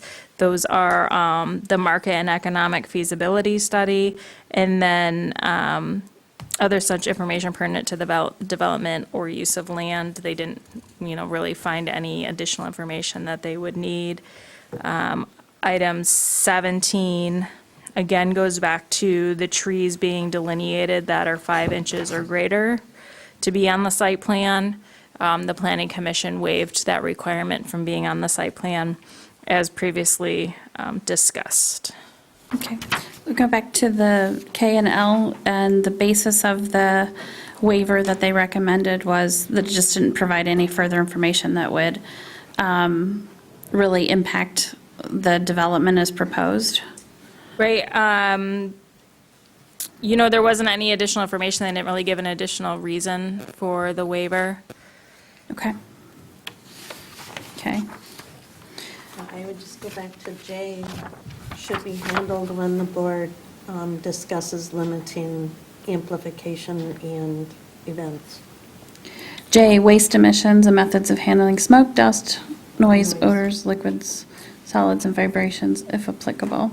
So at this point, this is dealing with, they've provided you documentation, so this isn't saying if it's met or not, it's just, yes, they did provide you the details on that. Okay, did anybody on the board have an issue with the market and economic feasibility waiver, as well as the landscape waiver? Or, as outlined in 17, and K and L? None? Okay. All right. We're almost there. We're on the last set of criteria. Right. This is your site plan review criteria. Section 820.7 of the zoning ordinance related specifically to a site plan. So item A talks about a proper relationship between existing streets and highways, deceleration, service lanes, that there's convenient pedestrian and vehicular traffic, proposed streets and access plan conform to any street or access plan adopted by the township or county road. The Planning Commission found that this was satisfied. The existing driveway does not negatively impact since there's vacant land across the road. The road commissions provided an email issues as proposed. Okay, any comments on that? Okay, we'll continue on. Item B, the buildings, structures, and entrances are located upon the premise situated to minimize adverse effects on the neighbors and occupants of adjacent properties in the neighborhood. The Planning Commission said this was satisfied. The existing buildings are tiered to the site and buffered from the neighboring properties with the existing vegetation. This is a new line that was added, and this has to do with the sound will be directed away from neighboring properties towards the interior of the site. So will have any change impact that then? Yeah, I mean, I don't know. Based on the conversation, there may be more to impact that. I mean, that is stated by the applicant that they would direct, in the lodge, those speakers away. But if there's something, if we say no amplified sound, then we'd come back into here and say, yeah, then because there's no amplified sound, that it would not minimize the adverse effects. Okay, so we'll we take a come look back at to that. that one for potential. Yep. Any other comments from the board? Okay. Item C is that as many natural features be retained as possible.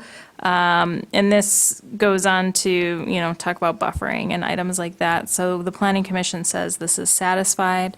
There's not any physical changes to the site and that the existing vegetation is being preserved. All right.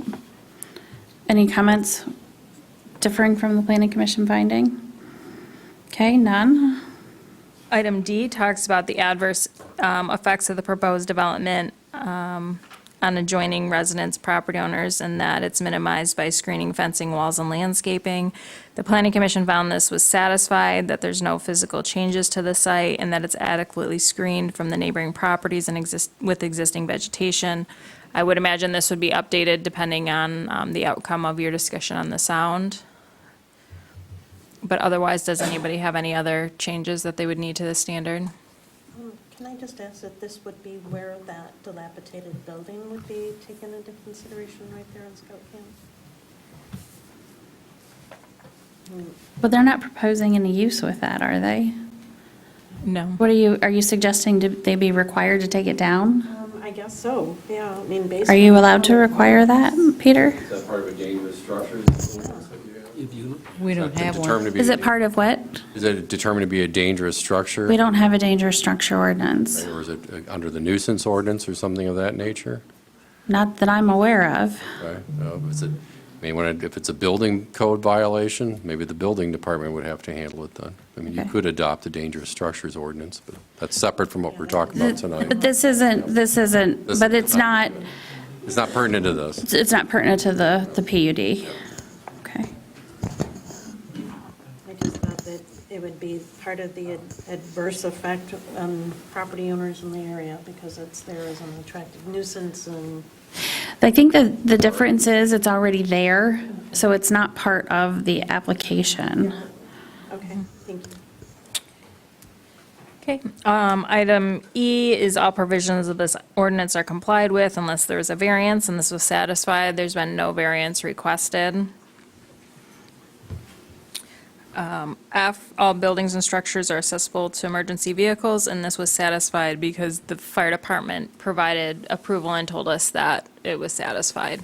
So we're relying on that documentation. Okay, any issues? Okay, well, go ahead. G, a plan for erosion control, stormwater have been approved by the appropriate public agency, and this is satisfied because there's no physical changes proposed. H, the relationship to shore and stream preservation's principles were appropriate, and again, this is satisfied because of no physical changes. Item I, this is kind of a long one, that the plan is consistent with the intent and purpose of the zoning to promote public health, safety, and general welfare, encourage the use of land in accordance with the character and adaptability to avoid overcrowding, to lessen congestion on public streets and roads, to reduce hazard to life and property, facilitate adequate provisions for transportation, sewage, water, education, recreation, conserve expenditure of funds, preserve property values, natural resources. Okay. Kind of go through those items. So the Planning Commission found this was satisfied, that the proposed site will remain mostly natural with no physical changes to the site. The park will conserve the natural resources. The proposed project is a good balance of preservation and allowing the property owner to use the property without adversely impacting the neighboring properties. The traffic generated is not anticipated to be more than the previous use. And then we have those outside agency reviews and approvals to help with some of the other ones. I don't think, Sarah, that there's any issue with the comment. I mean, I think all of those are fine. I think what I'm hearing from the board is they might have more comment to be added in order for that to be satisfied, and those are the things that would impact the two items that we were talking about earlier. I would agree. Okay. So those Any are- other, I just want to make sure that was, any other comments from the board on that? Item I? Okay, go ahead, Sarah. Yeah, so those are all of the standards and criteria that you need to base your decision on. We have a couple that it sounds like we need to go back and rework. And I guess I would suggest with that, and Peter, correct me if I'm wrong, that maybe those couple of items that we take back the feedback that we received from the Township Board and make sure that we craft the language for those findings so that they, adequately reflect that instead of on the fly, trying to make sure everybody understands what the decision on that is. Yeah. So I don't know if we kind of want to just have a little further discussion on some of those items, or Peter? I would agree with Sarah. I mean, I know the hour is late, but those are important issues, and it Yep. sounds like those are the issues that you really have to hash out and specify, the exhibits, which may include, the comments that you received all the way from the Planning Commission process, forward, and any exhibits that you want to attach to match the findings that you're going to make that may be modified related to the events, noises, and the noise that that you're discussing related to those events. Okay, well, thank you, sir, for taking us through the requirements and the standards. Now everybody knows why it's a very glamorous job being a planning commissioner or a township board member. I would want to take a look at those recommendations, the 1 through 8, with the planning commission to see if the board supports or changes those. And Fine. actually, I'm going to refer you to the last page of the report, because Okay. I have a proposed township board motion, and then the standards. And these standards have been changed just a little bit from the planning commission. Item 2 specifically was something that the applicant had suggested to kind of revise the language for the capacity of the lodge, to limit it to 200 people. And then number 7 is just a little bit more clarifying on the due care plan with Eagle. But these would be similar conditions other than those 2 that came over from the planning commission. Okay. And then we can always add conditions here too. If it helps you to meet a standard, to add that condition in, we can go ahead and throw that in there too. So just walking through these 10 conditions related to a proposed board motion, the application approved based on the most recent plans and narrative. I'm sure no one has an issue with that, of course. The occupancy investor laws being limited to 200 persons until such time the applicant upgrades its septic system to accommodate the lodge's capacity. Does anybody have an issue with that? Well, they have it as, they had 2 different numbers, 164 and 400 or something, The one standing. was seated based on Yeah, the fire right. department. So I can't put my fingers on it. Go ahead. No, you go ahead. I was going to say the capacity based on just overall is 420. They provided that documentation in there, but that's where that limitation would come in, that the health department's saying you could only go up to 200 out of that 420 from the fire department. Okay. So I think that we can leave that in there as stated then. But what about the 164? That's the capacity if they're seated in tables and chairs. But that falls under the 200. Yeah, Okay. so it would be less than, yeah. So if you're having an event with tables and chairs, it's at 164, and if it doesn't have tables and chairs, then you're at 200. A reception and they have, no tables, no seating, then they can have 400. Okay, parking shall be limited to parking, They can't because Excuse me? of the I know, but from Metro standard, they can have 400 in there if they're just standing. That's the capacity of the room, not the capacity of the septic system. right. So item 2, we're just speaking regarding the capacity that's been offered in that condition related to the septic system, which is 200. Parking shall be limited to parking locations on the site plan, shall not be allowed on the road leading to the site or on the driveways within the site. I don't hear any issues with that from any board members throughout this discussion. Is that incorrect? Or is? That's correct. Okay. Thank you.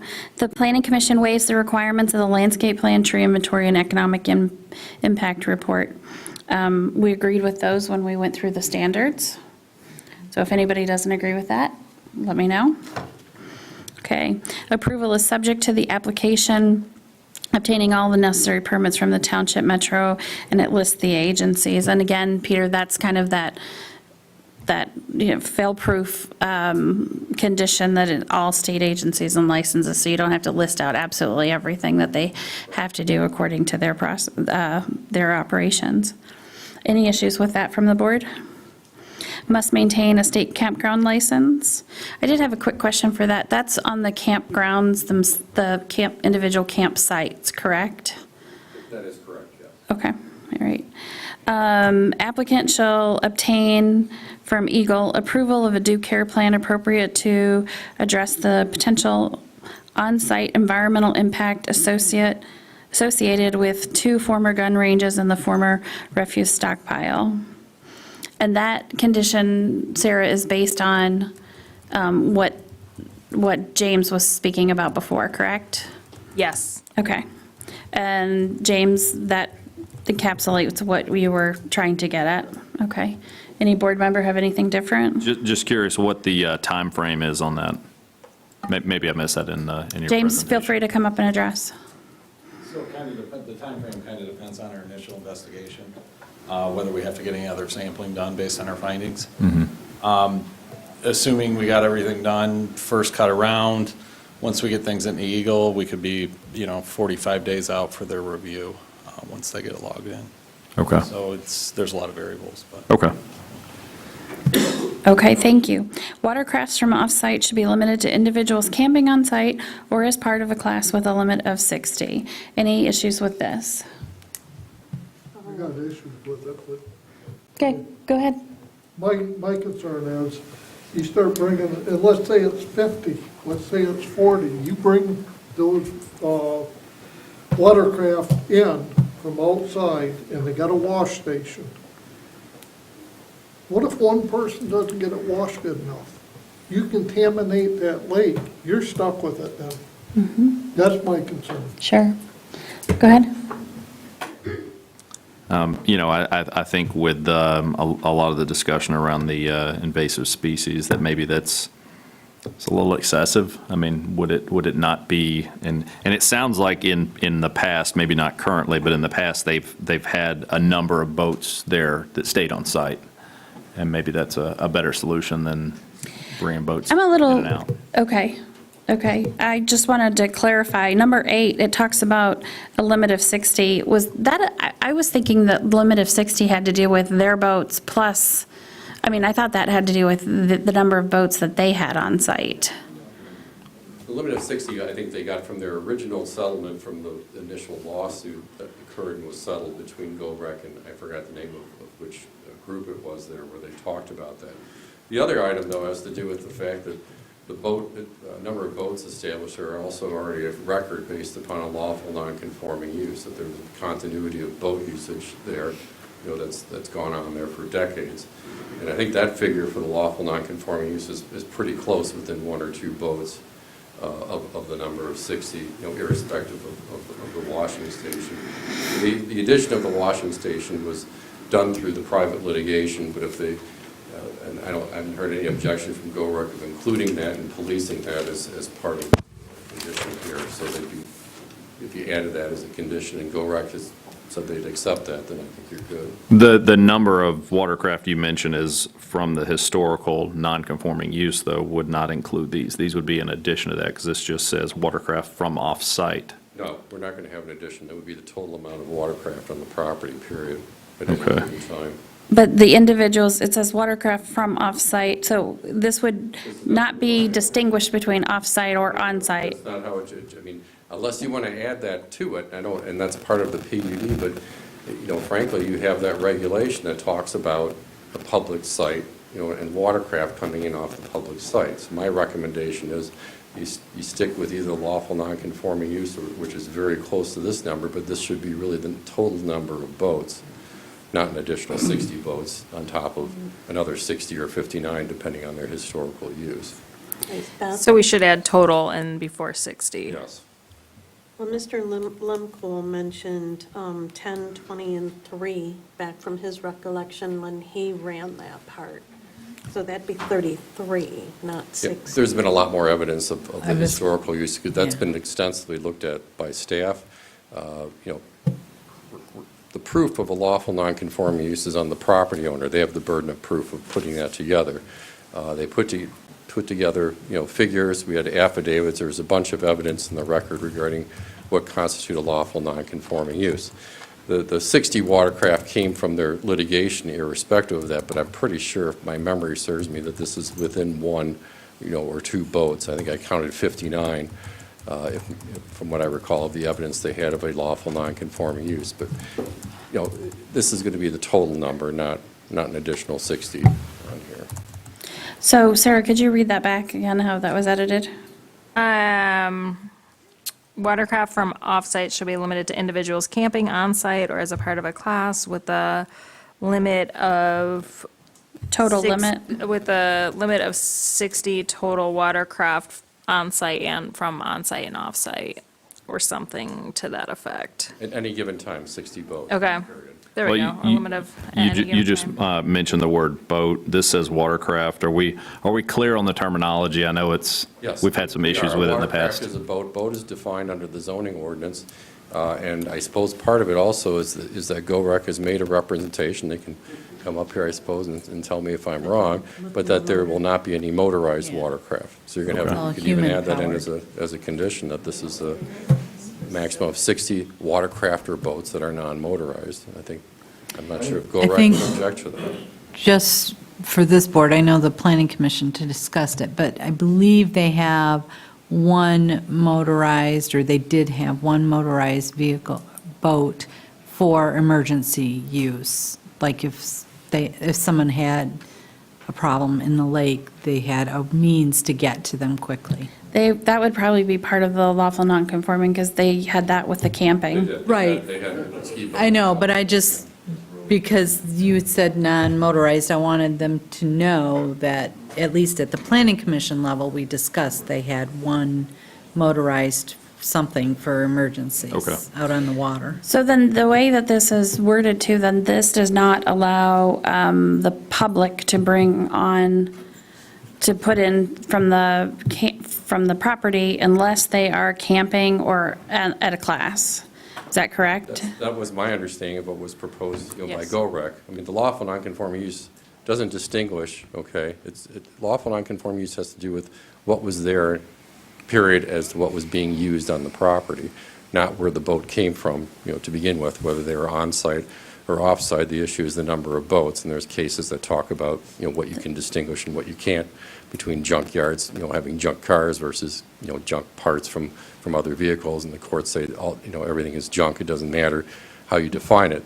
And therefore, in this case, with the number of boats for a lawful nonconforming use, whether it's motorized or non-motorized, they have a historical record with this number of boats here, period. Now, GOREC is represented, except for perhaps with the Planning Commission, you know, with what occurred to the Planning Commission, that the vast majority, if not almost all of them, except for one as a rescue boat, would be non-motorized watercraft or boats as defined under the zoning ordinance. Right. And the total would be this amount, period, not in addition to anything else. Okay, so let me just be clear. Is the number of 60 a point of debate for this PUD or not because of the lawful nonconforming? It's not a material point of debate, because the lawful nonconforming, I believe I counted 59 from the evidence. Okay.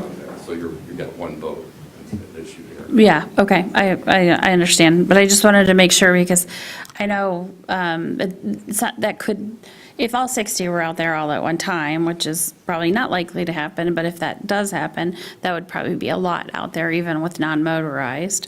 But it doesn't sound like that's really a point that can be made here anyway, because it has the lawful nonconforming. The number of boats on the site, whether they are in the water or on the site itself. I mean, the regulation in, you know, for the access of a private property for public purposes, it has to do with what occurs within 50 feet on either side of the water line. Right. Okay, that's how the ordinance is written. It's just the way it's written.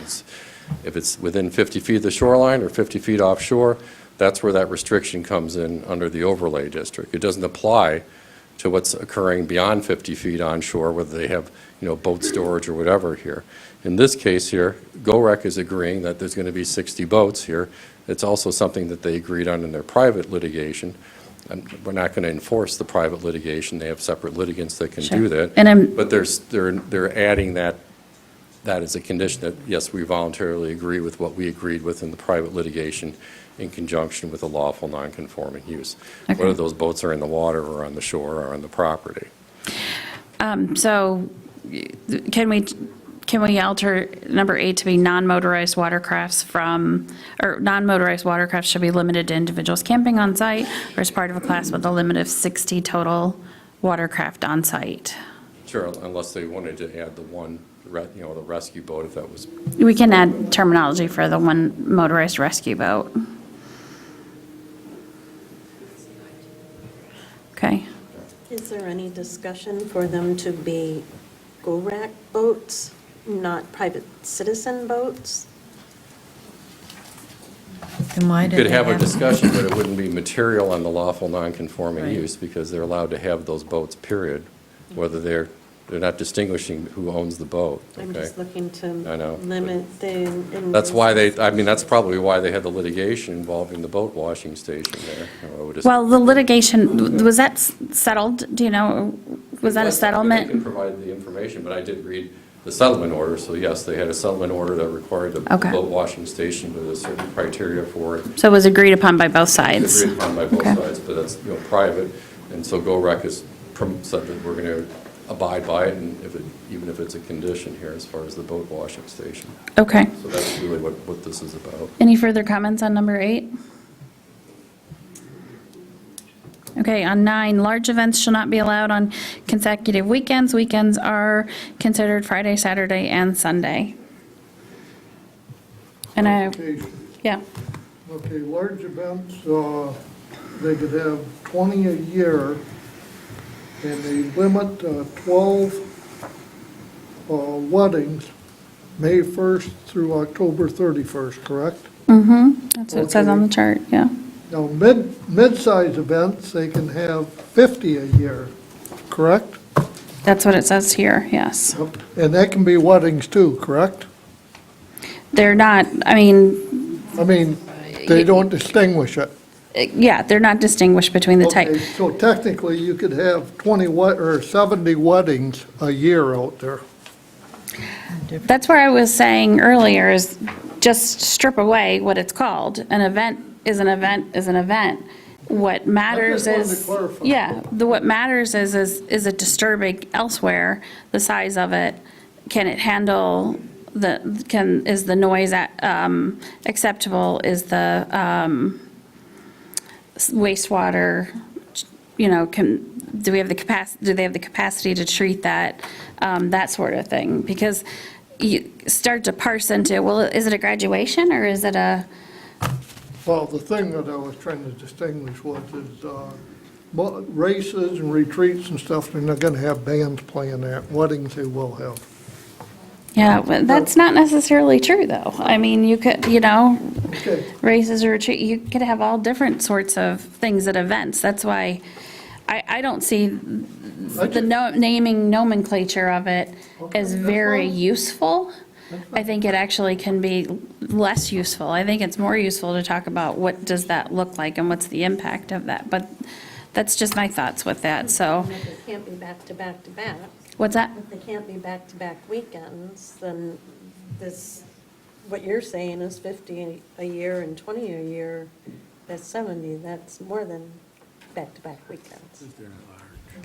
To a weekend for a while. Okay. That's all, I just wanted to clarify it. So how is it that the board would like to handle the table that's on page, 72? that's 72, yes, from the applicant? I mean, general day use, daily, all year, for hiking, biking, pedaling, disc golf, that sort of thing.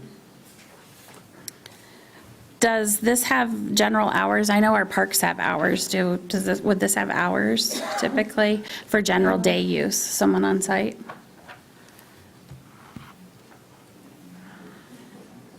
Go ahead. Yeah, you certainly can restrict hours for general day use within reason. Yes, you can if you wish to do so. Obviously, the campers are there overnight or several days. But, Right. Well, I was just wondering, I'm not, the board can choose to do that or not. I just had the question of if there was hours, because I was just thinking about the parks and the similarity there, so. How does the board want to handle the general day use? It's fine the way that it is. Okay. Classes and small events, 1 to 30 guests daily, and they could have them throughout the year. Just clarification on this table. How is this, and I may need to go back to Planning Commission meeting, but I guess I've forgotten. How is this tracked? So are they registering these events with the township in advance on a schedule, and we're kind of like keeping tabs on how many of these events are happening and which weekend and nights they're happening on? So obviously, go ahead. Sorry. Nope, go ahead. At the Planning Commission level, they agreed to have a calendar that public calendar or calendar that we would have access to for anything over 100 people, I think, if I remember correctly. Sarah, do you remember? That's what I was looking, I was thinking it was only for the large events, but, For some reason, I thought it was for over 100 people, but I don't. It's 11 o'clock Is and it over? I've been here for, okay. Yeah, so the over 100 is considered a large event, so anything that's a large event would be on a calendar. there was something like that, right? Yeah. Yeah. I mean, but if we're going to have this table and we're going to set, we're going to set standards around these things, shouldn't they all be on a calendar and accessible? I think these are on here to be part of the agreement, correct? And I'm just talking about the way that they're- we track them and maintain them. If we're going to say, here's, Well, isn't it? Here's the I mean, it's like the boundaries. speed limit. How do we track and do it? I mean, you monitor it. If there's an issue, then you come back to this, correct? That's correct, but what, I think what you're talking about is that you just assume to track them all. I don't know how doable that is for staff. I think the idea behind that was to track the major ones that were there, and I guess that's part of what you're talking about. well, if we're going to state there's only 50 a year, who's to say that there's 50 a year? How do we know? That's true. I mean, it's, unless there's a tracking and a notice requirement, you're right. You're not going to know. Do you wait till after the fact when the police get called 50 times or 51 times and then, Well, or how do you determine that it's 51? Right. Okay, if you have 50, without at least being notified of it. I mean, I can see that, so. Or 101 guests. right, But who's a then plug it guest? into a large event. Yeah, there has to be some self. But again, there has to be some evidence of it being not compliant with that. I mean, just like, you set the speed limit at 55, someone goes 60.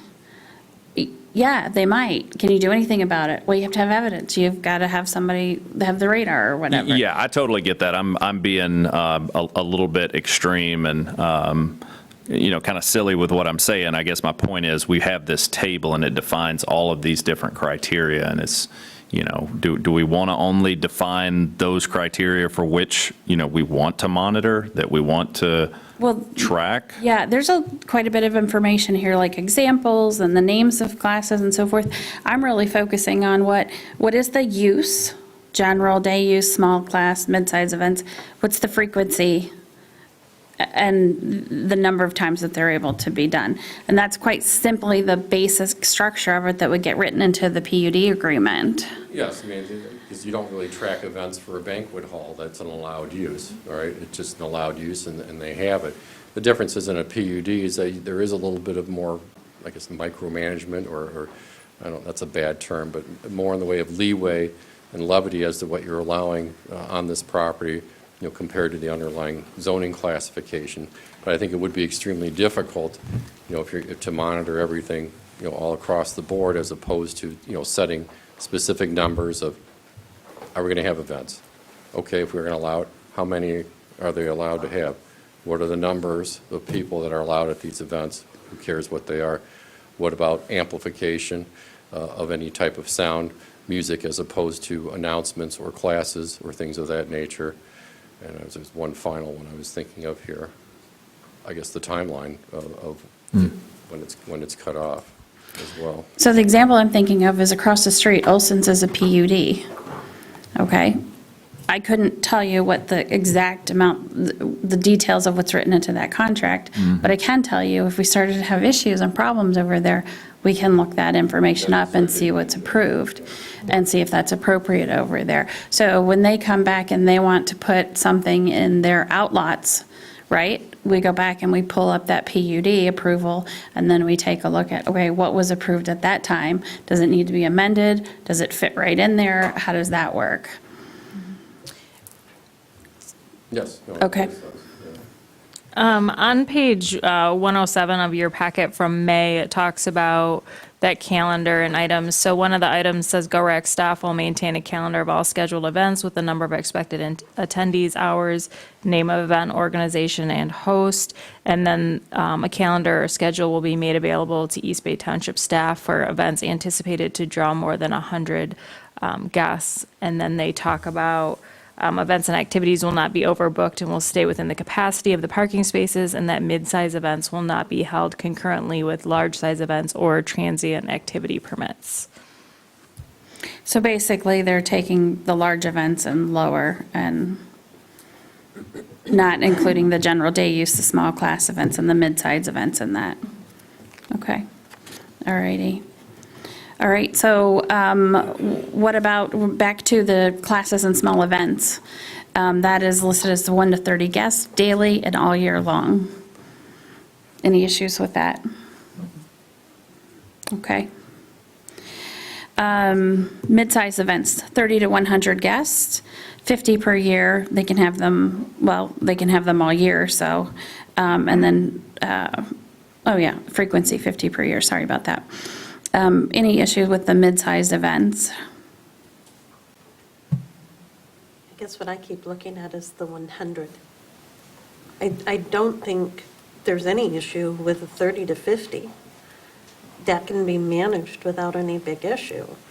But when 100 is the ending number, it should be like 1 to 29 under classes and small events. It should be 30 to 99 for mid-size events. Sure, sure. If you're using the same number for both high and low, it gets muddled. Yep, so I think classes are normally, people think about classes as to 30 people. So if small classes and events were 1 to 30, then it makes sense that mid-sized events would be, say, 31 to 100.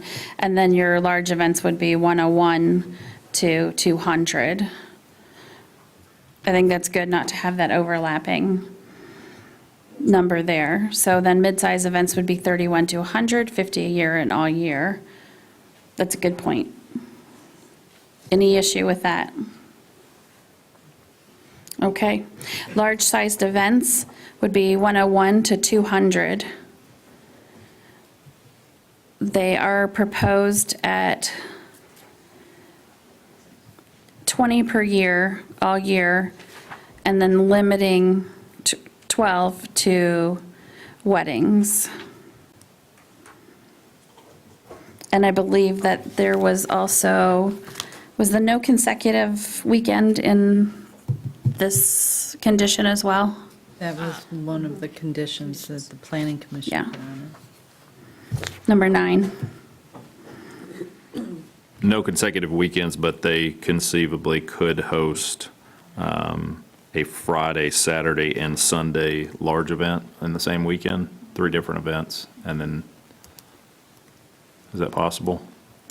Yeah, and I think I did think of that after the fact. We didn't say one large event on non-consecutive weekends. We just said they couldn't be, a weekend is considered Friday, Saturday, and Sunday. So, yeah, I mean, that's a loophole, I think.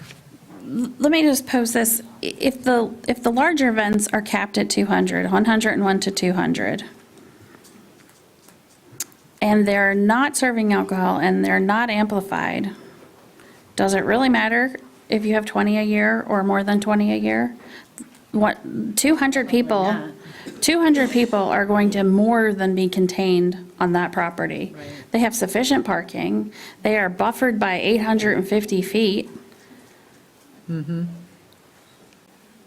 mean, it just doesn't, at what point are you serving with that? Right.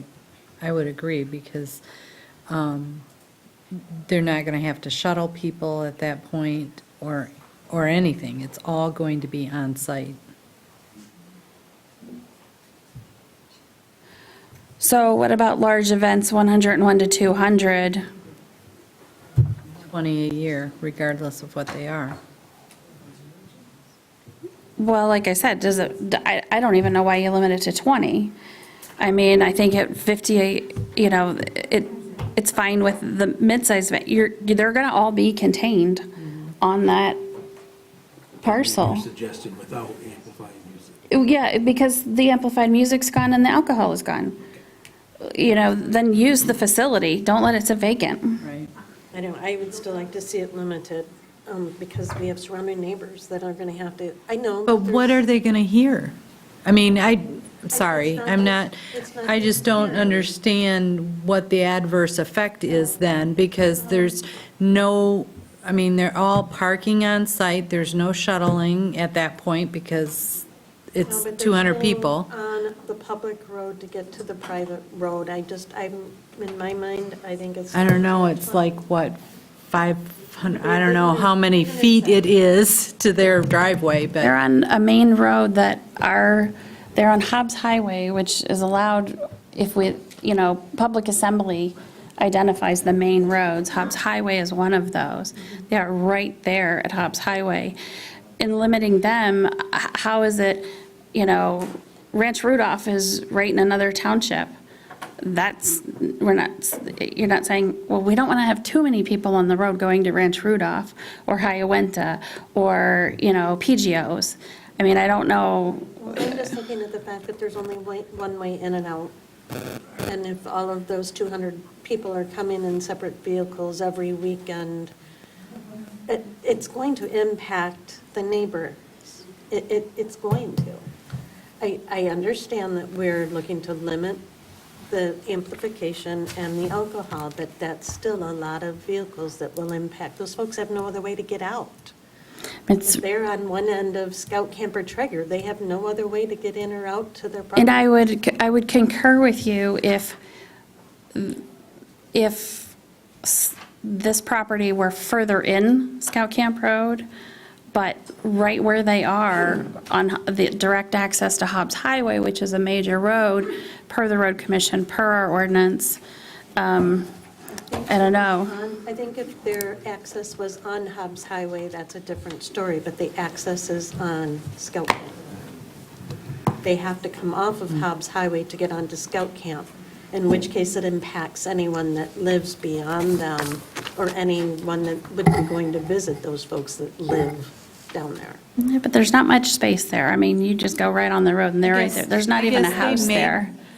It may impact them, but I don't think it's an excessive impact, and I don't think that it's unreasonable.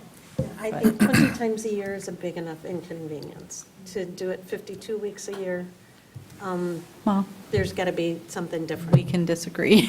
It's, Absolutely, but the discussion can be. Yeah, right. No, I agree, but I would say that I don't feel that it's an excessive impact. So maybe we take that to, we're saying every other week instead of 20 times a year, 26 times a year, 52 weeks in a year.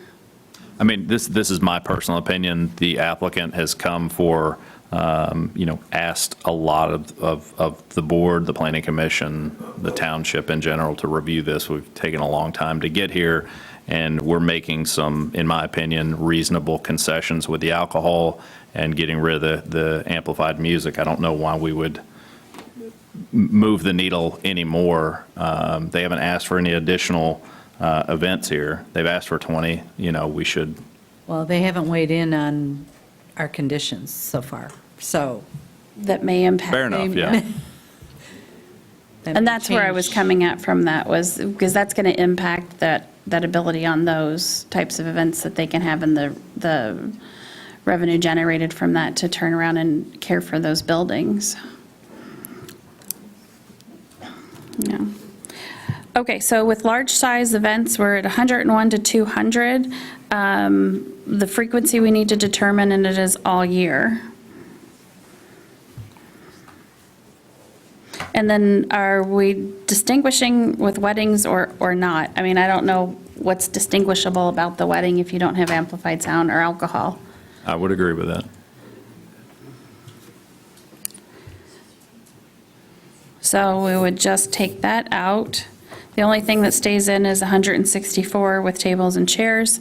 Large size events, 101 to 200. There's 20 per year.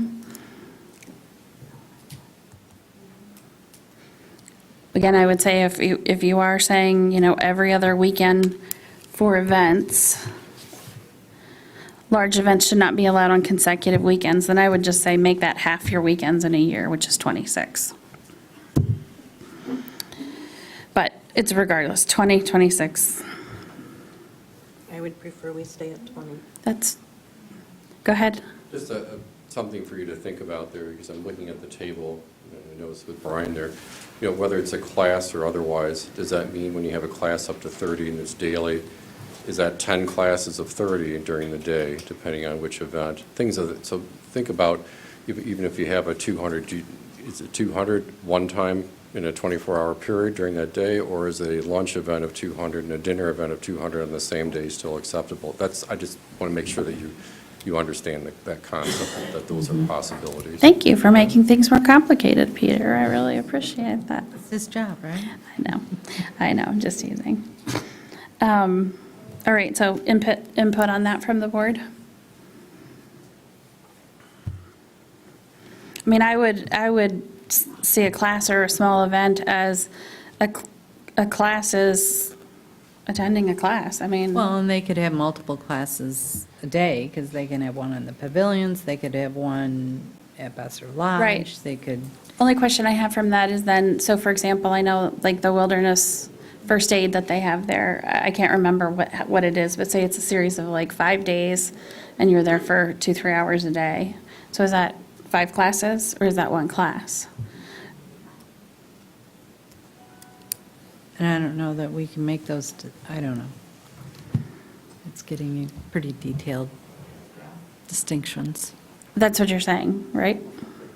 Because it's a possibility. And then, you can ask the applicant, but, to me, it'd be logical if they have an outdoor education class, they may have several during the day. Could be 4 or 5 different classes on different topics. Sure. They have, 500 several acres. places where you can have, 200 people in an event there. I think there's three places. Well, but there's we don't really, actually, let me track that back, because if there's a 5-day class, we don't really care if that's called 1 class or 5 classes, because there's no limit on it. Right. Yeah. No, And they can have 200 parking spots, or, excuse me, they have parking for, what was it, 264 if you use every parking, campground, Faro Lodge, everything. So they're limited, if they have 2 medium events and 3 classes going on, they can only have 264 cars on the property at Right. one given time. Right. At the max. I just want you to think about Yeah. that. But could they have it 5 different times during the same day and doing? Go ahead, Matt, did you have something? Well, as far as the classes and small events, I mean, they can have, to me, several classes going on at the same time. You have the space for that. When you get to the large events, even though without amplified music, it's still going to create more of that nuisance and noise than a small event will. And again, they haven't asked for anything different than 20 a year. I don't have a problem with changing that to 26 and getting rid of the weddings, but it's 25 after 11. So go ahead, Glenn, Matt. What is your preference on the large-sized or mid-sized events? You don't? Okay. Matt? Well, just notice this, what's the two asterisks here? Is there some kind of footnote that I'm missing on the 420? It's not code for something? Yeah, no, I couldn't find the two asterisks either. The bathrooms. They can't have over 200 now until they expand their septic system. Okay. So I think that, I'm just guessing, that's what the asterisk might be. And is it goes to 420 when the septic system is fixed and they don't have any tables and chairs. Okay. Yes, they could do indoor, outdoor. Where they're just having people stand up and crammed in the spot. Okay. Or it's a typo. Yeah. Okay, so general day use as listed, classes and small events as listed, mid-size events adjusted to 31 to 100, and the rest as listed. We're going to take away in the agreement all of this thing about examples and terminology of them and strip it down to the event. And then large size, we'll put it 101 to 200. We'll do, if nobody has any problem, it makes it easy to do. If it's every other week of the year, it's 26 events. Do it at 26. Sue has an issue with that. Does anyone else have an issue with that? Okay, so, and then we will have Besser Lodge with 164 tables and chairs. Okay? I still, I'm going along with this because I don't know that there's a better way, but I'm still just baffled as to how this gets, how these numbers get somehow enforced. If there's an enforcement issue, I just don't see how that plays out. Mm-hmm. Well, there's lots of PUDs. It's like I said, it's the contract written into it, and then if there's a violation of it, that's what you have the contract for. Understood. And they have to go back to how many are registered, how many are happening at the same time, that kind of stuff. And you're not going to know that until it happens. Right. It could be different every day. Okay, and so, The last one, the transient activities. well, I don't know that we define transient activity within the PUD agreement. That's a completely different subject, yeah. Remove this? Yeah. This isn't our chart, so, just so you know. So we will take that information and put that into the motion and the proposed motion. Correct? Because earlier in the comment, Peter made, he said that could be a point to discuss on limiting transient activity permits. Well, the comment was when I had a discussion with Claire, and it's probably something that should be placed in that ordinance to begin with here, is you don't want to have the transient activities ordinance utilized for people to circumvent even a few times a year conditions that are imposed, whether it's a PUD, a special use, or a site plan approval condition. And so I think the ordinance should be amended to reflect that. And transient activities are meant to be something that's out of the ordinary, not related to the approved land use, all right? Something that's outside of the ordinary is special, not something that commonly occurs on the property. That was my basis for that. So, and the ordinance then will deal with it on its own, because it's a separate police permit ordinance, and so there's no reason to have that in there as a condition. Yeah. So we'll just leave that out. Okay. All right.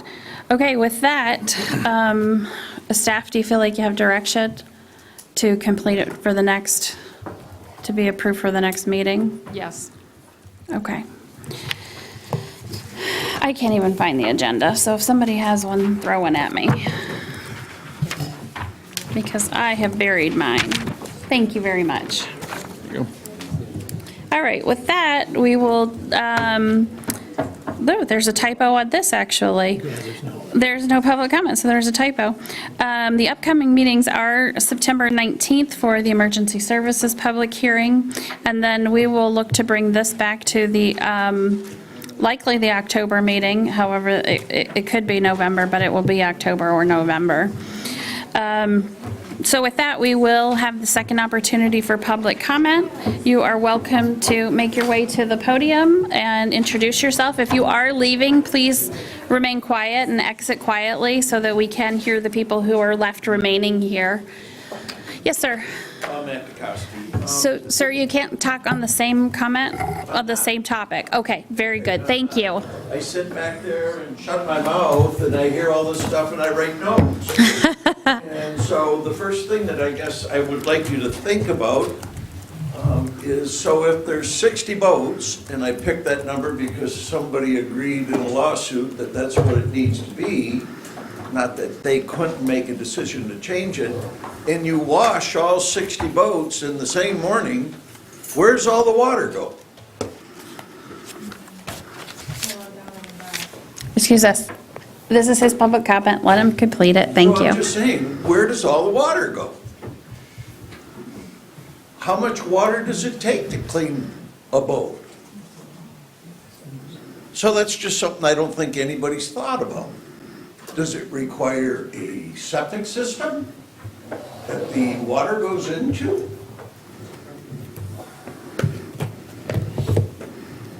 You know, the one guy talked about, I'm sorry, excuse me. Staff, if you are welcome to go home for the evening. Thank you for being here.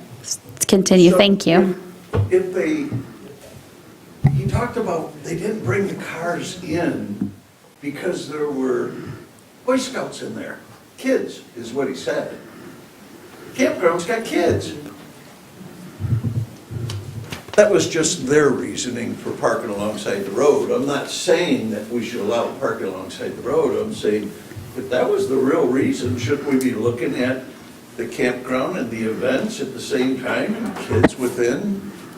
And then if it's open to the public, is that mean that they can be playing disc golf and hiking and all of this stuff all at the same time? That's all kids coming in there. And from what I saw, they can damn near park anywhere they want. And so this whole thing didn't have to be like this. There were two major projects just talked about within the ticker. One of them was the trail. How many people bought into it, how many meetings they had, and how successful it came. They didn't have a meeting. They didn't ask for anybody to come and sit down and discuss this stuff with them. And then they talk about the new plans for alongside the river. There's been 4 plans created. There's been public meetings happen. None of that stuff happened. They put it all on you guys. And they're wrong. Next. My name is Marie Bifus. I'm at 14. Just wait a minute until he gets it fixed. I have a loud voice. No. I'm used to speaking. My name is Marie Bifus. You can lower that if you like. Well, I think you can. Okay, go ahead. Yeah. My name is Marie Bifus. I'm at 435 Hobbs. I've got a couple of things to say about the historical use. The Boy Scouts historical use was in its heyday in the 70s, 80s, and 90s. It started to cut off in the aughts and the 10s. Totally different environment when the Scouts were at their heydays. There weren't that many houses. I was born here. I grew up here. I've been here since 1968. It's a completely different zone than it was when I was a kid. I felt safe riding my bike on Hobbs Highway. I wouldn't let any kid ride their bike on Hobbs Highway today. So the historical use that they came to you guys with the 500 and the 700, it was a completely different, right? And they did have them parked along the road, and they did consume space that they shouldn't have been. But there wasn't as much daily traffic from all of the new houses that have been built since that time. That's my first point. The second point is, the easiest decision is to allow the day use, allow the classes, and cut out the events. Just period, cut them. They don't need them. They haven't proven that they need them to keep their staff. They haven't shown you their budgets. They haven't shown you what they're going to make. And GoRec can cover some of the cost. They're not paying you taxes, they're making tons of money, they're the richest Rotary in the world. They've said that. And then the third point is, if you do allow the events, you're putting the compliance on all of us. And don't think that we won't do it. Because I'm pissed, I live on Hobbs, I'm not hearing the noise as much as they are. I'm seeing the traffic, right, that's going by, and I can't cross the street to go down to my mom's because it's a dangerous corner that I live on, and it's just a pain. And you guys are gonna allow those 200 events, they're gonna have cars, they're gonna have more cars. The 2 transients that you allowed, the 2 weddings that you did allow, I noticed the traffic increase. So just so you guys understand, think about that. The easiest thing is to cut out the events and just be done with it. Thank you. Next. Smith, 1330 Cants. I agree with a lot of what she said. We've been there since 1967, and you can say this about the Boy Scouts. The Boy Scouts were kids, 8 or 10 per adult. So you have 8 or 10 kids per adult when they're on the lake or when they're in the camp. They have one bonfire. They are not out on the lake. They are not running up and down the road, 200 people running up and down the road, or 60 kayaks out on the lake unsupervised. It is not the same. So I appreciate the people that live on Hobbs are going to have a lot of traffic. I feel bad for them. I appreciate that you guys have a hard decision to make, but it is not the same as the Boy Scouts. Even 200, if they had 200 on a weekend when they changed, they didn't come, 200 parents weren't there every single weekend. You know darn well those kids got bussed in. You know that those parents did not, each parent did not drive there. So I would just really like you to consider the 200 events, the 200 people events. It's too much for our lake. It's too much for our neighborhood. Drive Hobbs Highway. Come out and drive it a few times, especially drive it in the winter. If you want to let them have an event every other weekend on Hobbs in the winter, I will guarantee you that there's going to be a lot more accidents. And I feel really bad for the enforcement man because you know darn well we're all calling. Thank you. Next, thank you. Lisa Farland again, 5832 Rennie View. First of all, I want to say thank you because we appreciate all of your work. Whether we agree or not, we appreciate your work. So I wanted to say that. But I wanted to also address a point that was made by Mr. Cook, which was about how if we set these boundaries and this criteria, how would it be enforced or how would it be monitored or managed? And I know that your reply was, well, that's not really our job. That, it'll be in the PUD. If there's a complaint, someone will deal with that. We'll investigate it. But the bottom line is, by then, it's already happening. And you already have all the residents and the people in the surrounding areas that are asking you to please create something that could be managed and enforced and accountable. Other than poor Preston, it's not realistic. I feel like as a board, you need to be realistic with the staff that you have and the freedoms that you're about to provide, and having no black and white plan for us residents. Like, what do we do? What do we do? We call the police, we call Preston. It's just not realistic. So please consider the overall number, which you're kind of peeling that banana right now. You're like, well, wait a minute. There can be 3 in a weekend. Well, then we have the campers and the day visits and the classes. How many people really is that on your 500 acres? Because 500 acres sounds like a lot, but when you have hundreds and hundreds of people and cars and children and singing and partying, things are going to go awry. So please consider that. I think you're on the right track. Please stay on that track. Good job. Thanks. Thank you. Next. Hello, thank you for all of the deliberation and diving in. I'm really happy about this.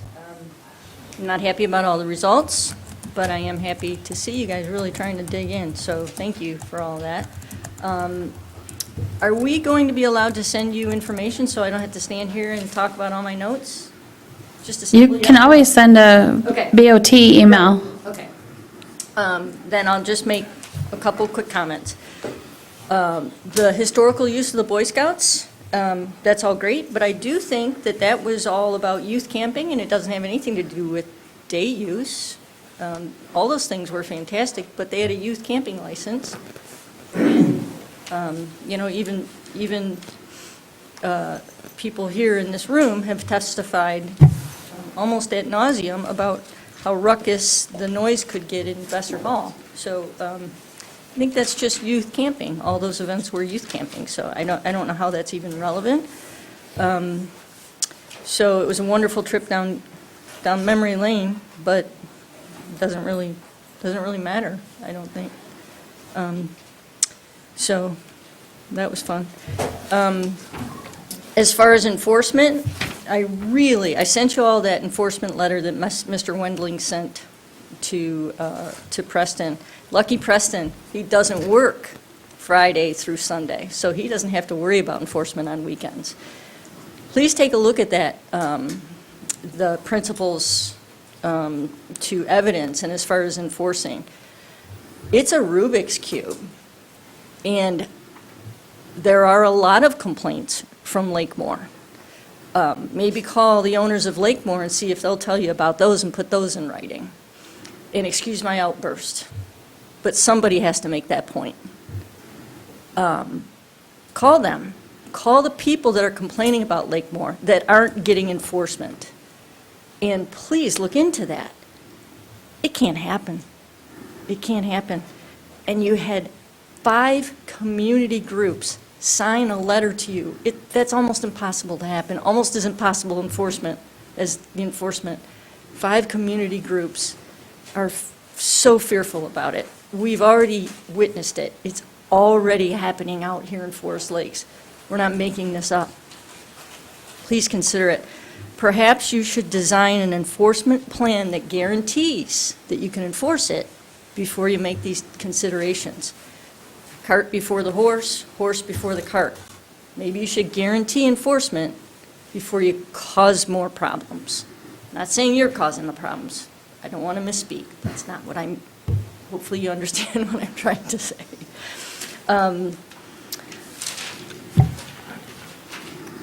Other than that, I think that I can send you the rest of my comments, and have a good night. It's late. Thank you. Next. Again, Ralph Bednar's 1380 Autumn Trail on Rainy Lake. Thank you very much for all you're doing, all you're listening to. You've been at this for months between the Planning Commission and you. I was encouraged to hear the discussion and opening up about the boats tonight. It seemed to me over the time period that's been kind of dismissed. And Mr. Wendling steps up here and says, well, that's not an issue because of the non-conforming boat uses. Well, that happened. It happened when the rules of appeal changed without anybody being notified. And it just appeared. And we've asked you before to rescind that non-conforming use regarding the boats because it was ambiguous. You heard comments tonight about the number of boats when the Boy Scouts were here. You heard comments that those boats were only used on site. And now we're talking about public boats being put on a lake that does not have a developed public boat launch. And that's going to carry invasive species. And I've talked about that for many months. And that's going to be on all of us. And that's going to be a large cost to all of us. So thank you again for listening to all my comments over the months. And I hope you take them to heart. And I hope we don't see the tragedy of the comments. Thank you. Thank you. Next. Dana Cowell, Shumsky Road, 2506 Shumsky Road. First off, I have 2 Eagle Scouts. I spent a lot of time at Camp Graylick. Taught the fly fishing merit badge. It was a beautiful one. I know what that camp is like, and to compare what happened when Boy Scouts were there to what you're thinking about with events, apples and oranges. It'd be like saying Max Landing versus Lakemore. Enough said. Thank you. Thank you for all your work. Have a good evening. Okay, no, yeah, well, we're all way too tired for that. Come on up, thank you. Carol Clouseau, Eastman Township resident. Thank you, like everyone else is saying, for your thoughtful listening and discussion. Perhaps one of the things you should consider before you meet again is a total daily cap. You've really gone through and minced all of the different events, the classes, the medium-sized events, the large events, the transient events. But what about a total daily cap? Any mix, there's certain little lines that are in there that are hard to remember and figure all out, but it certainly seems like the classes, there could be any number of them, even if it's capped at 30 per class, there could be any number of class. And then that could be mixed with the campers, and what's the total on that? And that can be mixed with something else and something else. And in addition to that, another loophole was found recently in that GORIC allowed groups of people to move through, run through their property, but that's not counted. That's like, well, that's not our event. Some other event started at some other place, it ended at some other place, but yet they went through the property and went through, apparently, Scout Camp Road. So, I thank you for mincing all of that, but they still can go, the number can just expand with all these different loopholes in it. So please look again carefully at it and consider a total daily cap of any people, any bodies on that property. Thank you. Next.